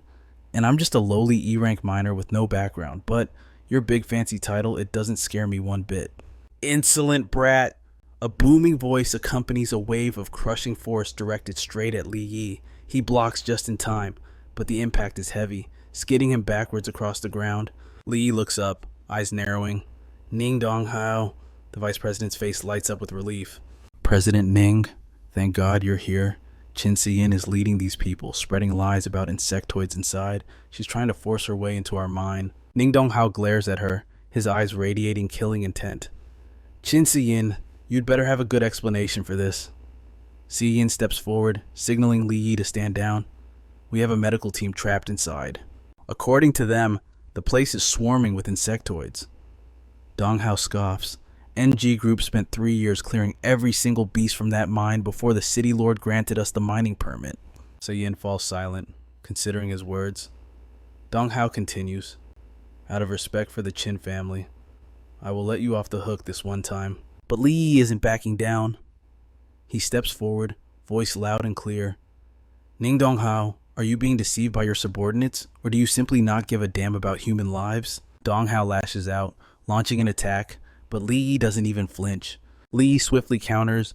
The mine is right behind you. If you don't believe me, go check for yourself. He activates his skill, Dark Enhancement. Second stage asterisk. Donghao sneers. I have no need to waste my time verifying such ridiculous nonsense. The system interface pops up. Target human, A rank. Skills gravity control. Manipulates surrounding gravity. Steel body. Transforms flesh into hardened steel. Behind Li Yi, Qingtian steps up. Do you want me to handle this? No need, Li Yi replies with a smirk. He's about to get a reality check. Suddenly, a spatial rift tears open right behind Ning Donghao. Startled, he glances back. What the hell? Screeching insectoids pour out of the rift. Instinct takes over, and Donghao spins around to attack. He unleashes his gravity control, crushing the insectoids flat instantly. Li Yi calls out, well, I guess you don't need to go inside to check anymore. They came right to your doorstep. As the insectoid corpse lies there, the crowd below erupts. Look, it's an insectoid. There really are monsters inside. Let us in. Record everything. This is proof the world needs to know. Desperate to control the narrative, the vice president screams, silence all of you. Confiscate those phones immediately. But the crowd fights back, refusing to back down. Get out of my way. I'm going to save my brother. Amidst the chaos, Li Yi turns to the boss. Ning Donghao, do you still want to stop us from saving lives? Slowly, Ning Donghao walks toward the crowd. The vice president panics. President Ning, sir, we can't let them in. Donghao shoots him a glare. When I'm done here, you and I are going to have a long talk. The vice president stammers, terrified. I. Donghao turns to the guards. Why are you idiots still blocking the way? Everyone inside exterminate the swarm. The guards scramble to obey. Yes, sir. Qin Siyin rushes over to Li Yi. Li Yi, are you okay? He nods, reassuring her. I'm fine. Li Yi turns to the mine entrance. Qin Siyin, you and Duanao stay here. I'm going in to get the survivors. She nods. All right, just be careful. Inside the mine, the trapped miners stare in horror at the approaching swarm. Why? Why are there so many of them? There were only a dozen just a minute ago. The vice president's voice trembles. President Ning, the numbers. They're overwhelming. We don't have enough manpower. Donghao barks orders. Contact every awakened in the company. Get them here now. Li strides up from behind, his voice cutting through the noise. Waiting for backup. Forget it. I'll handle this myself. Every second we waste, the survival rate for the people inside drops to 0. The vice president spots him and jabs an accusing finger. Watch your tone. President Ning is royalty around here. If he gets so much as a scratch, the entire conglomerate's profits take a hit. Li scoffs. Profits? Just as I thought. You've been living the soft life for too long. You've lost your fire. And your spine. Ning Donghao shoots Li a sharp side-eye. Li holds his gaze, unflinching. I'm going in there to save lives. You got a problem with that? Donghao sneers with open contempt. Li Yi, you're a measly C rank. What are you trying to do? Commit suicide? Li smirks confidently. Suicide if you're so sure. Bring your men and follow my lead. Dark energy erupts from his body, cloaking him in Tier 2 shadow enhancement. Open your eyes, watch closely and see who really ends up dead. He triggers Shadow Flash. With every single step Li takes, the insect swarm is instantly obliterated. As he slaughters his way through, Qingtian's voice rings out in warning. Kid, something's off. These insects feel wrong. Li Yi reacts instantly. Shadow Eye. So you felt it too. Li Yi frowns. Yeah, these things. They're nothing like the ones I fought before. Li Yi raises his guard. He unleashes shadow manifestation, forming a massive dark katana. As he slashes, his mind races. This is an active mine. How the hell did a swarm this size go unnoticed until now? Xingtian answers grimly. Because they didn't exist until today. They were just born. Li's eyes widen in disbelief. How is that even possible? Insectoids grow fast, sure, but I've never heard of hatchlings starting at C rank, Qingtian explains. It's possible. If someone used the blood of God. Li pauses. The blood of God, what the hell is that? The system interface flashes open.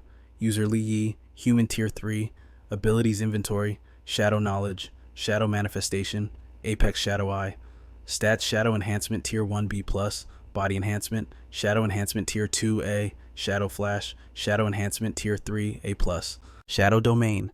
Even with their mutations, Li Yi slaughters every last one of them. Seriously, Qingtian, what is this blood of God? Qingtian continues his lesson. It's a potent toxin capable of skyrocketing the combat power of any living creature. It forces the host into a frenzied berserker state until they burn out their life force and die. There must be a brood mother down here infected with the toxin. In the past, I've seen infected mothers spawn offspring that hit A rank the second they're born. Li frowns. But how did a toxin like that end up in a place like this? Qingtian falls silent, unable to explain that part. Li launches another assault. Figure it out later. Right now, saving people comes first. Scene shift to the depths of the cave, where survivors are desperately treating the wounded. It's so loud out there. Did the swarm find us? Is anyone coming? The injured moan in agony. Their spirits breaking. I don't want to die here. A doctor grips a patient's hand tight. Hang in there, help is coming. I promise. Just as the words leave his mouth, a massive insect carcass crashes to the ground. Li stands atop the beast, crushing it underfoot. Finally found you guys. The survivors erupt in relief. It's an awakened, we're saved. Thank God, old Vu. Where are you? Watching from behind.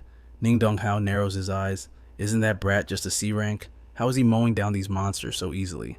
He's taking on an entire swarm solo, yet his energy levels haven't dropped an inch. Is he actually a B rank, or maybe even an A rank like me? Suddenly, Qingtian speaks up. Li Yi, that iron gate to your left. I sense something strange inside. Li Yi heads toward it, but the vice president immediately blocks his path. Hey, where do you think you're going? Get away from there. That vault holds the corporation's private assets. Li Yi ignores him, closing his eyes to focus. I can feel the insectoids inside. Li Yi murmurs. The vice president rushes forward, screaming, Did you hear me? Get your filthy hands off that door right now. If you damage anything inside, you won't be able to pay for it in 100 lifetimes. Li Yi shoots him a cold look. Private assets. Huh. He steps closer, ready to expose the truth. Since when did the NG group start conducting research on the insect race? The vice president stumbles back, terrified. What are you talking about? Don't spout nonsense. Li Yi's gaze turns icy. It's not nonsense. Open that door, and everyone will see. Behind them, Ning Donghao speaks, his voice deadly calm. Open the door. The vice president spins around, shock on his face. President Ning. Donghao doesn't blink. I said, open it. The vice president starts sweating. But sir, only the site manager has the password. I can't reach him right now. Li steps up, gripping his weapon. That's an easy fix. We'll just do it the hard way. With a single violent slash, he shatters the steel gate into scrap metal. Li stares into the darkness. Time to unveil the truth. So, these are your private assets. Inside, human bodies are piled up. Li grits his teeth, rage boiling over. Is this how my parents died too? Used like fodder. Even Uncle He. He turns, shouting, Are the lives of these miners worth nothing to your company, Ning Donghao? Answer me right now. The employees behind him erupt in horror. That's old Wang. That's his ID tag. I thought they said he died in a mine collapse 2 years ago. Why is his body here and old Jiang? Old Wu too, confused and angry. Ning Donghao turns to the vice president. What the hell is going on here? The VP stammers. This is Li points his blade at Ning Donghao. Isn't it obvious someone has been using these miners as live feed for the brood mother? Donghao grabs the VP's collar. Explain now. The vice president trembles in terror. President Ning, please, I did it for the corporation. It wasn't easy to secure the rights to this mine 3 years ago, but there was a brood mother hiding underground to keep operations running smoothly. We had to. Li Yi can't listen to another word. He raises his blade, eyes burning with fury. So you fed living, breathing human beings to that monster? The vice president shrieks at the killing intent radiating from Li Yi. Ning Donghao rushes in to intervene. Li Yi, stand down. The VP cowers, clutching his head. President Ning, save me. Donghao blocks the way. This is an internal corporate matter. An outsider like you has no right to interfere. There are hundreds, maybe 1,000 dead bodies in this pit, Li Yi roars, and you still want to cover for this scum. The crowd behind them erupts. It was him. He's a murderer. Are we miners not human to you? Drag them to court, make them pay. Death penalty, kill them all. Seeing the mob lose control, the vice president barks at the security team. What are you standing around for? Get these dirty miners out of here. President Ning, I have no choice. A dark aura swirls as Qing Tian materializes beside Li Yi. Say the word, kid, and I'll slaughter this piece of trash right now. Li Yi stepped in to block him. Don't bother. This was the perfect chance to let that man taste what it's like to be fodder for the vermin. With that, Li Yi turned and walked away in silence. The vice president stammered out a frantic explanation. That broodmother might only be B rank, but if it feels its life is threatened, it enters a frenzy state and spawns offspring like mad. If that happens, our entire mining zone gets locked down. The damage to the corporation would be irreversible. Donghao raised a fist in fury. Bullshit. You're just worried about your own position in the company. Suddenly, boom! A massive explosion rocked the area, and a colossal monster rose up, towering right before their eyes. Terrified, the vice president stuttered, "But brood mother." He turned to flee in a panic. "No, I don't want to die." But it was too late. The creature coiled tight around him. He screamed, "Director Ning, save me." Donghao didn't even flinch. You staying alive would only bring more shame to the corporation. He pointed a finger at the man. Gravity control. Donghao unleashed his power. Go to hell together with that beast. Finally, the broodmother was crushed. Li Yi strolled out from the shadows. Now, why would a broodmother suddenly charge out like that? Lucky you weren't hurt, Director Ning. Otherwise, we'd have a real mess. Donghao stepped forward, eyes narrowing. Was it you? Did you lure the broodmother here? Li Yi scoffed. I was actually helping you clean up. I just didn't expect that in your NG group. Not only are your subordinates disobedient, but even the bugs you raise are just as unruly. Li Yi, Donghao roared, silenced by his own rage. Li Yi kept provoking him. What's the matter? Want to make a move on me? I suggest you save your strength. The media already knows what happened here. You better think of an excuse. Donghao turned away, seething.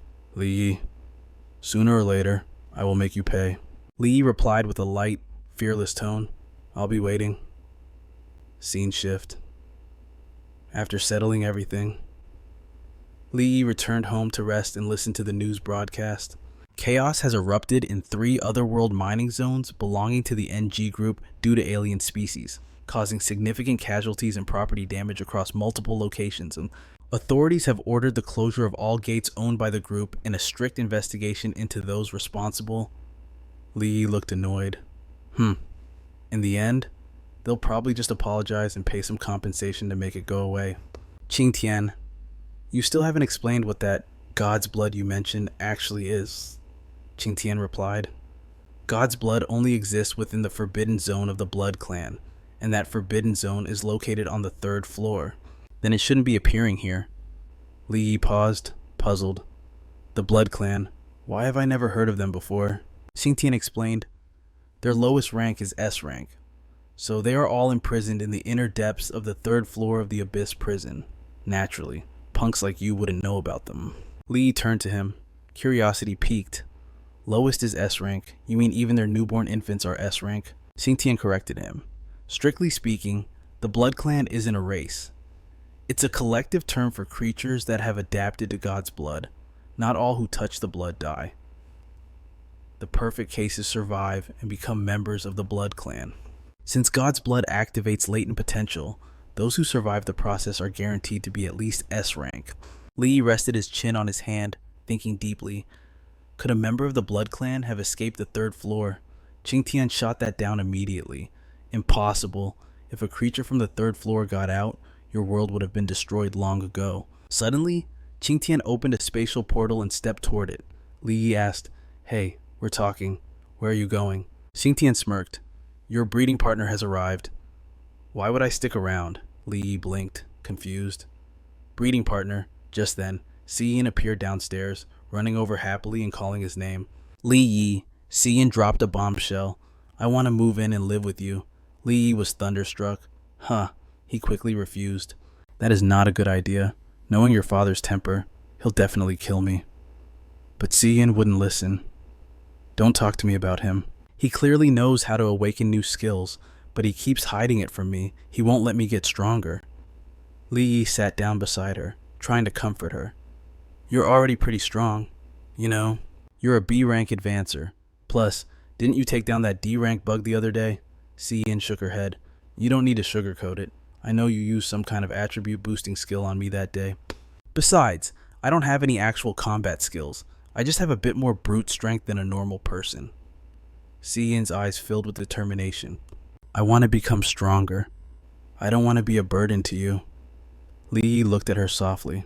"Qin Xiyin, you have never been a burden."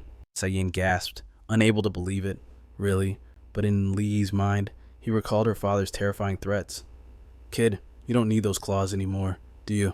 Believe it or not, I'll snap your claws right now, chop you into pieces, and throw you in the river to fill the sea. And you, Duanao, is this how you protect my daughter?" "I'm docking your pay. Back in reality," Li Yi corrected himself. "However, your dad is definitely a burden." Xiyin blushed, looking down shyly. "Qin Xiaoshang, huh?" Flashback to Xiaoshang pleading with Xiyin. "Daughter, please believe me. There really is no way to just awaken a skill like that." Xiyin snapped back angrily. "You still dare to lie to me? I heard you discussing it with Uncle Hong." Xiaoshang tried to explain gently. "Baby, listen to Daddy explain. It's not that I don't want to tell you, but it's top secret. I can't reveal it." Xiyin turned her back on him. "If you don't tell me, I'm not coming home. Think about it." Cut to him standing in Li Yi's living room. Okay, I'll tell you. Just come home." Li Yi watched him, thinking. Director Qin just said it was top secret. Is it really okay to spill it so easily? Besides, you discussed classified intel with General Hong without even checking if your daughter was listening. Now, Xiaoshang finally got serious about explaining. There is actually a way for people to quickly advance and awaken new skills. 20 years ago, during the battle against the level 2 tunnel, there was a case of someone undergoing a second advancement and awakening a new skill. The research concluded that it was caused by long-term exposure to the high-level radiation emitted by the level 2 tunnel. But that was an anomaly. In that battle, the survival rate of advancers forced into long-term contact with that radiation was less than 1%. That is exactly why I didn't want to tell you. Xiyin listened, half believing. Is that really true? Li Yi suddenly interjected. Wait a minute. Based on what you're saying, could the level 2 tunnel appearing nearby be man-made? Xiaoshang nodded. General Hong and I suspected that the experiments Kui Shihao is conducting are intended to open a level 2 tunnel, but the probability is low. Scene shifts to Kui Shihao's location. Even if Kui Shihao was crazy enough to try leveling up this way, the experiment would still require a massive number of people to cooperate. Did all those people lose their minds? Are they not afraid of dying? Tell me. Do those people down there look afraid of death to you? I replied. If they dare to work normally under that much radiation, they probably aren't afraid. Kui Shihao corrected him with a sinister smile. No, they are afraid of death. The only reason they kept working like normal was it because they believed the radiation from the tunnel would trigger an awakening, rather than kill them? Barely had the thought landed when a voice cried out, Director QE, please, I won't do it again. Give me the antidote without the medicine. This radiation, it'll kill me. Director, I'm an A rank. I'm still useful to you. But Kui Hao didn't give a damn. He just kept talking to himself. Even if they become S rank powerhouses without the serum we provide, they're dead anyway. It's a shame our raw material regeneration is so pathetic. If we get any more subjects, we won't have enough serum to go around. Otherwise, we could have built an entire army of ascended S-ranks, a force strong enough to wipe out the entire world. Just then, an alarm blared in the lab, radiation levels spiking, 90% and 96, 97. The numbers climbed higher, inching toward perfection, 98, 99, finally, 100%. The secondary pathway is fully open, all systems operating normally. Huey Howe was engulfed in a violent surge of power. This feeling, it's been years finally. I can feel the energy in my body rising like a frenzy. The doctors and scientists behind him saw the eruption of power and screamed in ecstasy. Success, we did it. We really did it. But then, warning. A new emergency alert flashed on the screen. Massive foreign organism attack detected. A razor-sharp claw stepped out from the spatial rift. Powerful tiger wolves emerged from the void. They were S-rank beasts. Genuine S-ranks. Kui Hao snapped at his trembling minions. What are you afraid of? He was brimming with confidence. Don't forget, the blood of gods flows through our veins. Why would these beasts attack us? The tiger wolves slowly prowled forward. A subordinate approached him nervously. Director Kui, if we ignore these beasts, there's a high chance they'll storm into High City. That was exactly what he wanted. Isn't that perfect? Let those animals and the citizens of High City tear each other to shreds. I can feel it. Under this radiation, it won't be long before I become an S-rank myself. When that happens, I will redefine the order of this city. Scene change. A patrol squad scouted the mountain perimeter. Look alive. People checked the area thoroughly for any anomalies. They yawned as they walked, clearly bored. Relax, Captain. We check this place like 10 times a day. There's never any danger. Famous last words. Danger struck instantly. A thunderbolt tiger wolf, an A-rank beast, flashed past them. Panic erupted. It's an A-rank signal command. Now HQ patrol. Squad 6 is under attack. Meanwhile, Thieu Thuong was still pleading with 2am. Sweetheart, please, won't you come home with Daddy? She crossed her arms, refusing to budge. No. Behind them, Kin Thien and Li Dat looked toward the horizon. Trouble's coming. Li Dat nodded. Yeah, I feel it too. He immediately stepped outside without another word. 2am followed, confused. Li Dat, what's wrong? He barked an order. Don Gao, protect Tan 2am. It's a B-rank tiger wolf. Li Dat rushed into attack. He slashed his blade, but the beast leaped high, dodging the strike. But the monster didn't expect another master on the field, Thieu Thuong.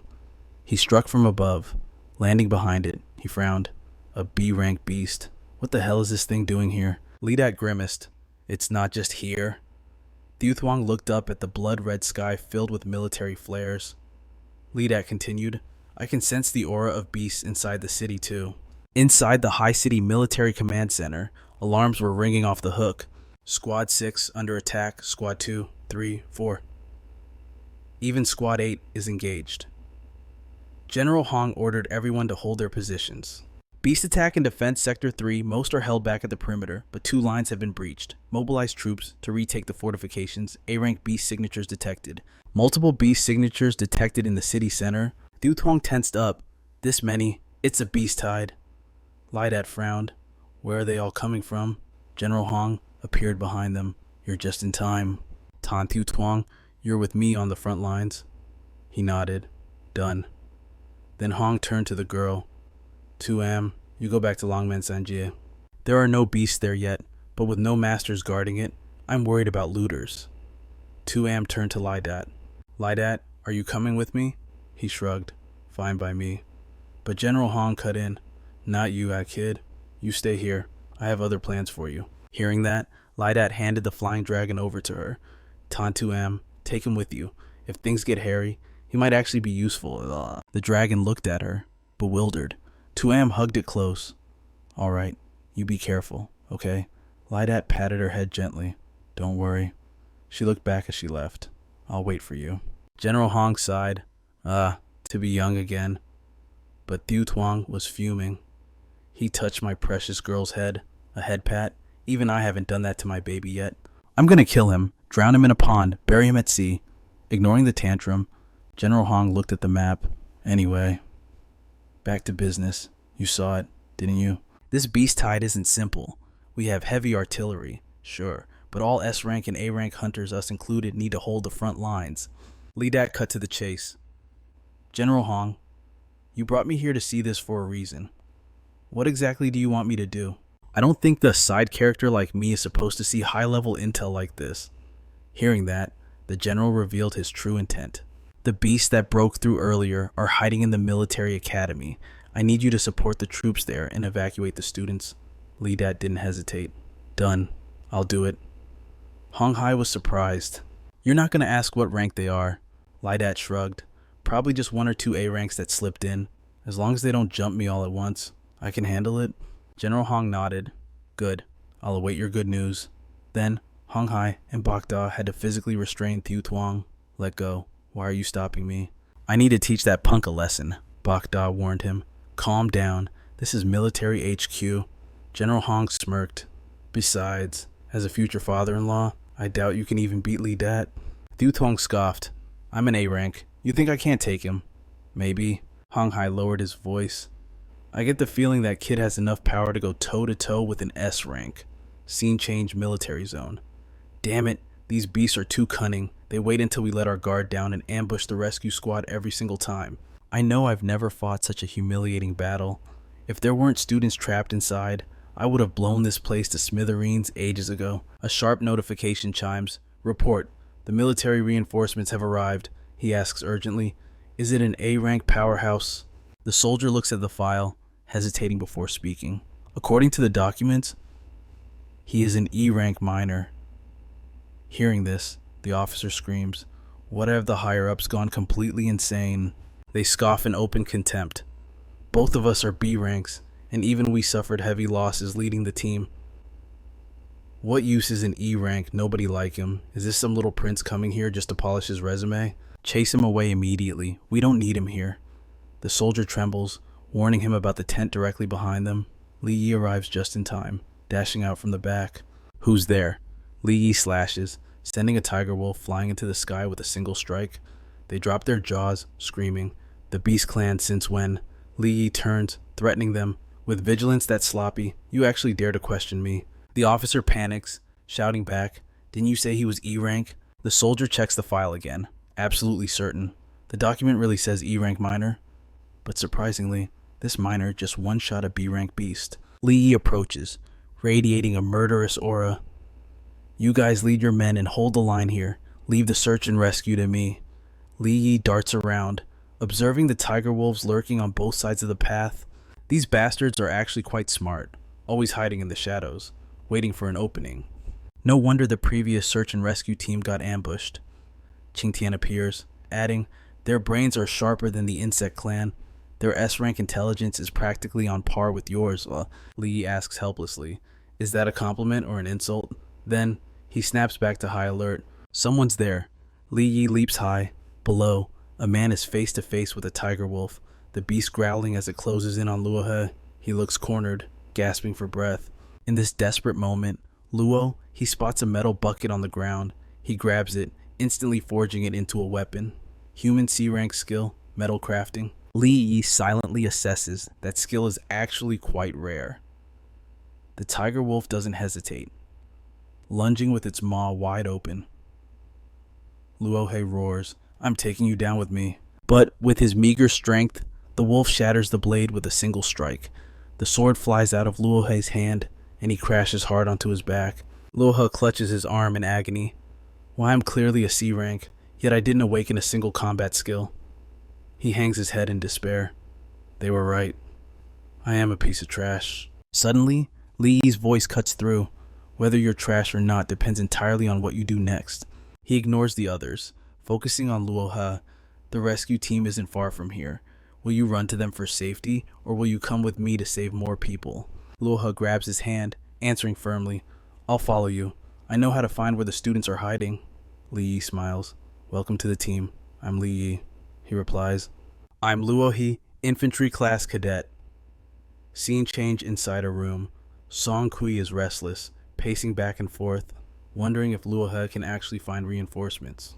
Wu Hao sneers with contempt, Do you honestly think that piece of trash can survive and find the rescue team? He probably didn't get far before getting eaten. Song-Kui snaps, furious. Wu-Hao. What did you just say? Wu-Hao retorts. Am I wrong? A C rank with a garbage skill volunteering for rescue. That's basically suicide. Song-Kui blames himself. I should have gone with Luo-He instead of listening to you and staying here. As they argue, Li Yi pushes the door open. Power gap, suicide. You claim that you and I staying to protect everyone is the logical choice. Li Yi steps forward, voice dripping with sarcasm. It's rare to find someone who can justify their cowardice with such righteous-sounding bullshit. Provoked by the taunt, Wu-Hao flies into a rage and attacks. You motherfucker. What did you say? Before he can land a hit, Li Yi slaps him so hard his jaw nearly dislocates. The casual strike sends him flying. Wu-Hao sits on the ground, clutching his face in pain. You. Don't come any closer. My dad is... Li Yi interrupts arrogantly. I don't care who your daddy is. If you say one more word, I won't mind saving one less person today. Meanwhile, Song-Kui joyfully throws his arm around his friend. Luo-He, it's so good to see you safe. Luo-He nods. I only made it back alive thanks to Mr. Li's treatment. The teammates behind them cheer. Great, someone's here to save us. We're saved. Li Yi cuts them off. Don't misunderstand. I didn't come here to rescue you. I'm here to teach you how to become true soldiers, how to form squads with your comrades, and how to kill your way out of here. Hearing Li Yi's words, a girl in the back speaks up timidly. I heard the Beast Clan outside are all B ranks, and there's so many of them. Song-Kui agrees. That's right.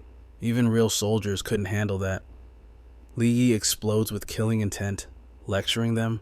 You are military academy cadets, you are soldiers, not civilians. You'll be on the battlefield sooner or later. When that time comes, will you abandon your comrades and hide in a trench waiting for rescue? What you need to do now is follow me, find the other students, and fight these beasts together, of course. I will do my best to ensure your safety. Use your skill. Turn this sword into arrows and a large blast shield. Song-Kui grabs the shield. Got it. Beside him, Luo-He is already using his skill to mold the metal. New weapons fresh from the furnace appear rapidly. Blast shield +1, iron arrows +4. Li Yi commands. You two aren't melee fighters. Use the compound bows for long-range harassment. Swap out all your standard arrows for these. They're the only ones that can pierce the beast's hide. He turns to Song-Kui. You're a D-rank strength type. You're responsible for being their shield. Then, Li Yi tosses a weapon to Luo-He. Take this saber. You'll be on the main offense with me. Luo-He is stunned. Me, main offense? Hearing this, Wu-Hao sneers. Ridiculous. You're letting him be the main attacker. With that trash skill, what can he do besides play blacksmith? Luo, he seethes with anger but stays silent. Li Yi immediately shuts it down. No need to argue with him. Pick up your weapons and fight by my side. As they step out, Li Yi spots a tiger wolf above. Humph. It leaps down, blocking their path. Tiger wolf B rank. Seeing it, both Luo-He and Song-Kui step back in fear. Beast Clan. Li Yi rallies their spirits. Remember, you are soldiers as long as you believe in yourselves. You can absolutely slaughter these bastards. Li Yi activates his skill. Shadow enhancement, soul protection. Hearing his command and feeling the power, Luo-He, Song-Kui, and the two archers feel their morale surge. With the soul protection buff, their combat power and defense skyrocket. Li Yi commanded as he charged forward. I'll keep it pinned down. Luo-He leaped at the tiger wolf, shouting, Got it. He slashed its neck, but his eyes widened. Full power and just a scratch. Arrows whistled past him in support. The tiger wolf thrashed, straining Li Yi's chains. As the metal snapped back, Song-Kui stepped in to tank the hit. Li Yi seized the moment, striking from above. Nice teamwork. Luo-He, use your skill. That's not just a simple blade. Suddenly, the shadows in his grip morphed into a giant warhammer. He shouted the strategy as he fought. Don't stick to one form chains. Hammers. Make it whatever weapon gives you the edge. Luo-He gasped. Any shape. He rushed forward with renewed speed. I get it now. He slammed a blade straight into the tiger wolf's maw. The beast clamped its jaws shut on the weapon. Smirking, Luo-He activated Metal Forge, warping the steel into a trap that bound the tiger wolf tight. Luo-He slammed the beast into the ground, and Li Yi crashed down from above to finish it. Luo-He stared, disbelief in his voice. Did we? Did we actually win? That was awesome. Song-Kui grinned. Suddenly, The monsters didn't seem so scary. Li Yi rallied the team. "Now, it's time for our counterattack," they roared back in unison. "Sir, yes sir." While everyone else stood united, Wu Hao sat apart. Song Kui frowned. "Are you really not going to help?" Wu Hao sneered. "Go die if you want. I'm staying here. My dad is definitely sending people to save me." Li Yi didn't even waste a glance on him. Let's move. Every second wasted here puts the survivors in more danger." Luo Ha hesitated. "But are we really just leaving him behind?" Li Yi replied coldly. "We aren't abandoning him. He's abandoning everyone else because he's a coward." Scene shift. Outside, Instructor Yang led the army against the beast horde. Defense team, front line. The defense team braced, blocking the beast's heavy strikes before immediately opening a path for the assault squad. The Awakened unleashed a barrage of skills on the tiger wolf. Instructor Yang stepped in, screaming, "Die, you filth!" Thick vines erupted, wrapping tightly around the beast. Did we get it?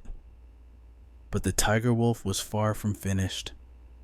It roared, shattering the vines like thread, sending a wave of terror through the troops. Seeing the beast charge, Instructor Yang screamed, "Everyone back!" A massive paw swatted him away like a fly. The tiger wolf slowly stalked toward where he lay broken on the ground. The soldiers fired desperately, cursing. Damn it!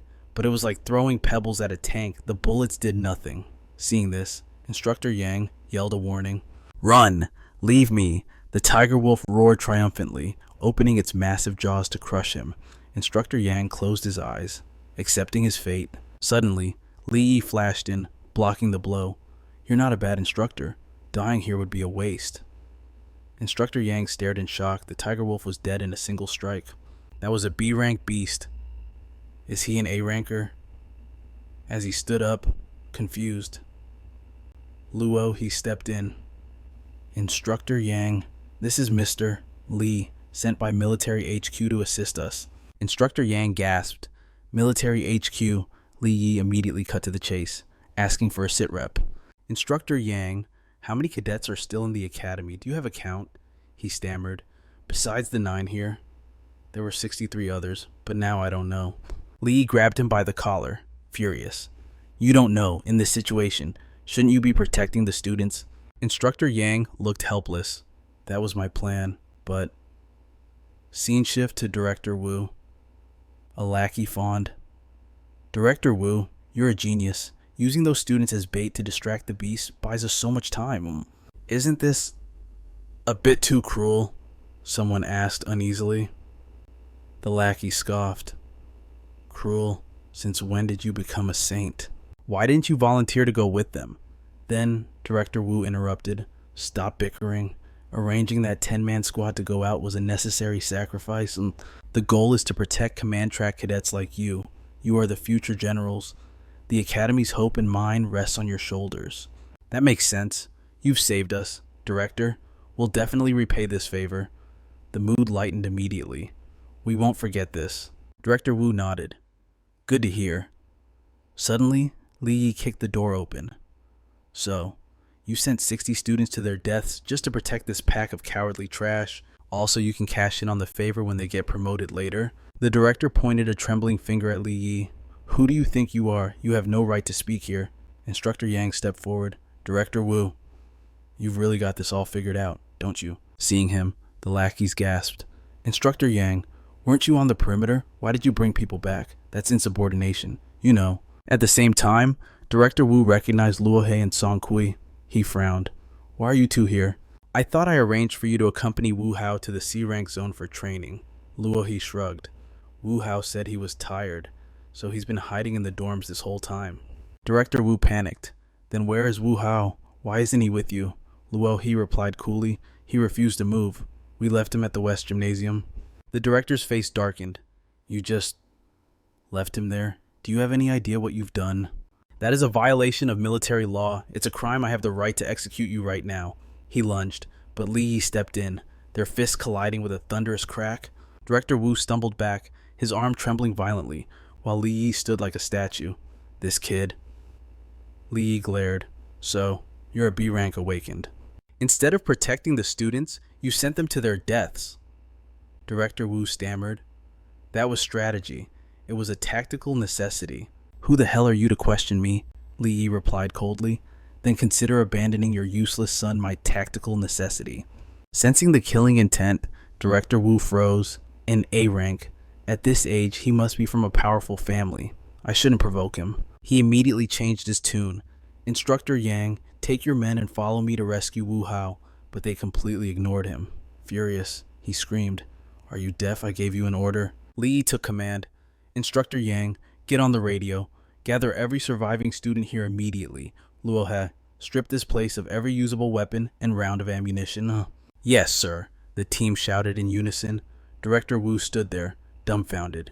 You, on what authority, and gathering that many people, you'll bring the whole beast horde right down on us? Li Yi whipped around, his voice menacing. My patience with you is running thin. Keep your mouth shut if you want to live. With that, the group split up to mobilize. Li Yi took command of the room. I trust you all know exactly how bad the situation is out there. You have two choices. Hide here and pray those bastards don't find you, or pick up a weapon and follow me. We fight our way out, risking our lives for ourselves and each other to carve a bloody path to survival. Director Wu sneered. Talk is cheap. These weapons are useless against B-rank monsters. You're just sending these students to their deaths. Li Yi raised his gun and fired at Wu. Is that right? Then let's see how a B-rank like you handles it. Wu scrambled to shield himself, but the bullet tore right through his defenses, drilling deep into his flesh. Impossible. How can a simple bullet pierce my defense? Ignoring the shock, Li Yi turned back to the squad. These weapons have been coated in a special alloy by Luo Xia. If you work together, slaughtering the filth outside won't be a problem. Relief washed over the crowd. Thank God. We can finally fight back. Hell yes, I was sick of hiding like rats. Let's kill them all. Counterattack, fight back. Meanwhile, Director Wu glared at Li Yi with pure venom. Li Yi, I work for the City Lord. Do you have any idea who you're messing with? Li Yi replied coldly. You should count yourself lucky that your B-rank strength is still useful to these students. If you were useless, I would have fed you to the beast long ago. Wu seethed, but stayed silent. Behind him, Ling Guang whispered, Director, what do we do? Wu gritted his teeth. That brat is an A rank. For now, we have no choice but to obey him. Once this is over, we'll settle the score. Ignoring them, Li Yi laid out the plan. I'll lead a small vanguard team to clear the path and minimize the danger. I'm activating soul protection. The rest of you stick to your training. Move in small squads. Once the buff hits you, your attack and defense will skyrocket. Li's voice turned grim. Remember this? This is real combat, not a drill. There are no respawns. One mistake, and you're dead. The team roared in acknowledgement. Understood. Li turned to the instructor. Instructor Yang, lead the students and follow close behind us. Yang nodded firmly. You got it. Li glanced at Director Wu. Just as I thought. Soul protection doesn't work on people who want me dead. He barked in order. You're a B rank. You'll lead this squad and take the front line against the beasts. Director Wu froze. Me. Li turned his back on him. I'm not asking. This is your chance to redeem yourself. If you run or try anything funny, I'll put a bullet in your head without a second thought. Meanwhile, nearby military units heard the commotion. What the hell is all that noise? It sounds like a full-scale battle. Get the drones over there, now. As the feed came up, the soldiers gasped.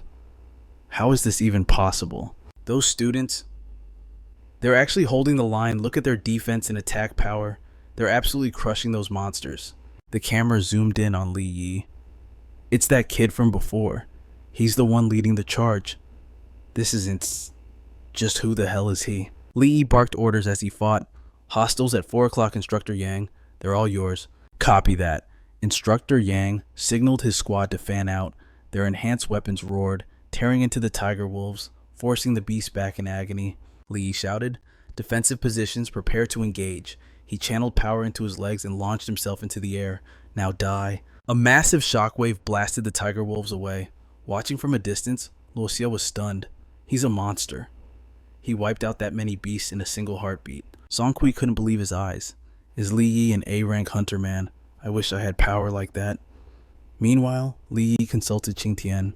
Did I just break through to A-rank? The entity scoffed. Going from B to A is a massive hurdle. You think a trash physique like yours could ascend that quickly? You only slaughtered those B-rank tiger wolves because of the shadow enhancement. If you run into a real A-rank beast, you'll still be begging me to save your hide. Lee Yi ignored the taunt. Once I get these students to safety, I'm coming back to test myself against an A-rank. He addressed the group. Alright, we're out of the open field.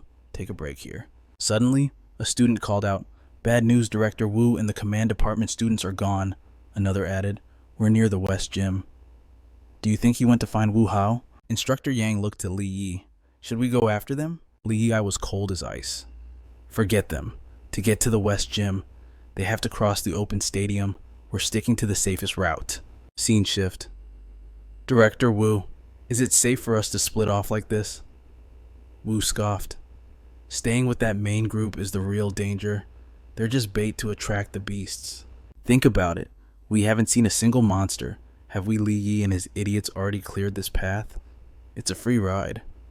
The students nodded, convinced. "You're a genius, Director Wu, but their luck was about to run out." Wu frowned at a student who stopped. "What is it? Why are you freezing up?" The student stammered, terror in his eyes. "But beasts! There's so many of them." "In their high level, I thought Li Yi cleared this." Another realized the horror. "Oh God. I heard that after a hunt. The pack finds an open space to feast." "You mean?"